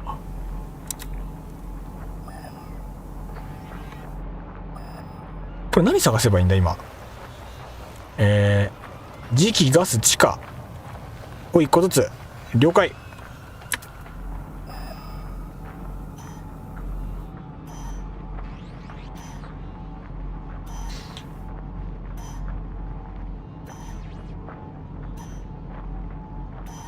まだ逃走だな。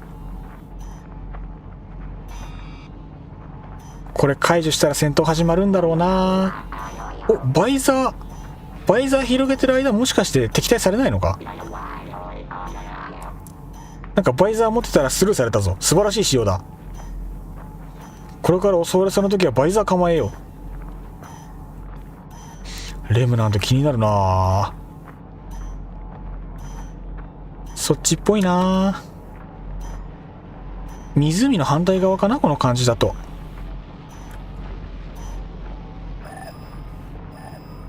湖の中だったらちょっと嫌だな。湖の中っぽいなこれ。まあ調査だけでいいから。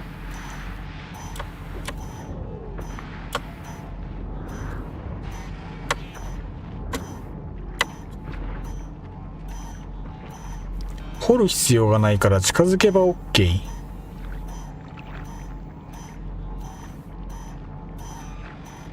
近いぞ。目標は湖の向こうかな。センチネルドローンがしつこいよ。やだな。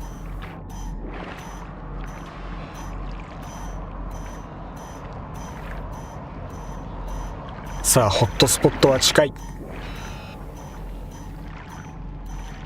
なんか思ってる時間のかかる依頼だったな。こうやって見るとサクッと行こうと思ったら全然これで時間食う。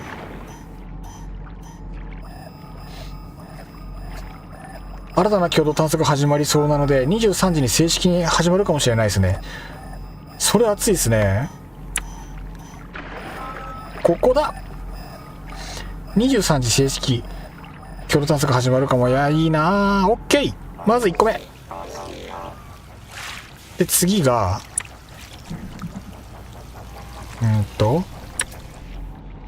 これ味方だったわ。画面の前にチラチラ映ってたの味方でした。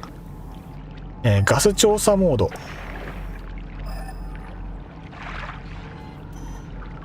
こっちっぽいな。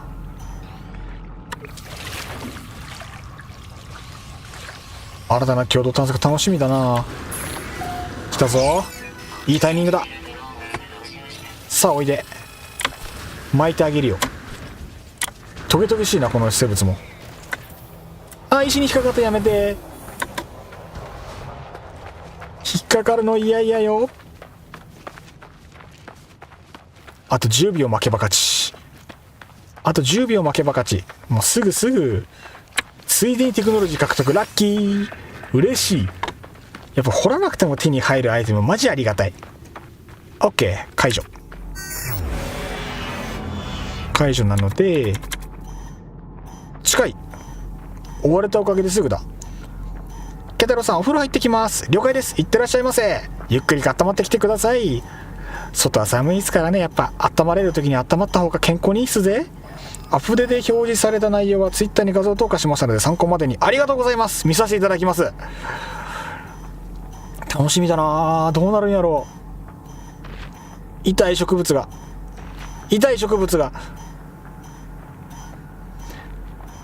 この星怖いよ。外敵多すぎ。さあこの近くやで。嵐も吹くんかい。過酷だなこの土地。俺はこの土地に試されてるんだ。ぼちぼちなんじゃないかな。さあおいで。さあおいでおいで。これ終わってもあともう一つあるからな。意外と数あるなこうやって見ると。よーし OK ラスト。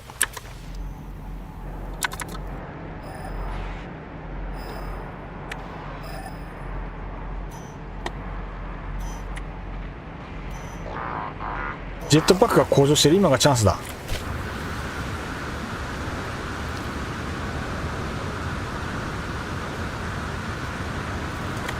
OK。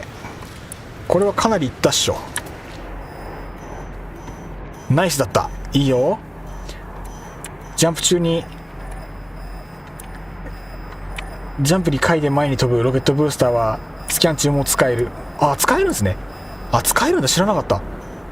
ちょっと練習した方が良さそうだな。おすすめ了解です。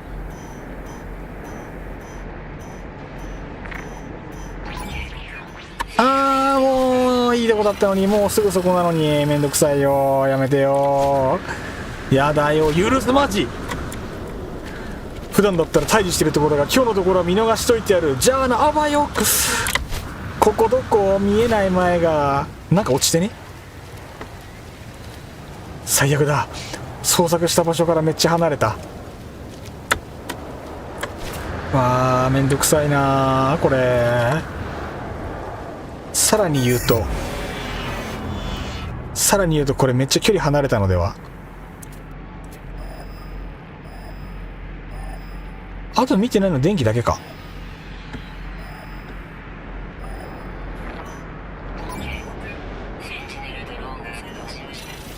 嫌がらせだよこんなの。ただの嫌がらせだよ。遅延行為だよ。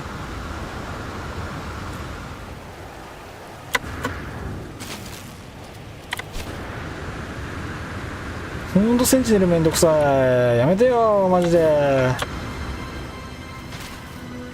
なんでこんな効率の悪い。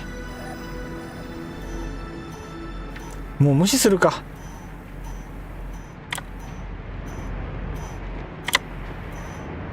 なんか無視したら戦闘解除したわ。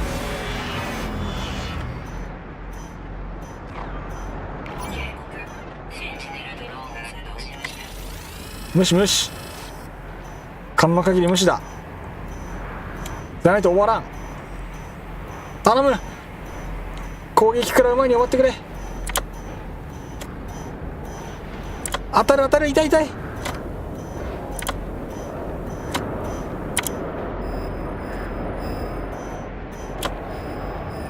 この辺頼む。間に合い。あ、違う、間に合ってくれ。周りが見えない。暗くて見えない。これはまってんのか。はまってんだこれ、隙間に。最悪すぎる。間に合い。よし、オッケー、間に合った。よし。あー、ひで。はい、クリア。死ぬかと思った。新しいスポット探した方が早いレベル。さっさとシャットダウンした方が早かったかも。本当そうかもしれない。本当にそうかもしれない。めっちゃ体張ってしまった。ただの調査なのに。もう二度とやらん。調査も他のアノマリに頼むがよろしい。二度とに調査を頼むんじゃないあー、しんど。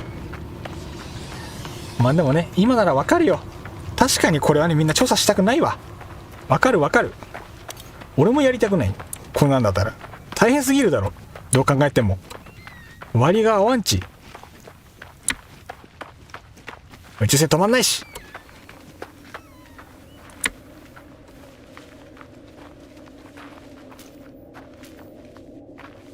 よし、オッケー。微ダメージなんでビビらんでいやでもこれで過去死にかけてるんですからね。トラウマがあるんすよね。おっかないんすよ。よし、帰りやしょ。今帰宅の表示ないな。調査データをスペースアノマリにアップロードする。信号ブースターを使ってアップロードステーションをマークする。長い、このイベント。このミッション長いよ。マジか。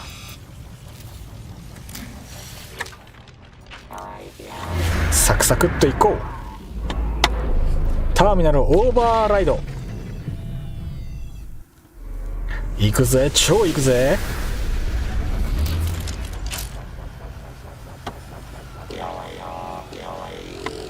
一応回収していくか。よし。産業廃棄物なる新しい要素とそれに付随したマルチツールのテクノロジーが追加されて、エクソクラフトコロッサスが強化されたようです。おー、コロッサスまだ使ったことないですけど、産業廃棄物ですか。割と面白そうですね。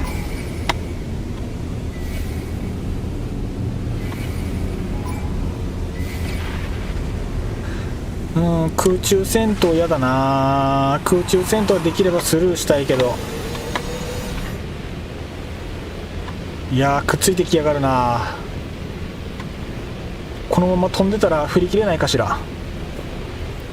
建築と調査を本当気が向いた時にやるんやで。そうっすね、本当にその通り。いやー、こんなになると思わなかった。みんなやらんからずっと残りがち。こんな大変だと思わんかって。痛い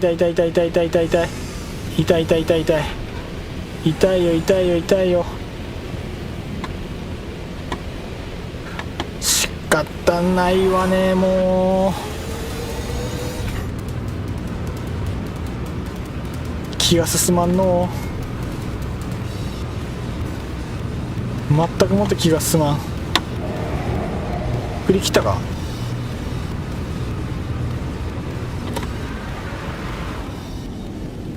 振り切ったね。ラッキー。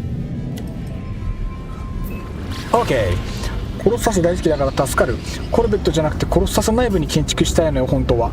コロッサスもあれなんですね、地上版のコルベットみたいな感じで、中にいろいろ乗っけて移動ができるんですね。移動拠点みたいな。まだコロッサス乗ってないんですよね、実質。使う場面があんまりなくて。ほら、いい着地。そっか、コロッサスか。じゃあこの機会にコロッサスの本格運用を始めてもいいのかしら。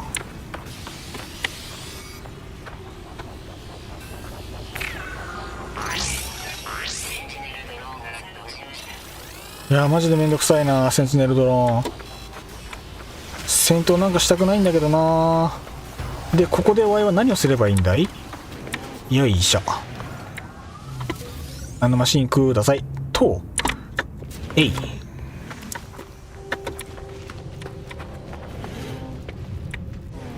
いしょ。なんかアイテムありますか。アイテムください。ここにいれば大丈夫そう。アイテムは特になさそう。戦闘解除。一番雰囲気のエクソクラフトだね。大型というだけあって3種合成できる専用成績ついてるけど、そんだけ。そうか、要素が弱かったんですね。そういう意味では要素が追加されたのは救いだったかもしれないですね。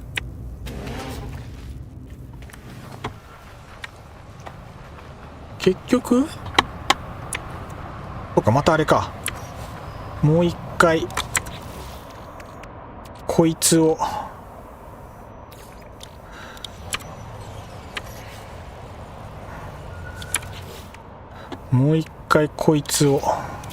撃ってで信号を出さなきゃいけない。これじゃねえな。スペースアノマリーにアップロードする。マークしたアップロードステーションに移動する。あ、ステーションに行かなきゃいけないのか。まだ詳細のリリースログは公式に上がってないですね。了解です。ありがとうございます。いやでも公式がどこまでいろいろやってくれるか楽しみですね。もうコロッサスだけってのはちょっと考えづらいですよね。何か他にもありそうな感じはするっすね。こんちは。目つきのきついゲックのお兄さん、赤色っすね。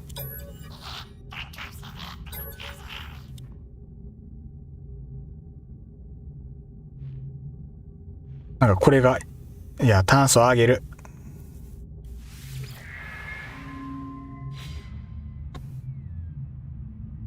特に何もなかった。上げるアイテム間違ったか。アップロード。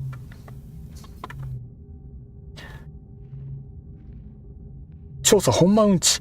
センチしばき合わせで気晴らしにはなるけど普通はやらん。でもほんとそうですね。これ手間すごい。正直水銀400と割り合ってるかって言われたらそんな気は全くしないですね。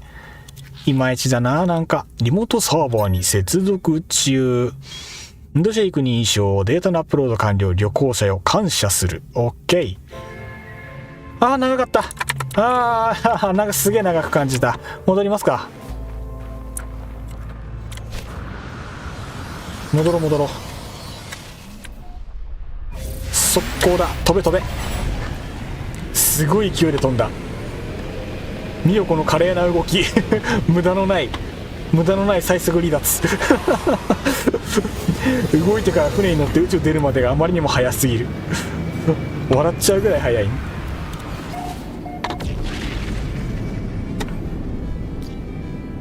早い。よし。コロッサスもう何年も乗ってない。やっぱり白メガネさんですらコロッサスには乗ってない。もう相当雰囲気なんだ。悲しい。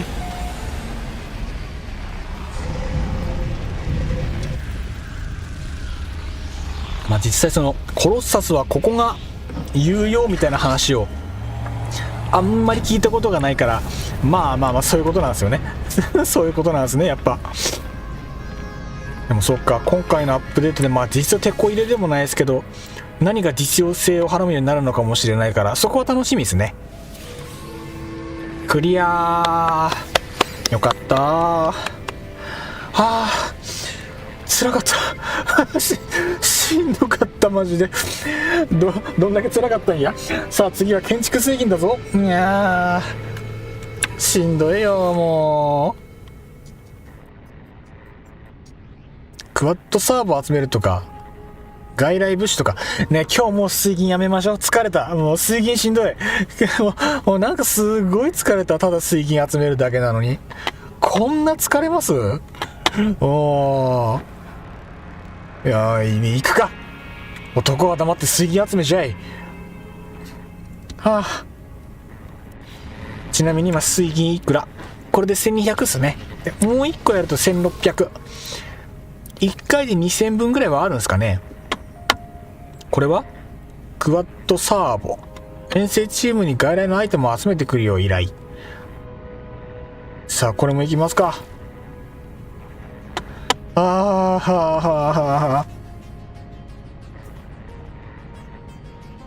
一旦じゃあミッションスタート。はあ、これはいらん。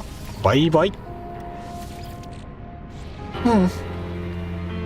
海賊と戦士討伐系が圧倒的早く終わるのでそれだけやるのだ。ジオロジーか中性子キャノン装備したらサクサクやぞ。それが一番効率いい感じなんですね。海賊確かに効率いいですよね。そこにとどまって戦ってるだけで良いので。討伐系は確かに、おや制限時間ものか。これはこれで楽かも。物資の運搬のみ。さあ敵対するセンチネルの施設を感知。さあそっちに飛ぼうか。さあ場所はどこだい、教えてごらん。めっけ飛べよ。反対側のここいいね。虹がすごい、虹が出てるけど地上が白黒すぎて全く分からん。なんかグレーの線がぼやっと画面に見えるけど、どうやらこれがそれらしい。いやーマジか。あのでっかいの嫌いなんだよな。なんか遠距離でちまちまいけないかな。無理か。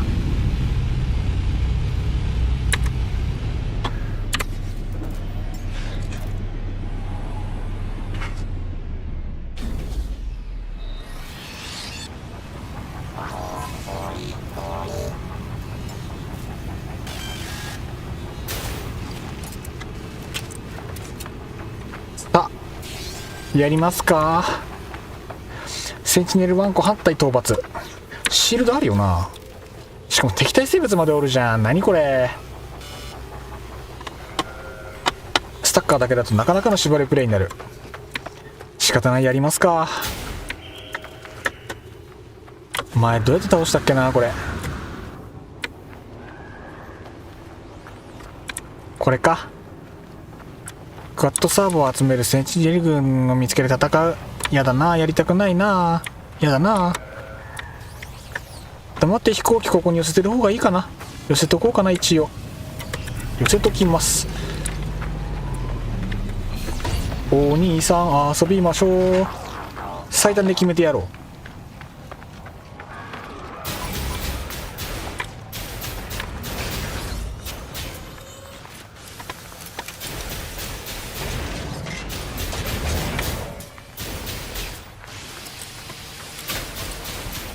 足元すぎてレーザーが当たらないようだな。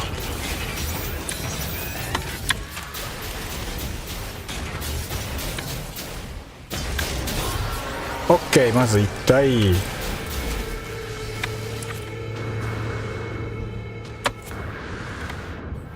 でっかいのは討伐完了なので、あとはちっちゃいの。パグニウムだね。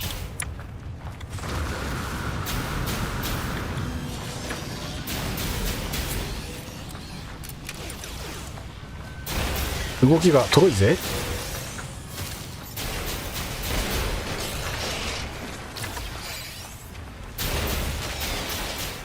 これ味方だった。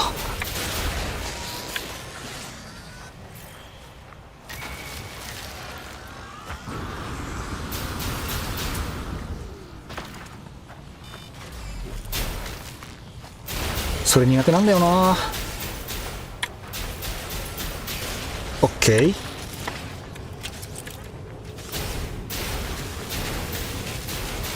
いててててててて。いや、そのワンちゃんきついな。そうか、それはきついですね。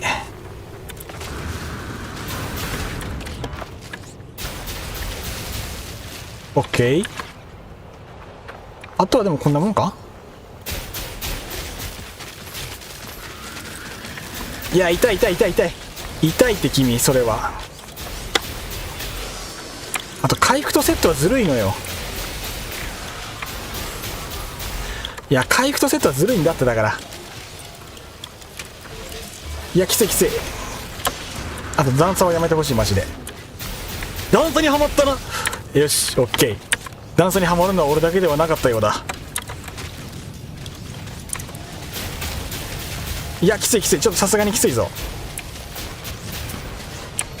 さすがにきつくなってきたぞ。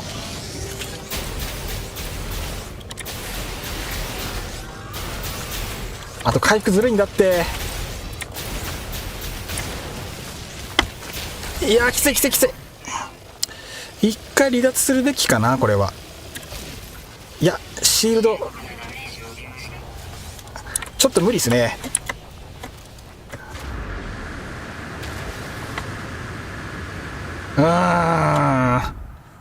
いやきついな結構。回復したいな。通常のシールドの回復どうやったっけな。やり方忘れちゃった。シールドは別か。回復始まったな。いやーマジか。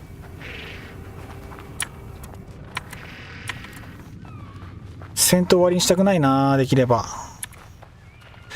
残機1。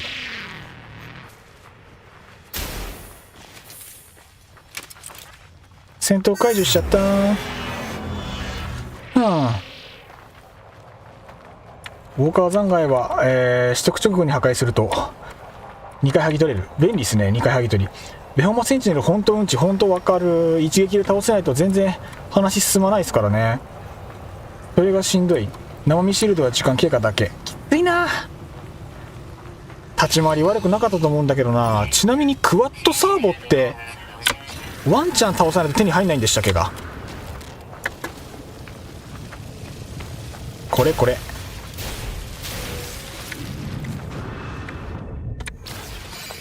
さあ第2ラウンドです。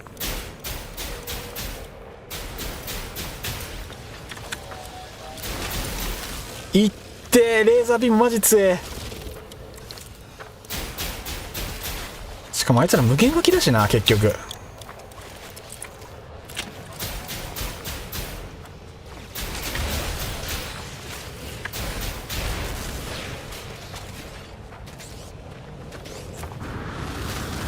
いっていっていっていっていって。何そのエイム。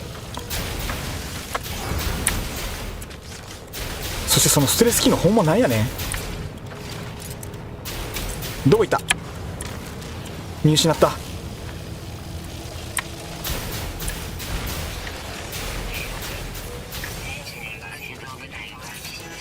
嘘やん。だからその回復よ。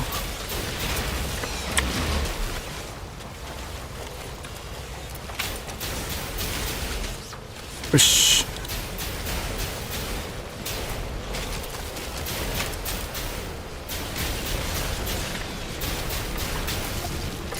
犬はきついな。穴はまってるやないか。危ない。ナイフ。わざと潜っとるんかそれ。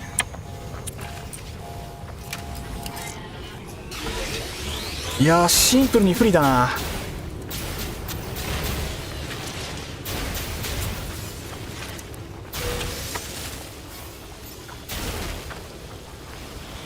耐えるしかない。耐えるしかない。耐えるしかない。耐えるしかない。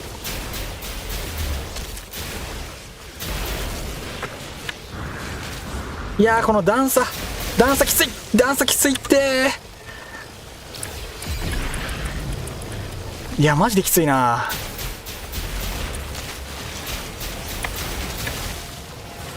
ダメだってそれは。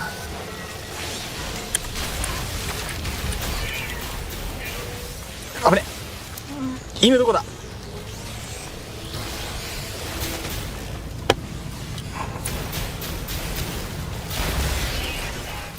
シールド回復。オッケーナイス。犬そこだね。いやそのレーザーさずるいってマジで。君が余計だ。君がまずいっす。やめてください。脱出します。無理です。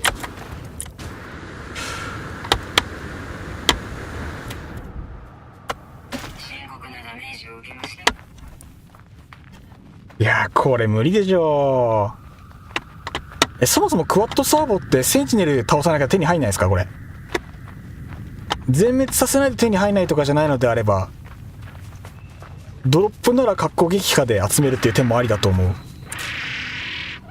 あ、弾切れだ。弾切れだ。マジか。そもそもクワッドサーボはドロップ？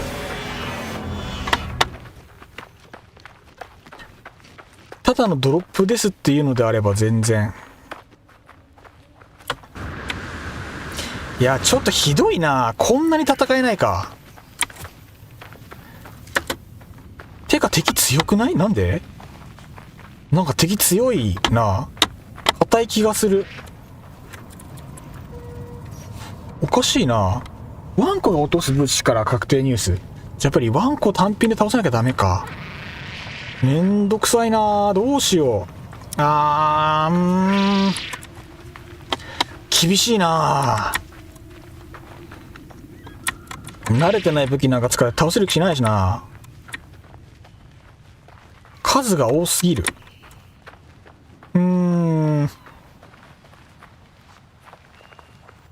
しかも8個ってことは犬8匹っすよね。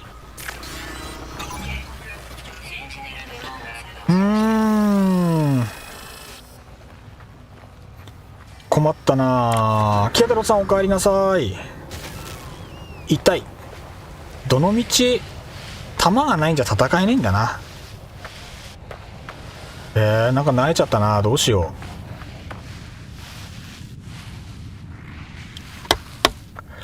う。マルチ許可が済んできたので最終許可されたパターン。なるほど。敵の強さは3段階。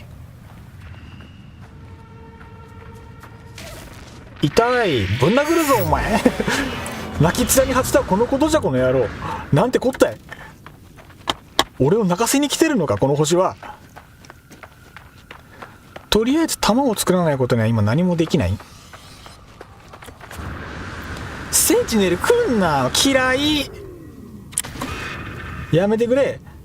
何とは言わんが恥ずかしい。何のことを？僕のことを？泣ける泣ける。泣けちゃう。男泣きってやつ？シンプル悔し泣きっす。ほらもう泣き面にオールウェイズ3丁目の夕日。何言ってるかわからん。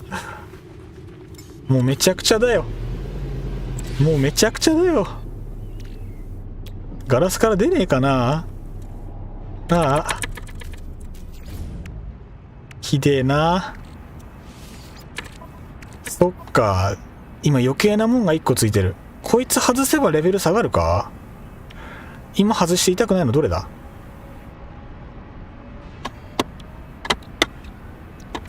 いやー困ったな。今弾薬は作ったので、これであとはリロード 15%、14%。これが威力アップ。C のこいつだけ。いや待って、こいつはリロード大幅短縮アイテム。なんだっけこいつ。頭数必要ないんだっけか。この C1 個。この C1 個外せばなんとかなるか。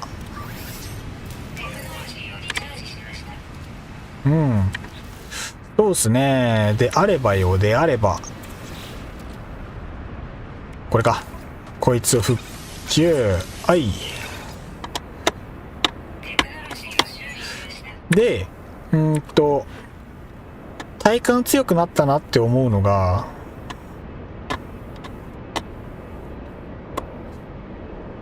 弾丸効力で敵強化。あれでしたっけか。これってテクノロジーの数とかじゃなかったでしたっけか。違いましたっけか。弾丸効力か。最終強化戦地で予約したとして、きついな。これ数だと思ったけどな。いっそ弾丸効力下げてみる。今6370。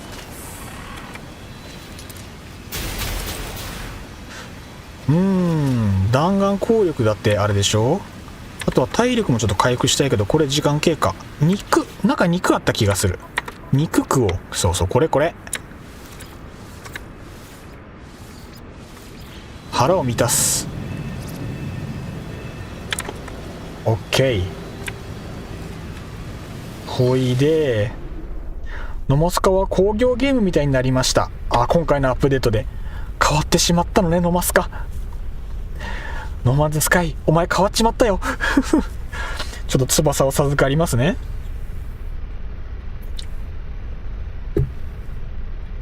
さて、どうするか。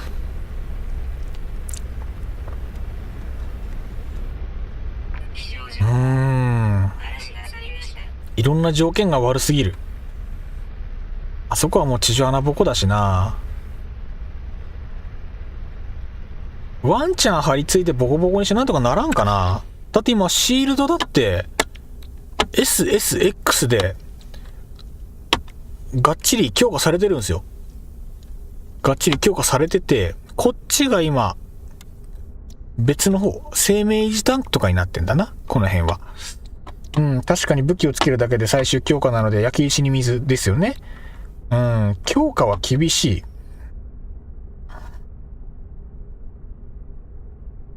逆に外した方が戦える説ないですか。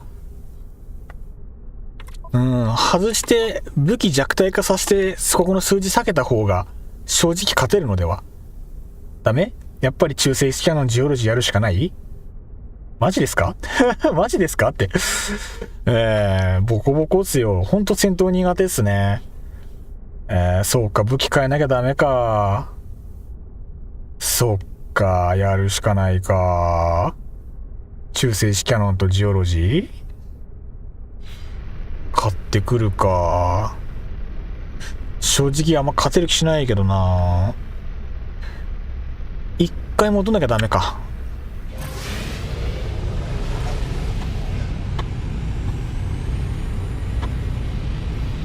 てか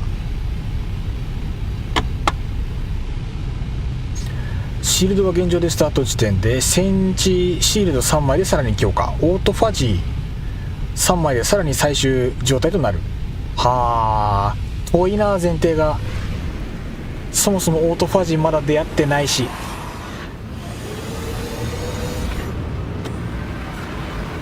いやー、ちょっと厳しいな。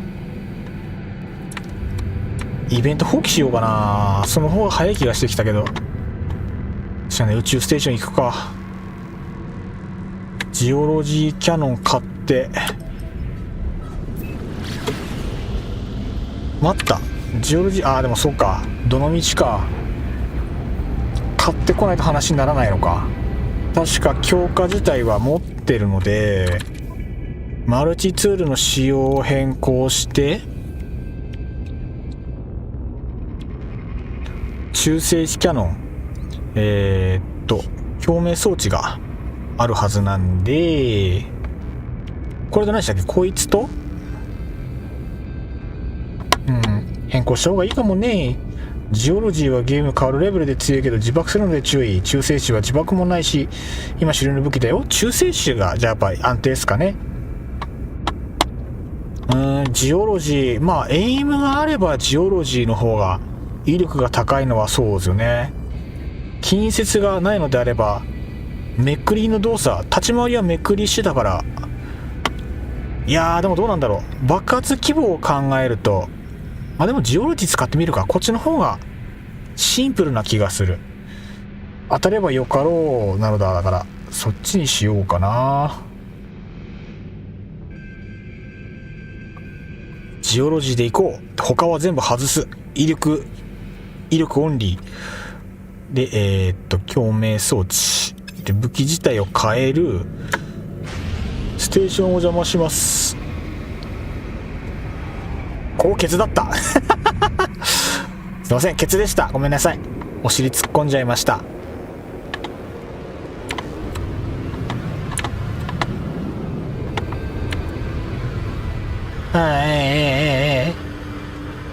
中性子キャノンは強化しないと弱いかな。ジオロジーは素でも十分。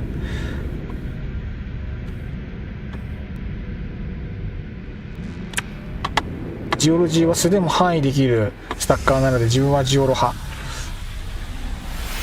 僕もじゃあとりあえず一回ジオロジー試してみますか。ジオロジーの強化売ってるといいな。まあ別にあれですね、ジオロジーの強化今そっちこっち回って買ってもいいですけどね、ここの正規に後で帰ってくれば足りるとは思うので。ジオはサブウェポンなので弾丸攻力も上がらない。あー、なるほどね。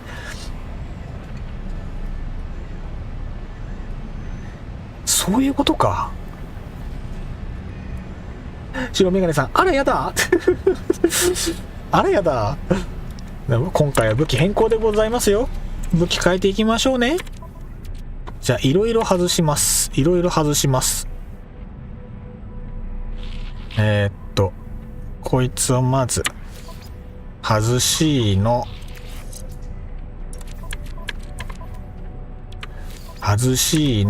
間違った気に入ってたんだけどな。ダメか。めちゃめちゃ気に入ってたんだけどな。そもそも C って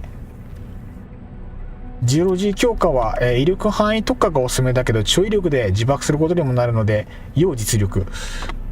いけるかな。面白そうではあるけど、まあワクワクしてるってことは大丈夫な気がする。こいつが何にでも使えるからこれを乗っけとけばいいか。で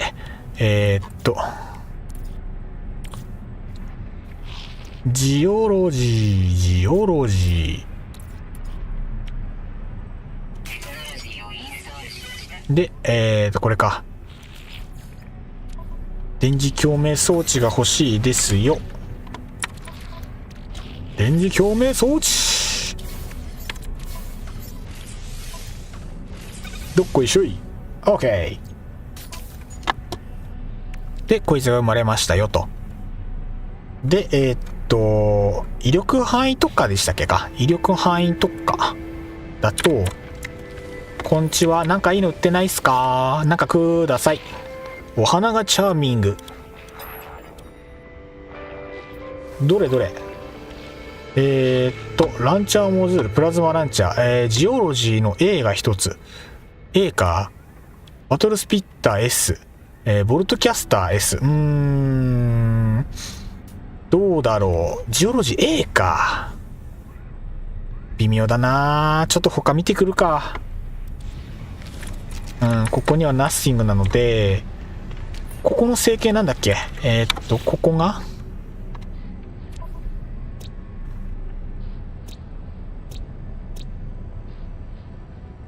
リマルキブル。地球防衛軍あれなんですよね。僕全然やってないんですよね、実は。あ、他の成形飛ぶとミッション終わるんでしたっけが。いや、嘘だな、終わんなかった気がする。大丈夫だと思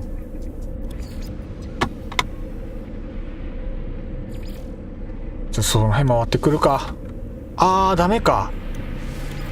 もうこの中で収まってなきゃダメなんだ。素で行けと。素で行くか。素で行こう。分かった、素で行く。よっしゃ、見とけよ。 A でも B でもいいから見続けとき。出発しちゃった。1個しかなかったしな。一旦行ってみていいですか。無強化状態。ジオロジー使ったことないな。ジオロジーキャノンは自由ですか。自由かもしれない。とりあえず依頼先に行きたい。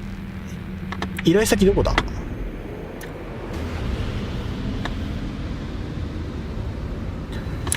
あれ、依頼先のある、これセンチネル軍だからさっきの場所じゃなくてもいいのか。もしかしてなんかマーク出なくなったな。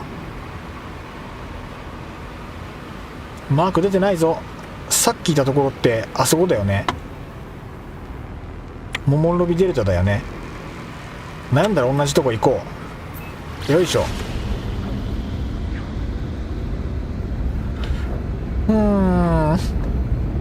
勝てるといいな。勝てなかったらショックだな。忍者飯でチャージじゃ。いやー、なんか敵強かったな、不思議と。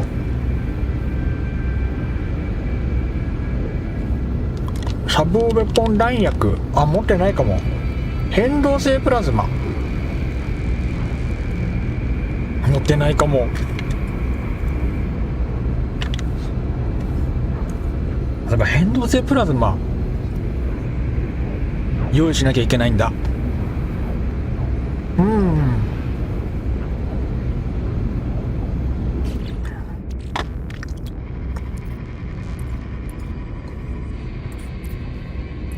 変動性プラズマ、これだ。とりあえず10個ぐらい用意しとく。結構消耗品臭いな。機材不足。ダメか。あ、ケトロさん寝ますか？おやすみなさい。はい、おやすみなさい。お疲れ様でした。良い子は寝る時間ですからね。はい。また来週も水曜日配信やるので、その時ぜひぜひお付き合いください。よろしくお願いいたします。いい夢見ろよな。お疲れ様でした。今日もありがとうございました。あの強さでようやくノーマンズスカイ戦闘は本番だね。慣れるとボルトだけで全員倒せる。足んなかったな。結構厳しいな。非常に厳しい。いやー厳しいな。ノマツカの戦闘ってこんな厳しかった？なんか思ってたの違うな。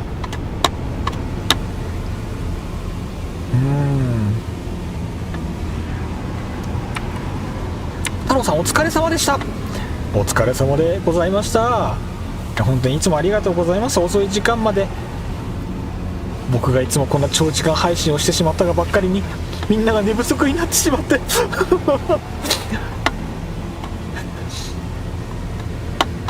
いやークワッドサーボ1個も集められなくて終わりそうな気配あるんだよな。困ったな。でも絶対おかしいと思う。急に強くなってるもん。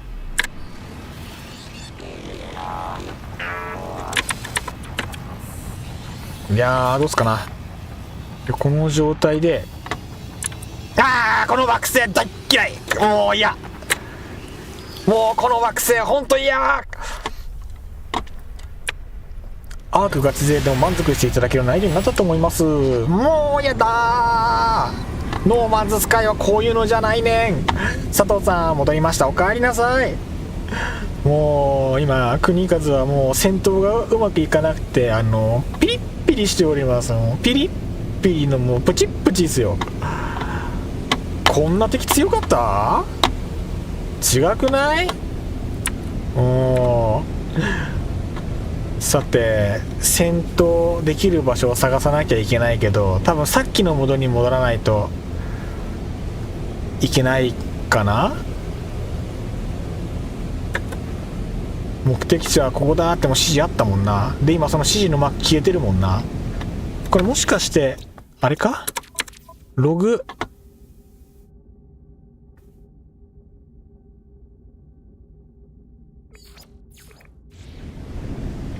やっぱさっきの場所に戻らないとダメかもしれない。どこそれ。もうちょっと無理じゃない？なんか厳しい気がしてる。なんか適当に一回着地しよう。できればセンチネルドローンが構えてないところがいいけど、そんな場所この世にあるんか。ない気がする。あ、いいじゃんか。一回そこに置かせてくださいよ。ログからミッション再設定してみては。そっか、ミッション一回消してか。それがいいかもしんないですね。今ミッション一回外して外せる？これ外してでもう一回ミッションを選択。 OK。 進まないんですよね。ミッション再設定しても話が進まないので若干どうしようもない節がある。マジ？このゲームこういうところがなちょっと辛いよな。ちなみに手元のアイテムが結構いくか。そもそもこれでミッション場所のサーチができないのおかしいやろ絶対。これ積んでる可能性あり。積んでる可能性大いにあり。さっきの場所を自力で見つけないといけない。まあそうっすね。もうミッション放棄が一番いいっすよ。もう無理多分なんかの前提間違ってるこれ。なんでここに放棄のボタンがないんだ。いいか、惑星移れば勝手に放棄か。そうか、残念だな。ダメか。なんたらいやーねー、本当にもう本当に武器のせいかこれ。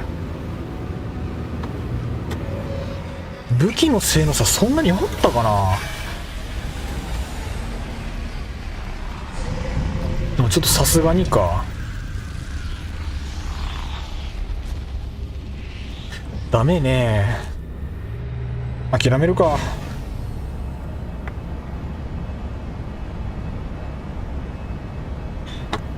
諦めます。そうか、ネクサスは難易度もともと高いんですね。そうなんだ。道理でじゃあ違うや。納得しました。しばらくネクサスは諦めます。切ない。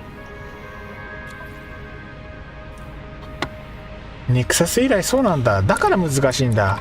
じゃあ装備変えても何しても今の Y じゃ厳しいや。まあでもどのみち戦闘訓練は必要っすね。戻そう。一旦元に戻します。でも悔しいな。でもやるなら勝ちたいよな。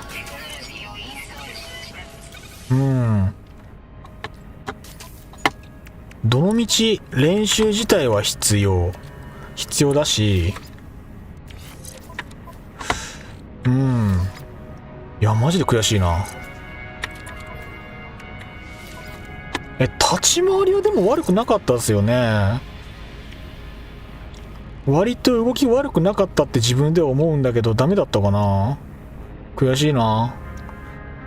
リロード 38%、36%、リロード23。まあこれでいいな。ここにスーパーチャージャー2個で、ここに1個で C も1個つけるか。ないよりはいいのでは。これは枠関係なしにつくですからね。 OK。 悔しい。ボロ負けじゃい。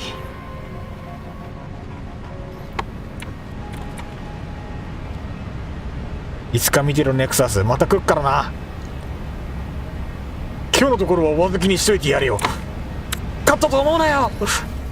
あばよ。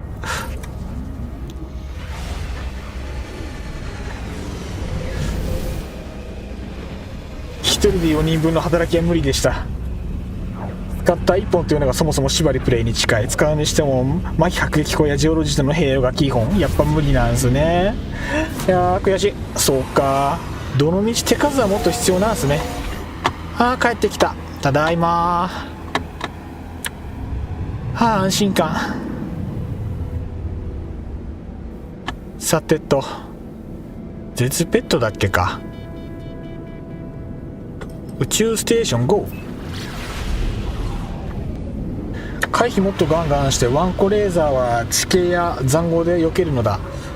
塹壕をもっと使いこなした方がいいのか。塹壕の使い方が多分下手くそなんですよね。地形は足を取られるものとして認識してるんで、そこの認識を改めてその地形を利用するような立ち回りをしないと、もしかしたら勝ち目がないのかもしれない。いやー悔しい、マジで悔しい。うわ、なんかすげえフツフツする。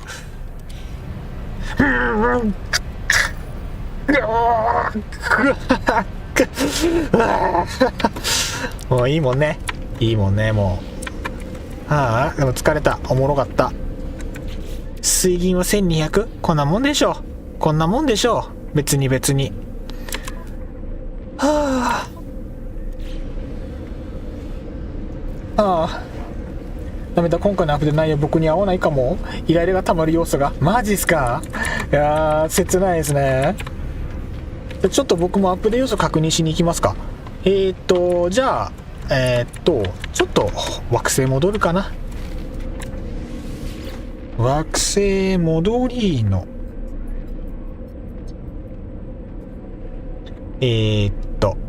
ドリントスじゃなくて、アーリンじゃなくて、エパリじゃなくて、エポルト。お、アップデート始まってるよ、見なきゃ。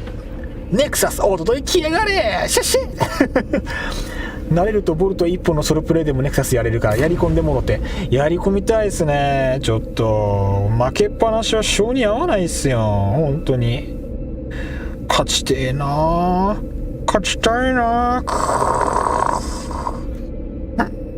悔しい、悔しい、マジでもうああいけると思ったんだけどな、ダメだったか。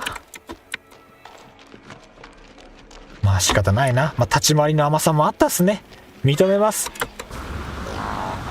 俺は弱い、俺は弱いってああ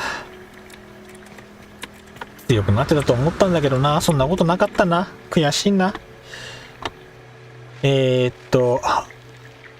そう、一回船乗って仮にセーブして、でゲームのトップに戻って情報を読み込みたい。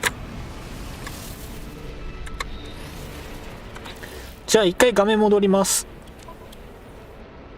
モード選択の方からまず説明を読んでいきたいと思います。いやー、来た、ついにこれですね。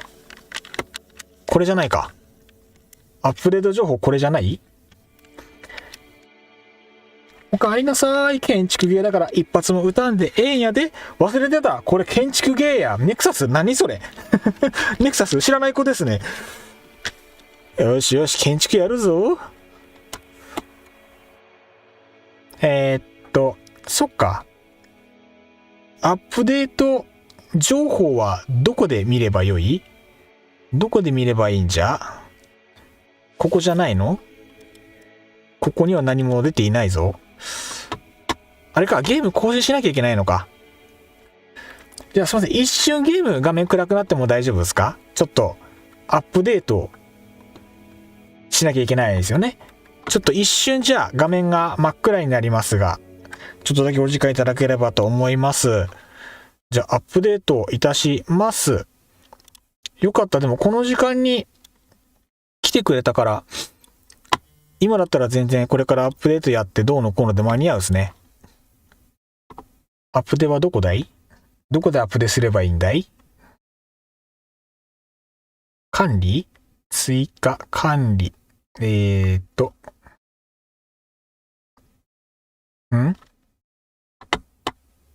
アップで来てない？あれ？アップデートでどうやりましたっけ？自動アップデートでしたっけ？ゲームやらなさすぎて、そもそも Steam の仕様をよく分かってない説がある。最後にプレイ、今日、クラウドステータス最新。コミュニティハブ？ガイド？管理からじゃなかったっけ？アップデートって。違うっけか？国さん、歌で繋いで、もう断るごとに歌わせようとする。どういうこと？お、アップデート来た。これか。アップデートボタン。グローバル設定をし、アップデートのタイミングを Steam に任せる。プレイ中はバックグラウンドのダウンロードを一時停止する。アップデートを、これだ。アップデートをすぐダウンロードする。これだ。このゲームを他のダウンロードよりも優先します。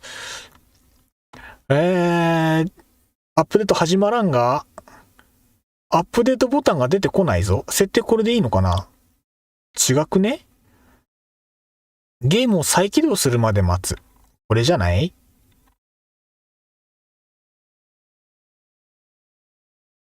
これでいいのでは？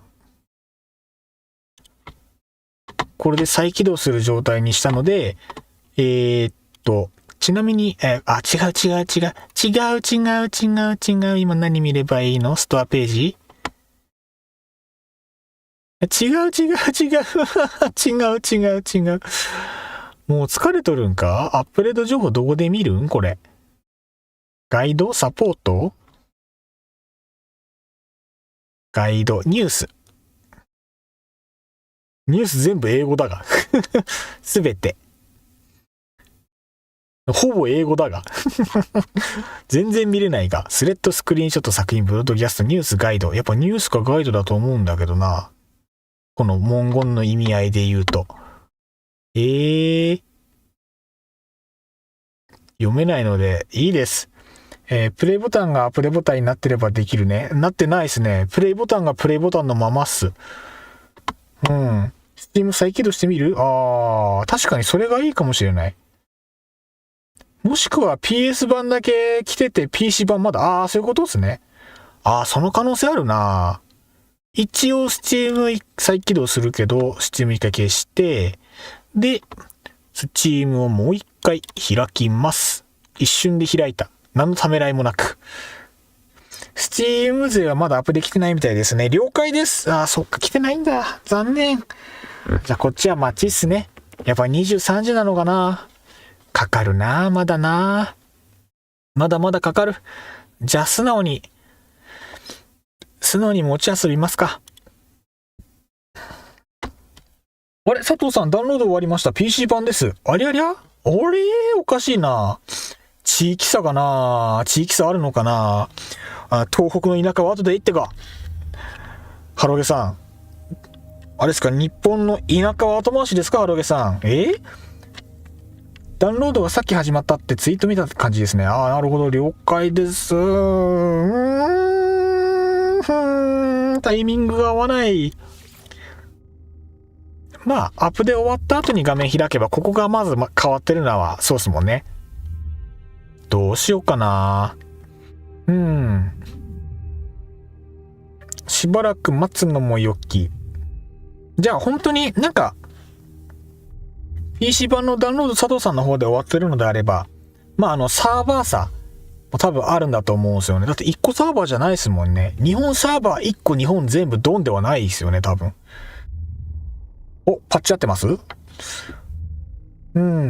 そういう時、解決策一つあります。解決策があるんですか？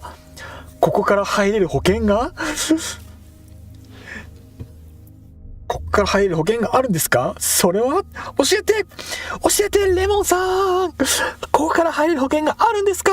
待ってる間にアークを買うという時間潰しが、もうね、レッドブル飲むっすよ、とりあえず。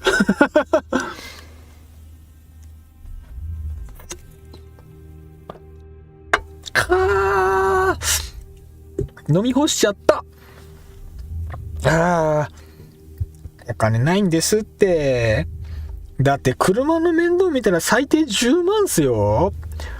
安くて8万ですけど、パーツ工学込みだったら10万超えるっすもん。お金ないって。厳しい戦いだよ、それは。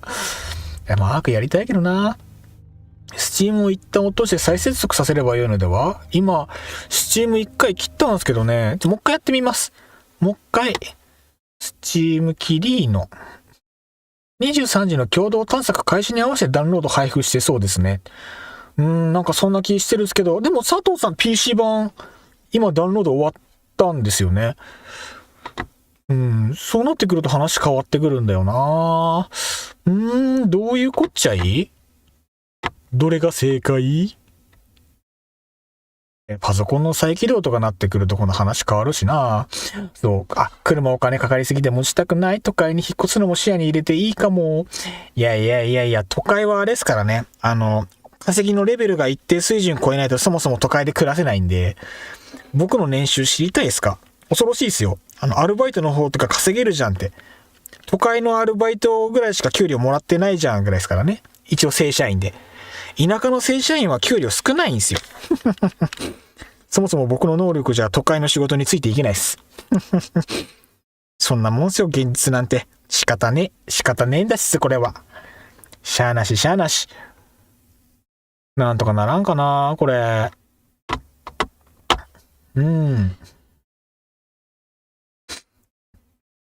レムナントの紫タイトル出てますね。出てるんだ。何が違うんだろう、これ。車を直さなければ解決です。厳しいかなでも半分まといてるんだよな。あれなんですよね。あれなんですよ。パーツ交換の基準が10万キロで1回で、多分前回の交換から7、8万キロなんですよ。待ち走りしてると消耗激しくなるんで、クラッチのパーツは。だから7、8万キロで寿命を迎えるよねは割と妥当で、あとどのぐらい持ちますか？今、1年点検なので、次の車検まで持ちますかっていうところなんですよ。そう。直さない選択肢はあり。それでも8万はかかる。特に東北の平均給料水準は低いですからね。ほんとそれ。物価も、ガソリンが日本で、2番目だから3番目に安いので、そこに関してはかなり岩手県は恩恵受けてる部分はあって、だからその点はダメージ少ないんですよ。しかも軽自動車なんでね。そこまでかかんないですけど、辛いものは辛い。タスクマネージャーから落としました。タスクマネージャーそういえばやってなかったかも。そっから落とそう。岩手で車ないと何もできん。壊れたら餓死する。ほんとそう。マジでそう。タスクマネージャー、お久しぶりです。すいません、スチーム止めてもらってよろしいでしょうか。動いちょる。はっはっはっは。動いちょる。皆の者仕事をしておるの。こいつ。裏起動。そう、セーフモードになるからこれ面倒なんですよね。しかもずっと、タスクの終了。さらばスチーム。ちょっと待って。スチーム切ると、配信ソフトが落ちるんでダメじゃないですか。OBS はスチームだ。切れないや。これ切っちゃうと配信終わるわ。もう国数は終わりです。国数はおしまいです。配信1回切らないと、息できない。もう配信もう1回立ち上げるのめんどくさいって、手間すごいよ。もう。岩手懐かしい。花巻の昭和の学校ってところ好きで、よく行ってましたね。昭和の学校。花巻でもあった気がするな。歴史文化財でもないですけど、意外とそういうのあるっすよね、岩手県。岩手県民の方が逆に知らないまである。意外と銀河鉄道の夜があったりとか、いろんな隠れた名所があったりするから、意外とあれなんですよね、見るものあったりするんですよね。一個一個はちっちゃかったりするんですけど。更新は次回にすべきだね。そうっすね、もう。ちょっと、この配信者ゆえのやつ。そっか、だから、スチーム切っても勝手にスタンバイ入んのか。K のマニュアルは弱いですからね、ほんとそう。しかも乗ってる車がよりにもよって遊ぶための車なんで余計に弱いですからね。部品交換は大前提。そう、それも辛い。藤原の里みたいなのも岩手、そうですね。藤原の里ですね。欧州藤原の里。欧州平泉、イーハ東部の風とかいろんなものがあるので、確かに結構和やかな空気のある歴史文化財とか歴史の積み重ねが結構岩手県にはあるですね。こうやって見ると。今夜のんびり建築か仲間の力を借りてネクサスリベンジしてもいい。もうね、ネクサスは嫌だ、嫌い。もう戦闘嫌だ、したくない。もうトラウマだよ。あんなボコボコにならないじゃん。あんなのひどいよ。あんなの。もう、ネクサスはしばらくいいっすかね。半年ぐらいはもうネクサス行かないっす。はい。もうしばらくはもうあれ封印でお願いいたします。違う。ネクサスなんてなかった。このゲームには。ね。ネクサスはない。イーハトーブは懐かしい。そうそう。イーハトーブなんですよね。ウに点々なんですよ。イーハトーブ懐かしい。ゲームもあるのよ。ゲームを知らない。初めて聞いた。ゲームあるんだ。岩手久しぶりに遊びに行こうかな。岩手遊びに行くと何あるっすかね。あ、そういえば岩手県だと、何年か前にそのマルカンデパートっていう、マルカンソフトっていう名物ソフトクリームを出す店があったんですけど、一回なくなったんですけどね。あまりにもそのファンの皆さんの熱い声援があって、なくならないでーって声でまた復活したんですよ。花巻の、名物ですね。マルカンソフト。機会あれば今度調べてみてください。岩手県花巻市のマルカンソフトで調べると、頭の悪い高さのソフトクリームが、手見てもらうと、こっからスタートして、こうなって、こうなんですよ。本当に、長さが。すごい、意味不明に長い。で、それにスプーンが一個ピッて刺さってて、倒れないように頑張って食べてねっていうソフトクリームがあるんで、もしかしたら今来れば久しぶりに食べれるかもしれないです。岩手来るならマルカンソフトおすすめ。あそこも建物古いんでね、もうあるうちに行かないと、もういつ食べれなくなるかわかんないです。行きたいな佐藤さん。ログインしたからやっぱ始まってなかったっすか。でも仕方ないですね。これに関しては。始まるタイミングでダウンロードできればそれもいいかもしれないですね。わんこそば美味しいですよね。そう、わんこそば美味しいんですよ。なんか、チャレンジメニューかと思いきや、シンプルに美味しいのは美味しいので、ペロッと飲める感じ。だから初めての人は、最初の2、3杯食って、うめえ、これなら全然いけるわって言って、ちゃんと途中で苦しくなって、スピードが遅くなって、テレビでやってる人みたいに途中で顔が死に始めるっていう。スピードが遅くなって、お椀に、はいどんどんって入れられたやつを放置して、うつむく時間が間に挟まるとこまでがセットなんで。あれは見てる方が楽しいは絶対ある。食べたらでも絶対美味しいんでね。マルカンソフト食べに行ったことある。いや、いいっすね。どっちですか？マルカンソフト、わんこそば？でもどっちもうまいっすからね。やっぱでも岩手県来たらやっぱ、そのわんこそばとマルカンソフトはやっぱり結構手堅いとこっすよね。どっちも間違いないですからね。ソフトクリームも、べらぼうに、量多いって言えばそうなんですけど、べらぼうに長いので、食べづらいのはそう。美味しいんですよ。そう。名物はソフト屋さんか。違うんですよ。マルカンソフトってマルカンデパートっていう古いデパートなんですよ。で、その古いデパートの上の階に、その食堂というか定食屋というかそういうフードコートがあって、古いフードコートなんですよ。そこで長年愛され続けてるマルカンソフト。あとなんだっけかな。薄手のカツ。何ですか？薄手のカツ。昔ながらの。薄いカツを、重ねてあげたような、懐かしい、その昭和の代わりのするカツとか、あと、なんかメロンソーダって、どこだっけ？マルカンデパートだったっけかな。でも花巻でも飲めた気がするけど、そういうのもあったりとか。で、マルカンデパートのマルカンソフトの推しってそのソフトクリーム単品じゃなくて、クラシックメイドみたいな感じの制服なんですよ。制服が昭和のままなんですよ、確か。そのマルカンデパートのマルカンソフトが食べれるそのフードコートの球児さん。スタッフさんじゃなくて球児さんなんですよ。働いてる女性の方とかが。制服がすごく昭和レトロの可愛い制服で、地元の学生さんとか若い子もバイトで仕事してるんですけど、すごいんですよ。なんかタイムスリップしたみたいな感じなので、そういう意味でも一回行ってみるのは本当にありです。逆にそれを見に行くのもありかもしれない。すげーってなります。おすすめっす。そう。だんだんテンポが遅くなって動かなくなるあるある。そんなきついんか。やっぱりその記録を目指すと、やっぱ1回2回止まる瞬間あるはずです。で、ちょっと体をゆすってあれ多分効果ないとは思うんですけど、体をゆすって胃袋の中身を下に押し出すというイメージを体に与えるっていうそう、胃袋に空間を開けるイメージを与えるっていう動作が必要なんですよ、きっと。バター餅うますぎる。懐かしい。最近食ってないな。あれうまいんですよね。ちゃんとカロリーを感じる。いや、あれうまいんすよ。四角いバター餅めちゃめちゃ好きでした。最近食ってないな。スーパーとかにも、バター餅、売ってたりするんですよ。スーパーって、地元のお団子屋さんとかから商品仕入れて、陳列して売ってたりとかもするじゃないですか。バター餅確かその感じで、普通に、岩手県のスーパーだと、割かし、確か見かけるんですよね。田舎に寄れば寄るほどバター餅は割と見かける気がするっす。でも最近買って食ってないな。最後に見たのいつだろう、バター餅。久しぶりに食べたいな。国さん。いやー、岩手に来てもろて。岩手県盛岡市に遊びに来てもろて。いろいろ食えますからね。焼肉冷麺ヤマトもおすすめですよ。シンプル冷麺焼肉だけでも全然満足できますからね。バター餅もその辺で多分買えるし。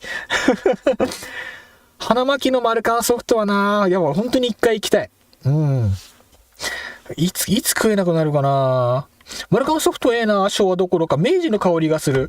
いや、ネットで制服の画像出るかな。僕調べた時その制服の画像出なくて、現地行ってすごいびっくりした記憶があるんですよ。そう。だからあれ本当におすすめ。白メガネさん、過剰反応。何メイド見たがっちゃる。早く来ないとマルカンデパートなくなりますよ。チャンスですよ。早く来ていいんじゃないか。今回の探索報酬の衣装はファンタジーより。へー、それもいいですね。結構今のところは放浪者や探索者や探求者みたいな、弓道士みたいな、ファッションの衣装が多かったですよね。報酬で手に入る衣装。あれもかっこよかったですけど、また方向性変わるのもいいですね。途端に岩手行きたくなったな。岩手はいいとこ、住みよいところ。メイド画像出たよ。シンプルで好き。可愛いですよね。本当にシンプルで。で、生地の質感もすごい、今時な感じじゃなくて、安っぽくないんですよ。作りは古いんだけど、なんて言うんだろう。ほんのりやぼったさがあって、素材のやぼったさがあって、やっぱり時代の香りがあるんですよ。黒で白の襟付きでしたっけ？でもそんな感じだった気がする。でも確かスカートとかは淡いグレーか何色だっけ？記憶が遠いな。最後に行ったのが僕20代の前半なんですよ。結構もう、下手すると、10年近く前なんで最後に行ったのが。うわー、あれ、どうだったっけかな。確か、グレーか、紺かモスグリーンみたいな、そんな感じのカラーリングだった気がする。うわ、どうだったっけ。襟はついてた気がする。で、手首もついてたんですよ。なんつうんですか、カフじゃなくて、付け袖みたいな感じの、そんな感じだった気がする。違ったかな。節々見て漫画から出てきたみたいな印象をした気がする。当時の、仲のいい、一番アホだった頃の男友達3人で、半ば女の子の制服を見に行ったんですよ。男3人でソフトクリームマジかって話じゃないですか。結局、マルカンソフトも目的だったけど、球児の衣装がそうらしいと。すごいびっくりした記憶はあるけど、どうだっけな。そう、お屋敷の球児さんって感じ。まさにそんな感じです。アプデはアークコラボして、プテラ宇宙船とか欲しい気もする。そのコラボ、熱い。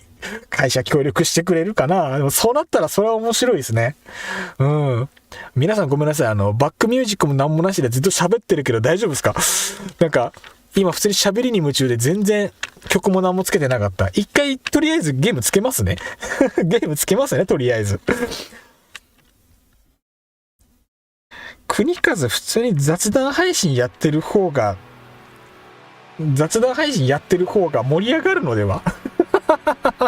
元も子もね、みんな、ここにいる人みんな、ノーマンズスカイで集まってくれてるはずなのに、国数のせいで食い物とかの話しかしてね、これは行くしかない、ポータルアドレス教えてください。もう、ほんと申し訳ない。もう、国数こんなんばっかり、ほんと。いや、なんなんですかね、おしゃべり好きっていうのは一長一短ですな、本当に。いや、でも本当にどうしましょうね。皆さんどうします？これから。建築。だって、随時雑談してけ。おい、国和樹がネクサスミッションの頭数欲しいってよ、ニヤニヤ。ねえ、もうやだね、ネクサスやめよう。もうね、今日だってさっき実は泣きそうだったんだよ、さっき。あまりにも悔しくて。もう奥歯折れるんじゃないかぐらい、もう奥歯ギシギシに噛んでたもん。あんまりに悔しくて。ねえね、今日はもう戦闘やめよう。今日はもう戦闘やめよう、みんな。優しくして。ねえ、もう泣きそうだったもん、あまりにも悔しくて。だってあんなさ、理不尽じゃん、あんなの。だって一つ稼いでたじゃん。ダメージ係数とかおかしいって。まあネクサスだからまあ4人必要ってやって言われて納得しちゃったけども、そりゃ一人じゃ厳しいよと。一体も倒せなかったもん。別のことしよう。かといって建築するとあれ行きたい。じゃあ皆さんちょっとお力というか知恵を貸してください。建築系だからね、戦闘なんかないやで、なでありがとうございます。優しくて国数を甘やかして戦闘は嫌いなの。もう戦闘したくない。であれを探したいっす。生物じゃなくて、なんだっけ、あれ、石の建築部材探したいです。あれ何でしたっけ？遺跡？生遺跡？なんかそれが存在する惑星に行ってオブジェクトを調べていかないと建築素材が解放されないっていう話を聞いたので、それを探しに行きたいです。そのために僕はどうすればよいでしょうか。この間ちらっと探したんですけど、片鱗も何もちょっと自前じゃ見つけられなくて、どうしたらいいんだろうなって途方に暮れて、結局拉致が開かなくて一回やめたんですよね。情報も何もないっつって。だから何をどうすればそれは都合がいいのかちょっとまだ分かってないんですよね。遺跡惑星は地道に探さんとね。知識の石でレシピ増えてダブったら300ナノマシン。地道なんだ、本当に地道なんだ。厳しそう。うわあ、そっか。じゃあもしかして黙ってコルベットのパーツ漁ってる方が現実的？コルベット作りたいし。なんか通信来たな。あ、出た。また事故か。なんだ、どんどんボロボロになるじゃん。何これ。フリーゲート間回収。また難しいやつ。今日は厳しいかな。心折れてるし。わかりました。じゃああれしましょう。Y のこの成形にあれが確かあるんですよ。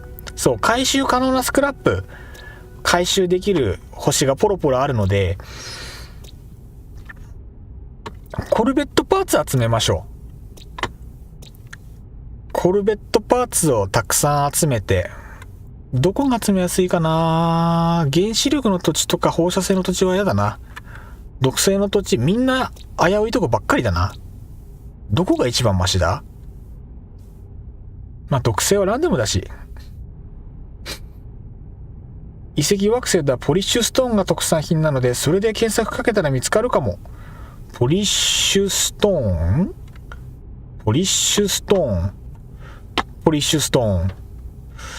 そっか。ポリッシュストーンだと、これってポリッシュストーンは惑星こうやってディスカバリーで確認したら見れるんでしたっけ？検索ってことは一回宇宙に出ればいいのかな？よくわからない。とりあえず行ってみる。宇宙へ GO。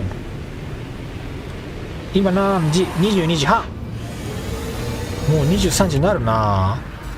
わあ、どうしよう。いや、自分で探したいんですよね。いや、本当はそうなんですよ。僕のすいません、いつもわがままばっかりで、もうわがまま毎回言い過ぎて認知されてしまった。そうなんですよ。もうなんか自分で探して本当にダメだった時にもう泣きつきたい。だからなんだろう、負けず嫌いなんですよね、きっと僕って。わかんないですけど、そうみんな自前で見つけたりとか探索して発見してるんだろうなって僕は思ってるので、それを自分でできないのがすごく我慢ならないっていうところがあって、検索条件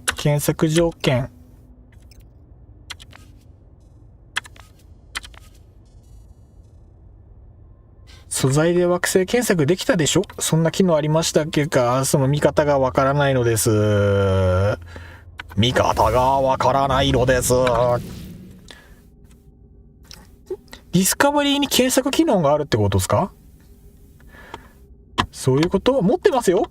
持ってます。どれの話検索機能の話。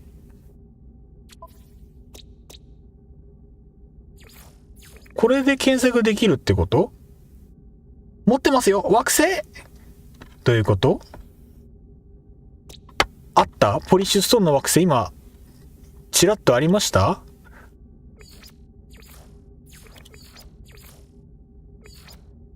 どれのこと。ちょっとよくわかる。ちょ待って。惑星マーキングしてあるなら連れてってもらえるかもね。そういうことですか。持ってますよっていうのは。なんか負けた気もするけど、正直めちゃめちゃありがたい。どうしよう。全然探索してない。どうしよう。逆にポリッシュストーン今ここでもらってしまったら自分で宇宙探索する機会ってまだあります？直近で。もったいない。いや、ダメだ。もったいない。白メガネさん、お気持ちだけ頂戴いたします。これは僕が宇宙探索するためのきっかけでしょう、きっと。お気持ちだけ頂戴して遺跡探索は頑張りたいと思います。そうだ、前回パンダさんが配信にいて、こういう探し方ですれば見つかるよって教えてもらったけど、ちょっと残りの配信時間じゃどうやっても無理そうだったから諦めたんだ。丸1日かけそうな、配信時間丸々かけて探しそうな感じだったんだ。あれなのかな、ブラックホール連続で渡り歩けばワンチャン見つかるのかな。なんか紫星系で見つかりやすいって話は聞いてたので、それも巻いちゃいってなんだ。それもワンチャンあるかもしれない。やべ、泣きつきたい。心折れそう。弱い。国数は弱い。じゃあ地道に旅行だ。ワープして惑星スキャンしてけ。そうですね。それやっていきたいですね。まあそういうゲームですからね。やっぱり簡略化というか、なんかそういうのでも全然いいでしょうけど、じゃあちょっと宇宙飛びますか。軽くね。今22時半なので、あと30分、23時までちょっと惑星の探索をしたいと思います。でブラックホールポンポン飛び越えていけばワンチャン見つかるかもなので、戻りました。お帰りなさいませ。アップデもダウンロードしてきました。バッチリですね。準備万端ですな。僕の方がですね、アップデのダウンロードやろうと思ったら、多分スチームを下手するとスチームの方を完全に終了して1回あれこれやんなきゃいけないことが判明して、どうしよう。そっちじゃないな。目的地ブラックホール。なんか飛んだな。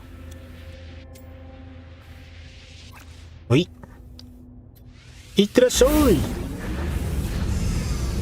僕ダウンロードしようと思ったら、この配信 OBS 配信ソフトがSteam で立ち上がってるので、その OBS を切らなきゃいけなくて、配信終わらないとダウンロードできないことが。痛いが何痛い。おい嫌がらせか。三重水素なかったから集めちゃおう。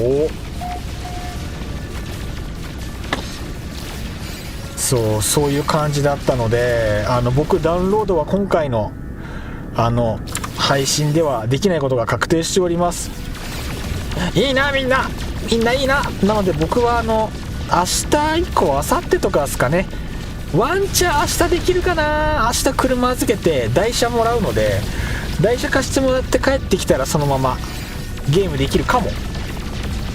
その時に楽しみたいと思います。なので皆さんのX の方で新要素楽しみましたのポストを楽しみにして親指の爪をガジガジしながらいいなと思いながら待ってるので、皆さん楽しんでください僕はこれ終わったら飯食って寝ないと明日間に合わないので、悲しい。クエスト消化しながらがおすすめ。とても進めるとは思えんのでなんか消化してっけ。確かにそう消化しないとな。パンダさんこんばんは。アップで完了しました。バッチリですね。準備万端、順調ですな。皆さんもアップで完了してますな。この配信者の定め OBS と併用はできないっぽい。できると思ったんだけどな、ダメなんだな。知らなかった。これって船ごといけるっけ。いけた。素晴らしい。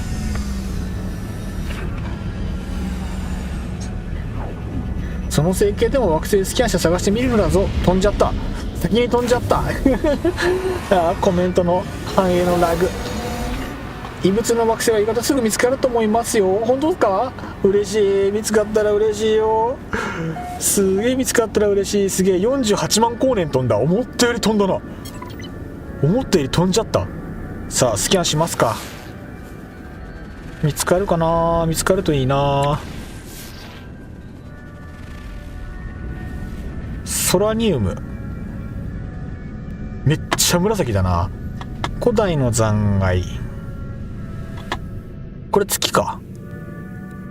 おお、サボテン大鉄鋼。違うのでは。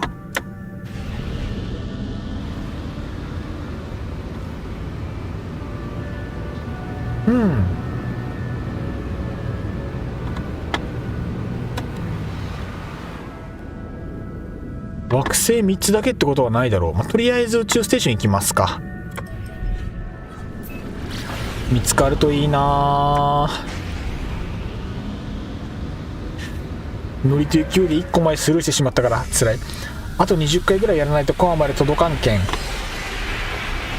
コア周辺は人がいっぱいいて常時オンラインなので嫌いじゃない。なるほど。そっか、最深部目指さなきゃいけないんだ。まだ考えてなかったな。いずれそっちも行かなきゃ。枠解放ザース。オッケー。さあこの成形のことを教えたもれ、今ここ3つ見ました。あと3つ。よし、順当に見ていきますか。いやー、ポリッシュストーンを探して3000里どころか今一瞬で40万光年飛んでるから、それどころじゃないんだな。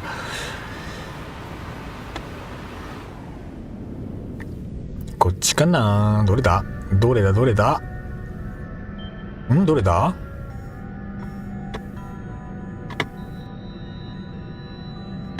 どれだ。ついでに生物間引きや先生のタバスも受けちょき。あんまり複数やると目的忘れてもちゃもちゃしちゃうんですよね。どうしよう。ちょっと順番に行きたい感じはありつつ、あんまりたくさん、ごめんなさい、ちょっとあんまりたくさんやるとこんがらがっちゃうんで、ちょっと順番にやらせてください。申し訳ない。最大効率出せれば最高なんですけど、多分寄り道して逆に遅くなっちゃうんで、ちょっと目的だけに絞ってちょっとやらせてもらえると助かります。絵面すいません、ちょっとつまんなくなっちゃうかもしれないですけど、本当申し訳ないですね。毎回それでね、脱線して元の目的がおろそかになって結局進まないみたいなの何回もやってるんで、それはよろしくない。それは良くないですよ。不器用なんですよ。サクサクっといけないんですよ。これか、こいつだ。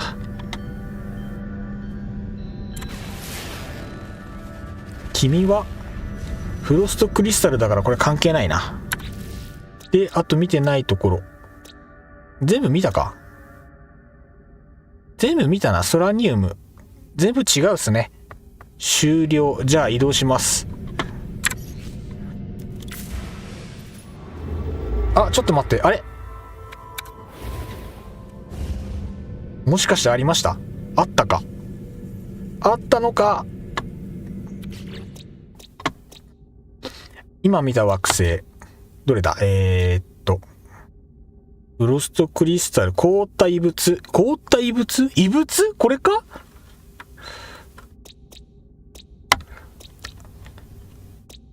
出てくる産物じゃなくて名前か。凍った惑星だけど凍った異物って書いてる。七星さんありがとうございます。完全に見逃してた。完全に見逃してた。いいよ、今の一瞬よく気づいたっすね。すごっ。助かった。ありがとうございます。ああ、嬉しい。じゃあ、これで異物が探せる。嬉しい。では、ヨダ、惑星ヨダに飛びます。すげえ、異物って書いてあった。あ、そういう書き方なんだ。僕てっきりなんか特産品っていうか、そこで取れるものの中にその異物とかさっき言ったポリッシュストーンみたいなのが書いてあって、それで判別するんだと思ってました。それは惑星のランダム就職後な気もするけど、まあ結構たくさんあるんやで。ああ、そういうパターンもあるんですね。そっか、ワンチャンなのかな。やっぱこの辺で要素が一応出てくるのかどうかもちょっと微妙なとこってことですよね、これだと。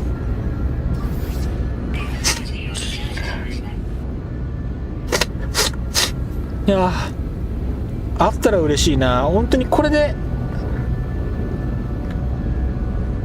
ちょっとアークやってて見逃したので、もう一個探してもらっていいですか。鬼畜かなんか今鬼畜なこと言われた気がするがもう一個探してもらっていいですか。辛いよ、もうお腹いっぱいだって。割と七星さん、これからゴーレム探しですよ。よし、行ったるかいね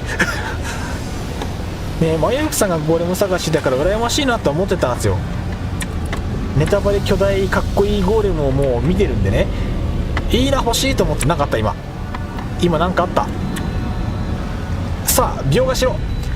こういうこと、こういうこと、これでしょ、これでしょ。きたきたきたきたきたきたきたきたきた。ブラボー、おおブラボー、素晴らしい。寝落ち必死ですね。いやもう寝ないとまずいんだけどな、困っちゃうな。きたきたきたきたきたきたきた。これでしょ、これでしょ、これでしょ。違う違う、え、違う。大当たり。そこの知識の石や。あれ見つけるのクソ大変でしたね。やっぱり大変なんだ。そこの知識の石でレシピや。あ、俺も見逃したんでもう一回探してもらっていいですか。もういいでしょ、見つかったんだから。もう素直におめでとうって言って素直におめでとうって言ってよ、みんな。そんなにしめないでよ。もう今日もうセンチネル戦で心ズタボロなんだから。もう当たり。いや、七星さん本当にありがとうございます。マジで救世主。もう今日の救世主。いやよかった。ミキーさんの後押しアドバイスと、あと七星さんのとっさの単語カット掴んだ一瞬のおかげでなんとかよかった。泣かずに済んだ。今日は枕を涙で濡らさずに済みそうです。いがった。見るべき石はさっきのやつですよね。さっきのやつ。これではないのか。埋没したモジュールおめでとう。ありがとうございます。ありがとうございます。いやー嬉しい、超嬉しい。あと30分って言ったの失敗だったかな。もうちょっと頑張っていろいろやりたいな。とりあえずいろいろ読んどくか。間違った。全く関係ないもの設置してしまった。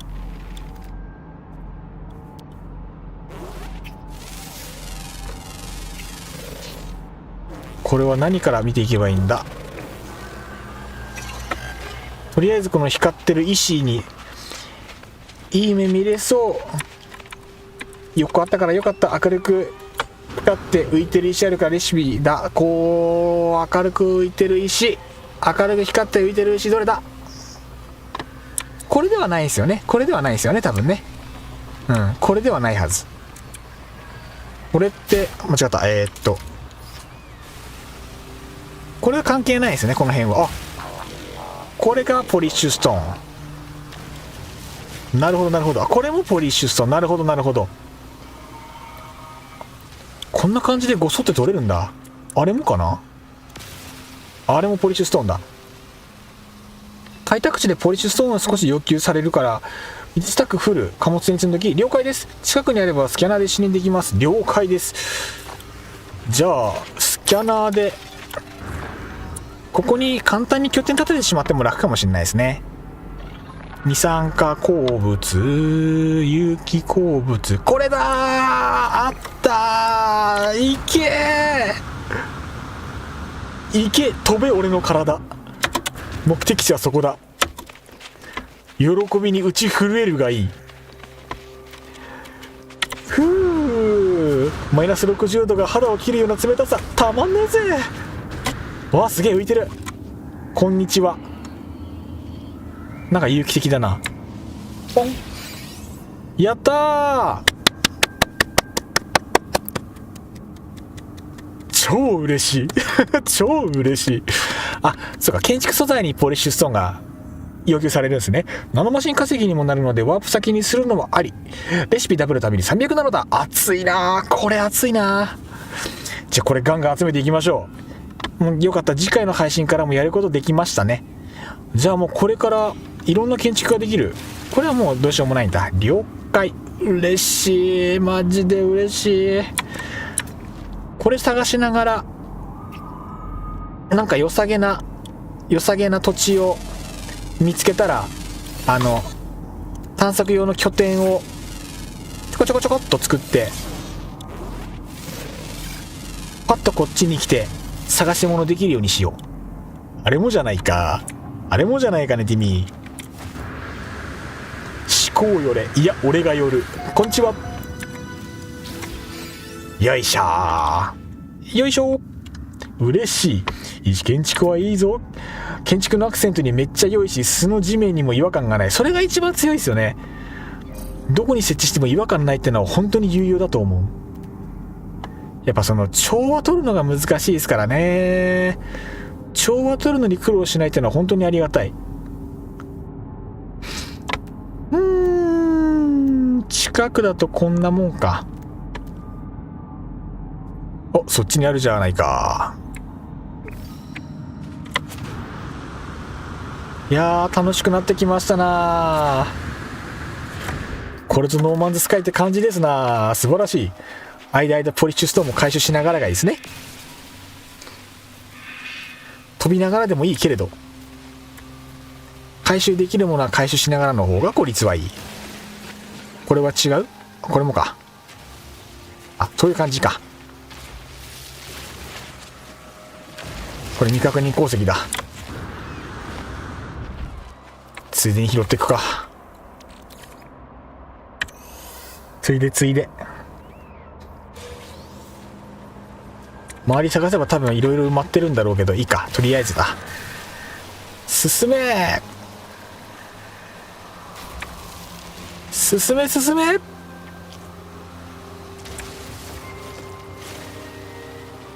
一個一個丁寧に取っていくと回収に時間かかりそうなので、次々行こ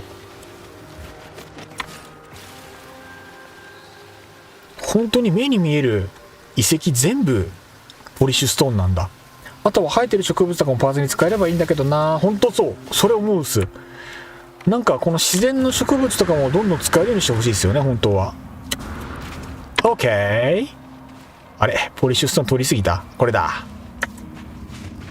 よいしょ。嬉しい、非常に嬉しい。君ずんぐりむっくりだね。かわいいね。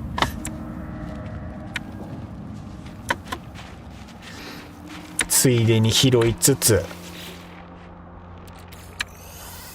これかさばるんだよな、ちょっとな。次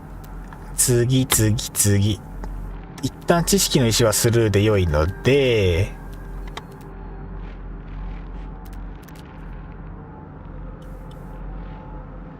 まだ読んでないのあるか。もう全部読んだかしら。まだ読んでないのいっぱいあるね。まだ読んでないよ、いろいろ。油断しちゃダメよ。結構未確認のままこういう鉱石って放置しがちだから、読めるときに読んどかないとね。なんだこれ、惑星上からスペースアノマリに戻れる機能が追加される。めっちゃ佐藤さん今すごいこと言ってる。マジっすか？本当に？めっちゃいい機能では？すごい。本当にっすか？焚き火ポットの地下の回収データもどうぞなんだ。そうっすね。これも随時回収していきたいですね。狙って回収すると結構時間かかったりしつつ、動物ナイス。近くにある？本当はすぐ近くにあるはずなのに、でも随分見逃しちゃうんですよね。見逃しちゃう。いやね、それはもう確認済みだから OK。 それは掘ってないか。205メートル近くはスルーしちゃってるかな。まあ、無理に探す必要もねえか。もったいないけど、いや行こう。次だ。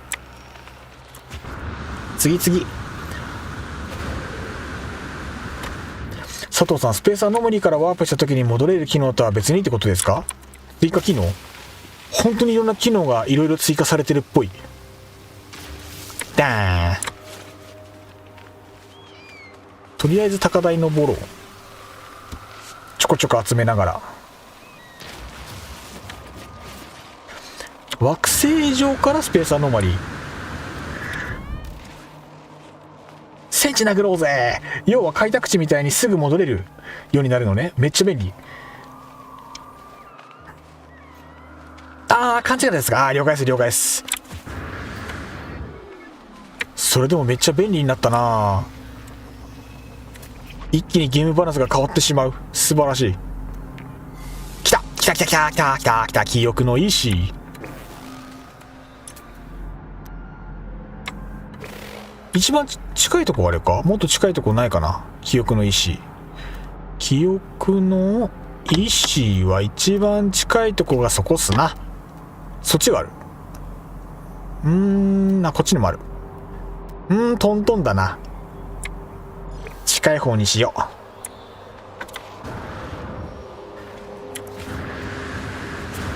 あれですね、もうちょっと僕ができてない間は皆さんいろいろ試してみてください。いいな、新要素触りてえな。新要素触りたいでござる。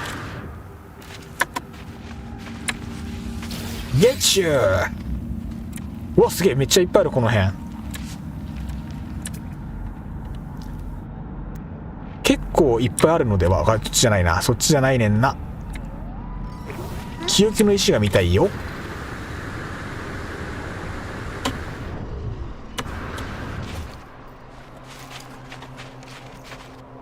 わりかしサクサクっと集まりそうな感じはあるな。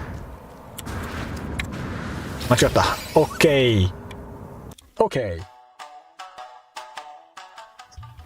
すいません、間違って変なとこ押しました。一瞬変な映像が流れました。大変申し訳ございませんでした。マインビームも3熱モジュールで光学ドリル入れないとね。確かに。あれ、ちょっと待った。もしかしては今モジュール間違ってる？モジュール間違ってた。すいませんでした。間違っちゃった。僕は公式がリリースプレス出すまでとりあえず放置にしてアクセルことにしました。ずるい選択肢。その選択肢ずるい。ね、一番の正解をちゃっかり引いてるまである。ずるいな。もうやっぱ楽しみは複数持っておくべきですよね。スケベだねってなんだよ。よく見てらっしゃる。今の一瞬でよく見たっすね。そのスケベだねのポイント。本当によく見たっすね今。普通見逃すって。バレてしまったか。恥ずかしいな。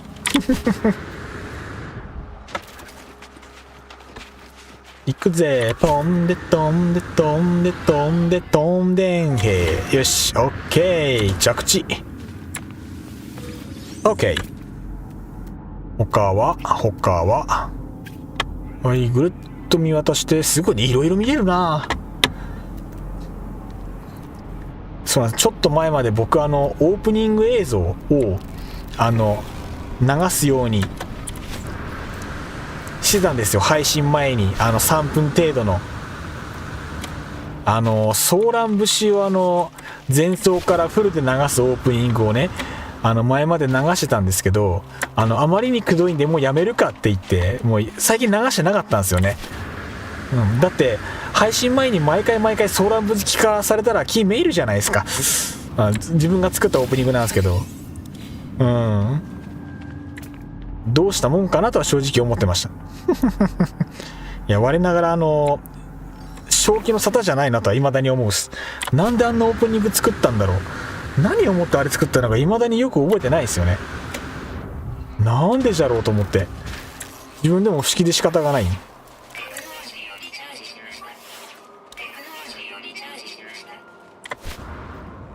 よいしょ。 OK、 順調。お、これ未確認じゃな。未確認鉱石ゲットだぜ。ソーラン節はともかくオープニングが個性だからまたなんか入れてけ。確かにそう。何入れようかな。いや、なんか作りたいな思ってたんですよね。ただコンセプトも何も決まんなくて、どうしたもんかなと思って、せっかく作るならこれ作りたいと思ったもの作りたいし、インスピレーションが湧かなくて放置気味なんですよね。どうしたらいいですかね。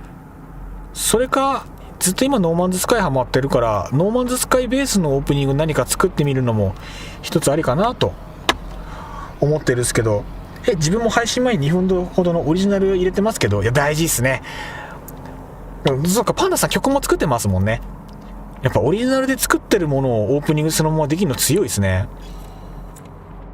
自分もなんか欲しいな。なんかねえかな、できるの。これ今見たやつか。これ今見たやつだね。なんか作りたいな。なんかやりたいな。どうすればいいだろう。これもまだ未発見だ。よし、いいぞん。自分は好きでしたよ。苦しいフォロー。フォローが苦しい。白メガネさん無理しなくていいですからね。分かってるから。分かってますから。ってもう自分だって分かって作ってるだもん。自分だってあれがおかしいって。正気じゃないもん。正気じゃないもん。テーマ決まるまでお預けだね。そうっすね。素直にそんな気がします。無理して作るあれでもないですからね。自分に合ったものはインスピレーションで合ったものを作るのが一番いいんすよ。なんかYouTuber には必要だからって言って中身のないものを適当にポーンって作ったって何の成果にもならんすから。自分の好きが伝わらんのはでも全部打足っすからね。俺はソーラン節が好きだったのか。俺はソーラン節が好きだったのか。疑念、過去の自分に対する疑念が湧き上がる。病んでたのかな。きっと病んでたんだろうな、あれ作った時は。ナノマシンうま129。なんか多分あれですね、ナノマシンに関してはあれじゃないですか。エクソクラフトじゃなくてマルチツールの方で倍率最大にして300とかそういうことですかね。もしかしたらなんかそんな気がする。あとは自分の倍率と129か。ちょっと辛いものがあるな。向こうにビーコンあるからそっち行ってもいいけれども、ふむ家あり、古代のデータ、埋没モジュール。いいや、とりあえずポリッシュストーン砕きながらその辺徘徊しよう。そうだった、センチネルドローン忘れてた。ごめんなさい。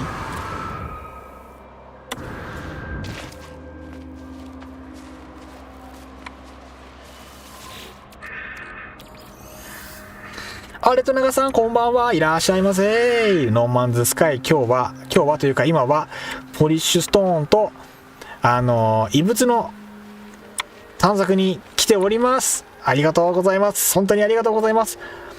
幅は200から350ぐらいかな。少し前の自分の趣味何もわからんはわかる。そうねえ、なんか過去の自分何考えてたのはやっぱりどうしても出てくるんですよね。それは本当にそう。ポリッシュストーンをセンチネルの目を盗んで集めながら遺跡を探して集めるものを集めながら楽しい配信じゃ。素晴らしい。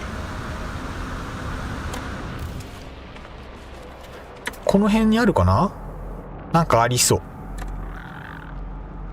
こんだけあったらありそうなもんだけどな。監視されてるね。うん。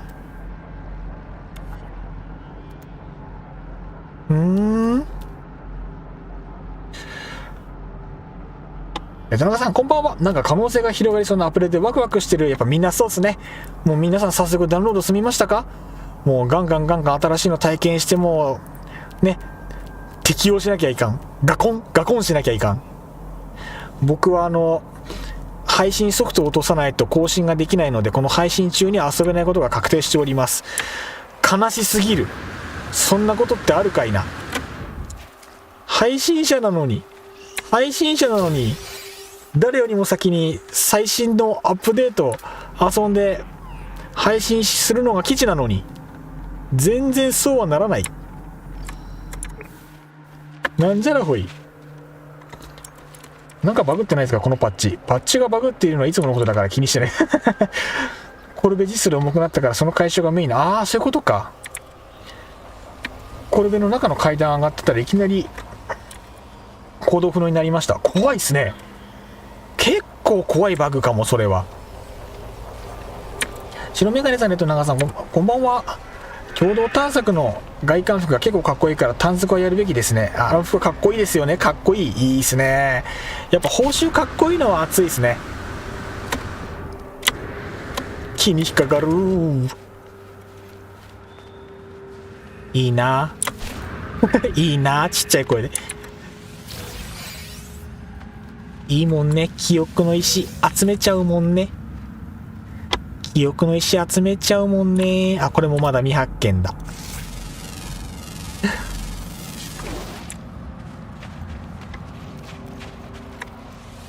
なんか今日のこのみんなの報告をコメントで一緒に見させてもらいながらいろいろやってる間にポリッシュストーンとかその周りのアイテムなんかものすごく集まりそうな気がする。気のせいかな。なんかと言いつつアークしてるだけですが、裏切り者アークの民全然悪口じゃない。アークの民は全然悪口じゃなかったかアークの民なんかもうなんか羨ましい節でなんだろう今日あれもこれも羨ましくて仕方ないな。なんだろう今日なんか人のことを妬んでしまう。なんだろうやっぱ心が一回折れてたから今気の持ちようがちょっと落ちてんのかもしれない。やばい。センチネルと目が合うとこだった。危ないね。共同は作業芸すぎてワイは全くやらん。やっぱ好みが分かれるっすね。みんな楽しんでおいで。いいっすね。やっぱり本当に楽しめる要素が本当に無限大ですからね。その点は本当にすごいゲームですよ。羨ましい節をオープニングで流すって羨ましい節とは誰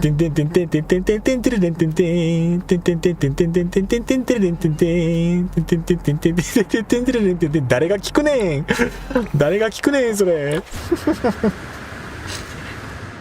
いやー羨ましい本当に。いやー車持ってくの12日にしなきゃよかったな。このタイミングで探索来ると思わなかったもん。私も共同探索最初は避けてました。やっぱタイミングっすかね。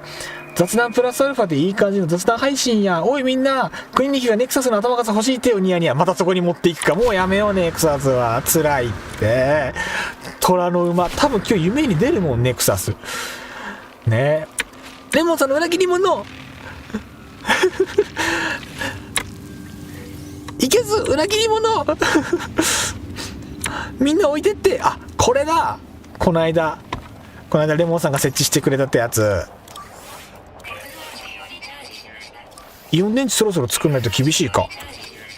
イオン電池でどうやって作ったっけ。なんか最近作ってなかったかも。コバルトフェライト人。コバルトがぼちぼち足んなくなるかもしんないから、どっかで取りに行きたいところではある。いやいやいやいやいや。これは割れないのか。了解。近場にあるかな。470、364。はい、そっちから行きましょい。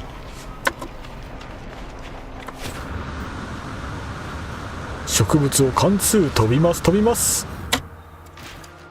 いい角度。いい角度だ。その石どもめっちゃいいぞ。と言いつつ白目がさあるけどすらってるじゃない。2人だもんね。2人でアークやってるんだもんね。いいなアーク。コシオさんこんばんお久しぶりです。これはあれですね、共同探索を期待して見に来てくださったっすね。ありがとうございます。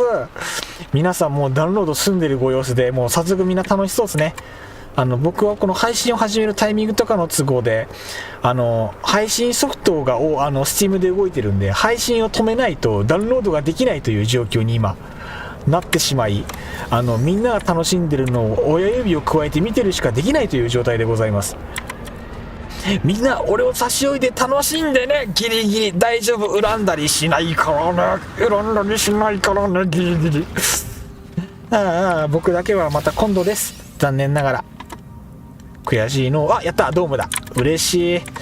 で、僕の方はですね、ポリッシュストーンの取れるこの惑星、皆さんのご協力で見つけることができましたので、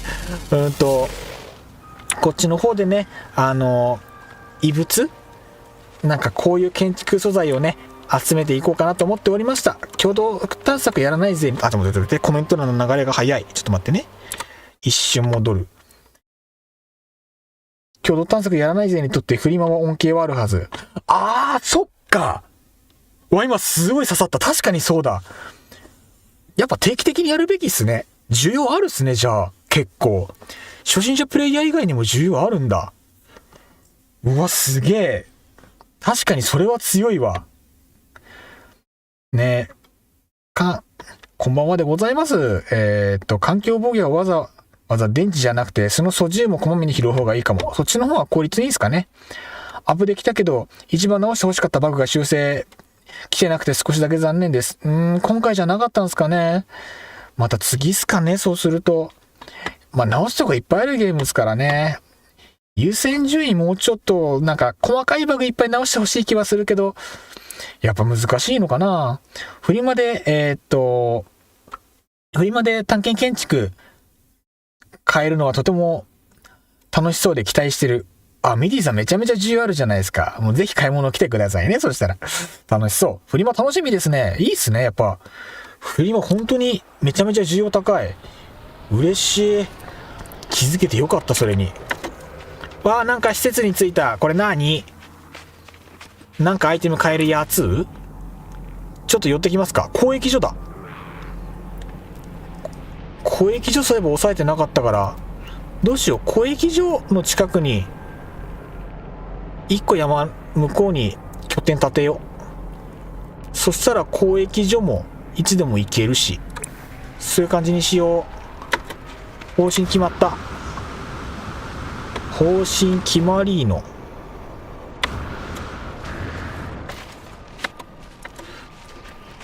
アドバイスもらったから素地も拾いながら歩こう。あ、これもまだ未探索だ。未探索鉱物まだ結構あるな。これもだ。なんか今日のプレイ初心に帰ってるな。たまにこれやるのもな、ちょっと面白かったりするんだよな。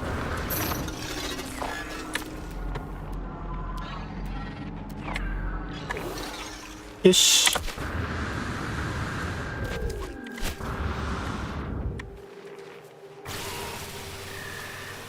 打ち滅ぼせ。どこでしょ1ダイブ。こんにちは。オッケー。仮拠点この辺でいいかな。この辺拠点建てれるっけか。建てれんない。近すぎてダメか。そうそう、交易所のてっぺんとか私物化して建築できるの知ってた？え？どういうこと？交易所のてっぺんってあれっすか？本当にっすか？ゲット建てようね。どれ？そんな機能あります？こういう建物ってダメなんじゃなかったでしたっけ？なんか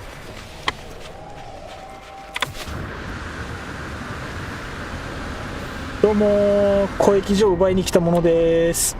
痛い。みんなびっくりしたよね。目の前で足骨折してよくわかんないやつが飛び込んできてビビったよね。ごめんねできるよー、とんでもない裏技だ。登っちゃうぞ、国勝登っちゃうぞ。つまりあ、やべ、間違った。おいしょい。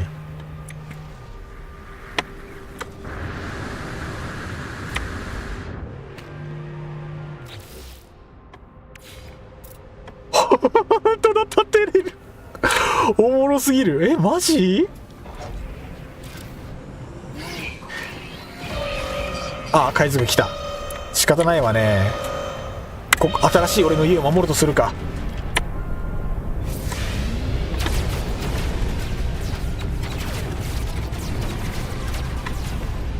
ずいぶん気が短いやつらだぜ。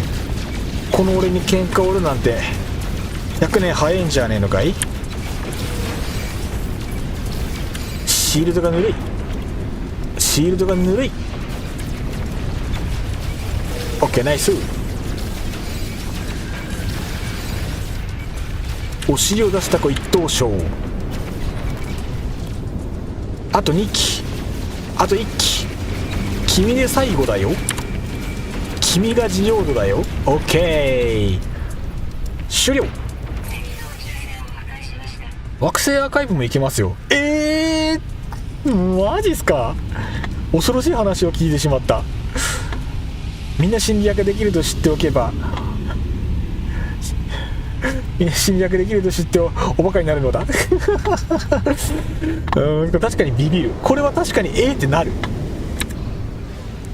やべ、速度が速すぎた。痛い。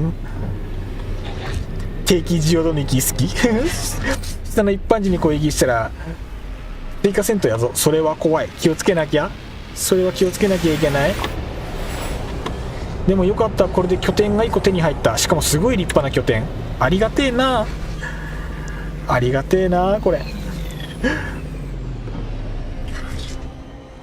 Y の建築よりも立派。悲しい。ポータルの正面にしておいて拠点にしてますな。ここってポータルついてるんですか？ああ、そっか、ポータルってそういうことか。そっか、あそこにも置けるのか。めちゃめちゃ便利ですね、そう考えると。まだ今置くだけ置いてまだ基地登録してないんで。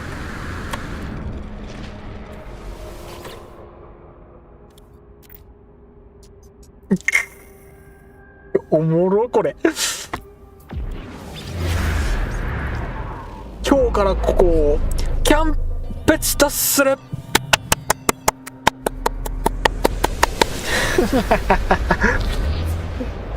こんなことで言ってちゃダメなんだけど、ひでえゲームだY が族やってことはこれ建築もできる建築もできるがめちゃくちゃだなこのゲーム。おもろいなマジで。建築もできるので、じゃあどうしましょうか。どうしましょうね。これ建築もできるんですね。ので建築もできるので、ここを別荘にしましょ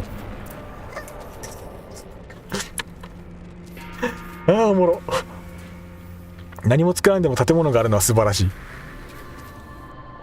いや、わざわざこの高いところに作んなくてもいいか。低いところにこいつは移動しよう。ああ、おもろ。いいゲームだな。いやー、ノーマンズスカイさすがや。まさに名作。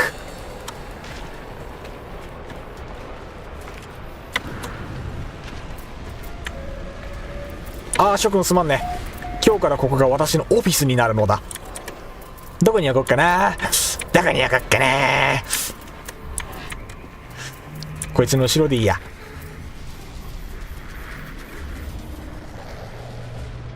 えい。どこ小一素晴らしい。で、インキーは怖い。インキーは怖いよ。了からここ俺んちとなるとこういうのも設置できるですよねまずね。これどこに欲しいだろう。そうしたらこの辺でいいかな。適当に狭いかシンプル。資源足りん。例えばレア戦とか厳選してる時とかそこに立ってて待機場とかにしてる方々もいますね。効率的。そうか、レア感が手に入るですねここ。効率いい。強盗かな。めちゃくちゃ便利だぞ。どっちの味方それは。実際どっちの味方なのそれは。いつも人がいるしパイロットと取引できて売店もあるから便利ですよね。すごい便利。確かに聞けば聞くほど便利。何でもできる。素晴らしい。あ、やべ、アイテム足りん。やばーい。フェライトが足りない。これは仕方ない。いろいろ足りんから作っていこう。どの道でかいのは屋上くらいしか置けないので屋上がおすすめ。確かにそうか。屋上から階段下ろせばいいっすもんね。どの道階段了解。ちなみにここ何売り買いできるんだ。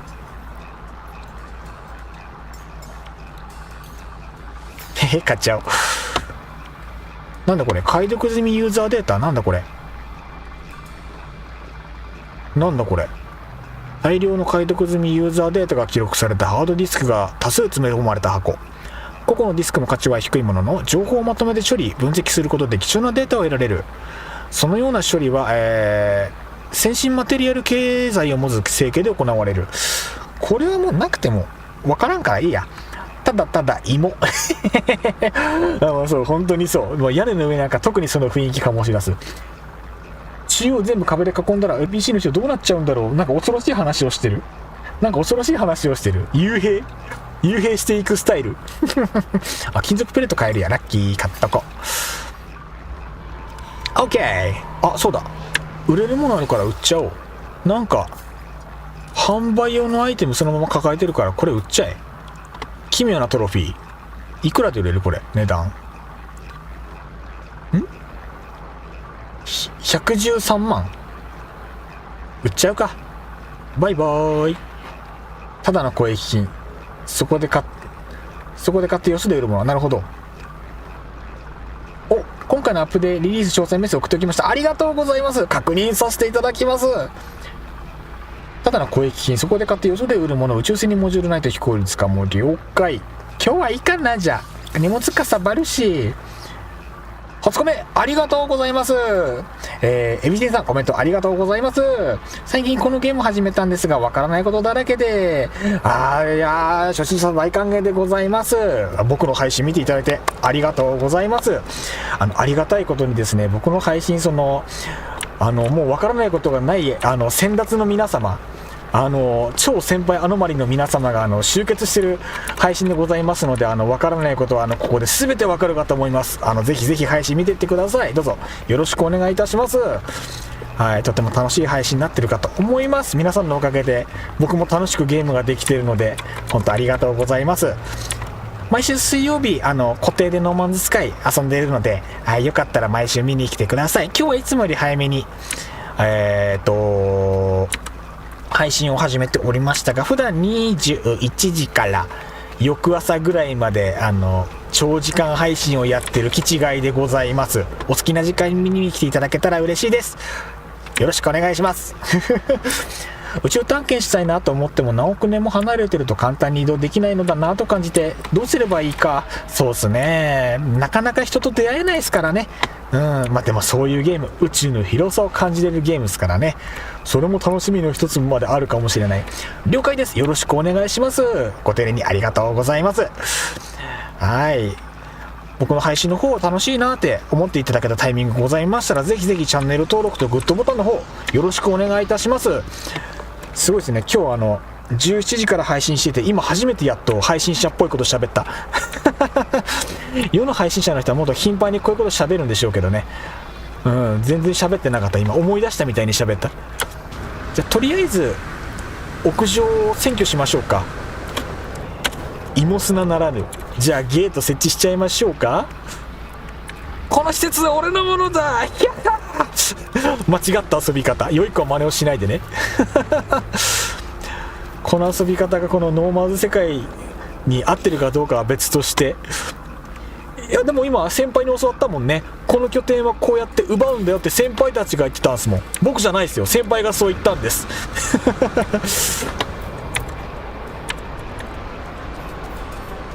この辺2つ3つでいいかな。ギチギチに置けるかな。で発電装置をちょっと無理やり置いて置けるかな。よし OK。 エビセンさん、ノーマンズスカイの世界へようこそ。皆さん大歓迎でございます。いいのとチャンネル登録もよろしくねって。いえ、おすすめ頻度に関わってくるってよいったっすよ。今任して。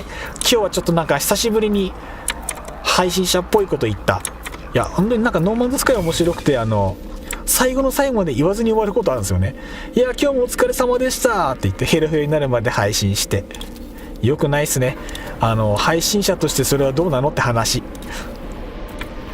何個あればいいか分かんないけど3つあれば足りるでしょ。分からんけど、やばい、話しながら適当に落ちたら配線めんどくさそうなことになってる。外側で結べばいいか。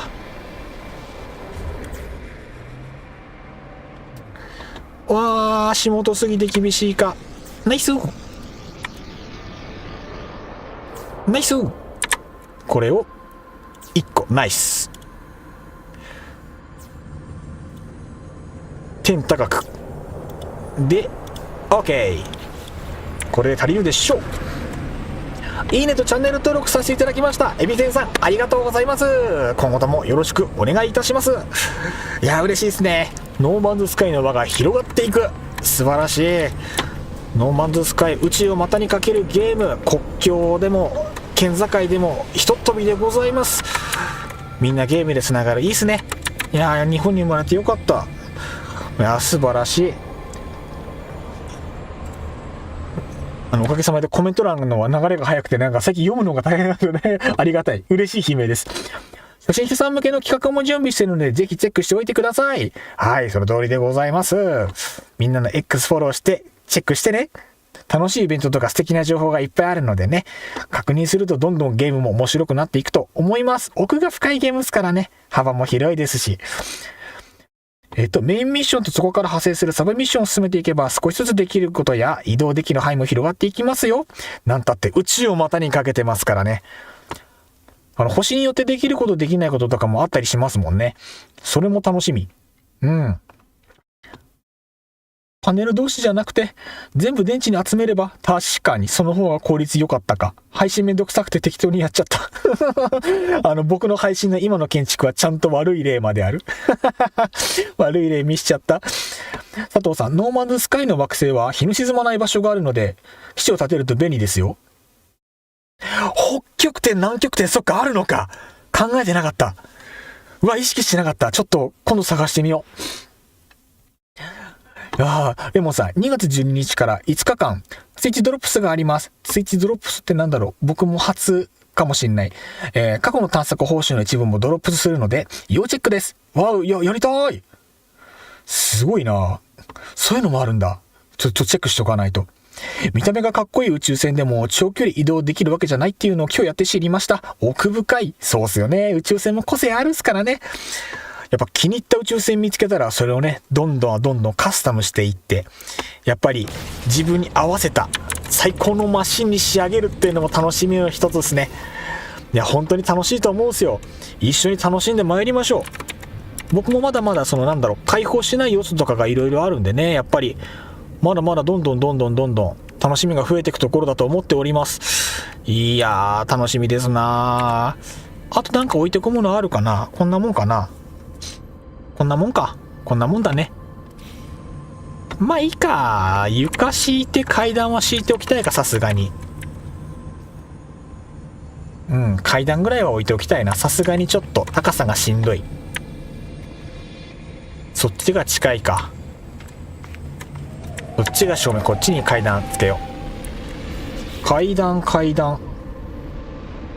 スイッチのドロップス認定配信をひたすら視聴すると報酬がゲットできるイベントですね。視聴でもらえるのすごいですね。視聴で報酬がもらえるのは非常に美味しい。見た方がいいな。スイッチ見れるようにした方がいいか。スイッチずっと開いてないな。スイッチ開かないといけないのか。いろいろ用意しなきゃ。報酬何もらえるんだろう。限定アイテムとかだったら全然欲しいな。宇宙船ドックない方に地上との直通を作るのもいいかも。そっちの方が効率いいですかね。あ、そうか、探索するなら地面直通か。じゃあこっちですね。じゃあこちらに直通通路を立てまする。ほいで、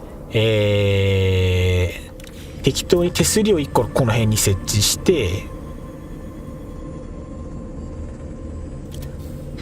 で、床を、これじゃねえや。床を設置して、手すり余計の、いいっすね。これでまず床月中。建築パーツや宇宙船など過去の限定アイテムもありますね。熱いですね。過去の限定アイテム欲しいよな。イベントない限り手に入んないですからね、過去のアイテム。わ、ちょうどいい。うわ、めっちゃちょうどいい。ラッキー。幅がぴったりだった。うわー、フェライト G が足りない。今作ったので825か。ちょっと少ないかな。ちょっと少ないかな。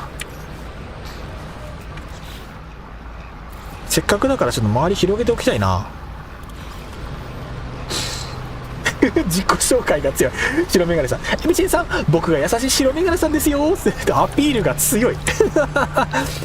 でも言ってることは嘘じゃないから。言ってることは間違いないから、その通り。ノーマンズスカイは優しい人が本当に多い界隈なのでね、バンバン頼っていいと思いますよ。おすすめでございます。僕もいっぱいいっぱい助けられてるので。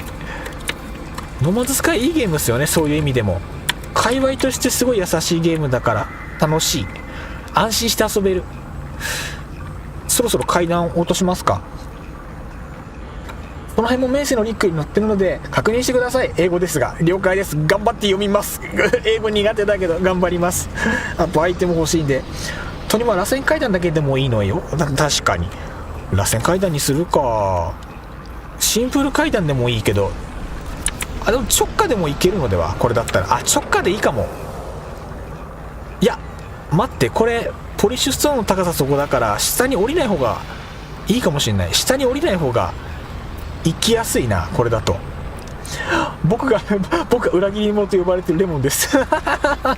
ねえ、だって今日までね。だから今日アークの人ですもんね、レモンさんはね。今日違うゲームでやってますもんね。今日はね、アルゲンの選別してますもんね。いいなあ、アークやりたいなあ。ちょっとそっちまでまっすぐ地面伸ばしちゃいますか、とりあえず。その方がなんか話がシンプルな気がしてきた。オライオライ。はい、重力無視で金属の足場をどんどん伸ばしていく。地上は近い。ちゃんとツイッターでアプデ情報発信してますよ。やっぱあれですね、浮気の罪は重いんすよ。どのご家庭でもそう。奥さんは愛した日は裏切りを許さないのですよ。手すりも一応つけときますか、せっかくだからね。でもレモンさん本当にいつもお世話になってます。やっぱね、本当いろいろ助かってますんでね、本当いつもありがとうございます。いや最新情報とか建築のこともいろいろ教わってますからね。すごい強度の橋ですね。ほんとそう。ガチガチ金属橋。資材潤沢にしよう。わざわざこれじゃなくてもよかったかもな。なんか気持ち的に今だけなんかちゃんとした橋作りたかった。なんかせっかく立派な基地を強奪。ダッシュ。管理下に置いたんでね。立派な基地を管理下に置いたので、ちょっとそれなりの足場が欲しくなった。なくても全然困らないけど。でまさかその屋上がこんないい感じに足場立てれると思わなくて。っていうかこれなんだろう、割としっかり普通の拠点そこに置いてもいいかもしんない。置いちゃうか拠点、真面目に。だってこれ足場広げられるっすもんね。だからフェライト人足りないのにひどい言い訳を見たいや、ノーマンズスカイは何でも許されるゲームですからね。楽しいですなどうしよっかな。建築あんまり凝ってもあれか。手すり一回こんなもんにしといて。交易拠点はいいぞ。便利っすね、やっぱね。あんまり干渉するとダメだから、やっぱりそっちに伸ばすか。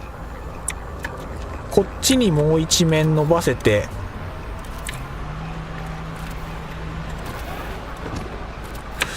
12345だからこっちか。こっちにもう2マス。このぐらいのサイズを上げとくとギリギリだな。これ以上そっちに寄せちゃうと宇宙船止まるのの邪魔になっちゃう。どさくさに紛れてセンチネル来てくれって敵を呼ぶのやめて。もうセンチネルはトラウマだからね。センチネルとは会いたくないの。今日はもうひどい目にあった。センチネルはコリゴリだ。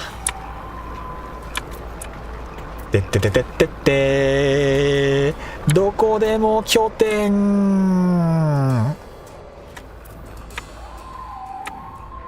今なんか鉄塔の上に拠点を置いて大変なこと。何？なんか変な動きした。何これ。待って。あー、そっか。ソーラーパネル置いたからそこにくっつくのか。えい。オッケー。家建設。いいっすね。順調。あと今寒さでやられそう。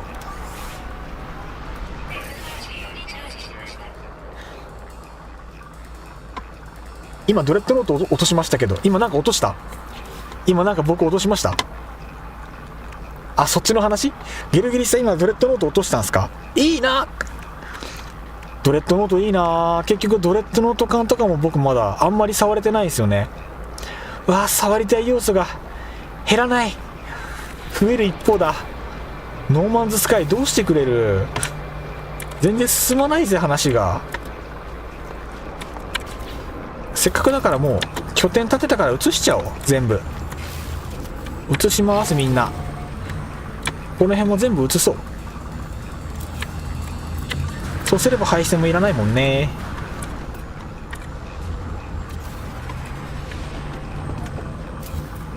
この距離届くんだ。知らなかった。楽だなこれ。ソーラーパネル4枚あれば足りるか。一旦4枚でいいか。あんまりあれこれ使う気が今のところはないから。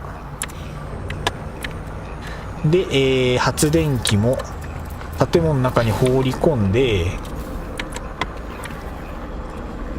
上にも乗れるよ。いいなぁ。わいもでかい船が欲しいっすな。せっかくだからね、やっぱでっかい船だほして遊びたいですよね。で今は燃料がないので基本的に配線はやらない方が軽くていいね。いやほんとそうっすね。間違いない。今だけちょっとバイオ燃料託すけど、まあこれは今なんで仕方ないですね。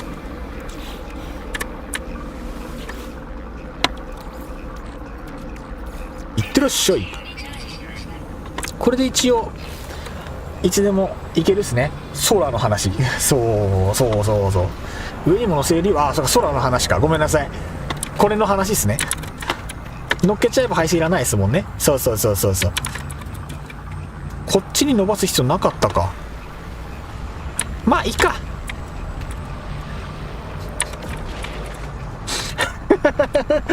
レモンさんごめんなさい。なんか言い過ぎました。詳細リンク貼って投稿したりちゃんとしてる発信してるのに裏切り者扱いだからな。でもあれでしょ、今この話してる最中にも今アークやってるんでしょ今この話をしてる今この瞬間にもアルゲンの厳選をしてるんでしょ。アルゲンタビスという古代長の厳選を今やってらっしゃるんでしょいいなあ、こういうところに最小限かつ多機能な拠点建てるの大好き。わかる、めっちゃわかる。最小限かどうか、この土地の広さがちょっとなんかアンバランスになってるけどまあいいでしょう。まあ拠点が1個建ったので、もうこれで1つ完成なのではないでしょうか。さっきのやつどこやったっけ、なんか入れたっけか。別にそんなこと笑それが全ての答えじゃ。お主アルゲンタビスの厳選をしておるな。別のゲームの恐竜の厳選をしておるな。わしにはわかる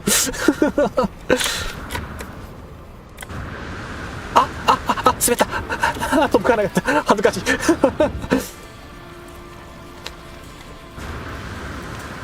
いよし寝ろ、車検間に合わなくなっても23時半だ。やばい、寝ないとマジでやばい。明日出かけなきゃいけないから、もうなんだかんだ今日もだいぶ長い時間やってますからね。確かに寝ないとまずい。じゃあちょっとこいつだけ基地に運んだらに終わりにしましょう。こいつだけ基地に運んで終わりにしましょう。やばいやばい、ミディさんに言われなければこのまま続けてた。ありがとうミディさん、今言われなかったらやばかったっす。明日は9時半にはディーラーさんに行って車を1年点検で預けてこなければいけないので、寝るをは朝までやるってなるともう寝るしかない。母方のおじに車を見てもらうんで、失礼があると大変なことになっちゃう。探検21残骸始まりました。羨ましい、やりたい。喉がもうガラッガラ、飯も食わなきゃいけない、お腹も空いた。なんかあれだな、下に降りるのめんどくさいから、やっぱりこの辺にあれつけちゃおう。本当は下に発着場あるからこれつける必要は全くないんだけど、こうしよう。この方が話早い。残り6周です。短いな、ちょっと頑張るしかない。お疲れ様。またよく寝ろ、また来る。ありがとうございます。いや本当にいろいろ気遣っていただいて。6週楽しみ。夜は寝るに限りますな。本当そうですね。やっぱりしっかり寝ないとね、脳みそ疲れちゃってこうパフォーマンス持ちますからね。今日もゆっくり寝させていただきます。ポリッシュストーンとか回収から次回はスタートですかね。もしくは配信外のところでそこは進めていければなと思うので、いや今日も楽しい配信でした。よかった。探索サクッと終わらせますかね。探索もどんな感じだったか後でまた教えていただけると嬉しいのでよろしくお願いします。いや面白かった。でも途中でなんか雑談ばっかりの時間とかもありましたけど、やっぱ食い物の話が始まるともう終わんないですね。エクソクラフトの外観の種類が増えるみたい。テンション上がる。それってコロッサス以外のやつも他のやつも増えるんですかね。とするとこれかなり楽しみですね。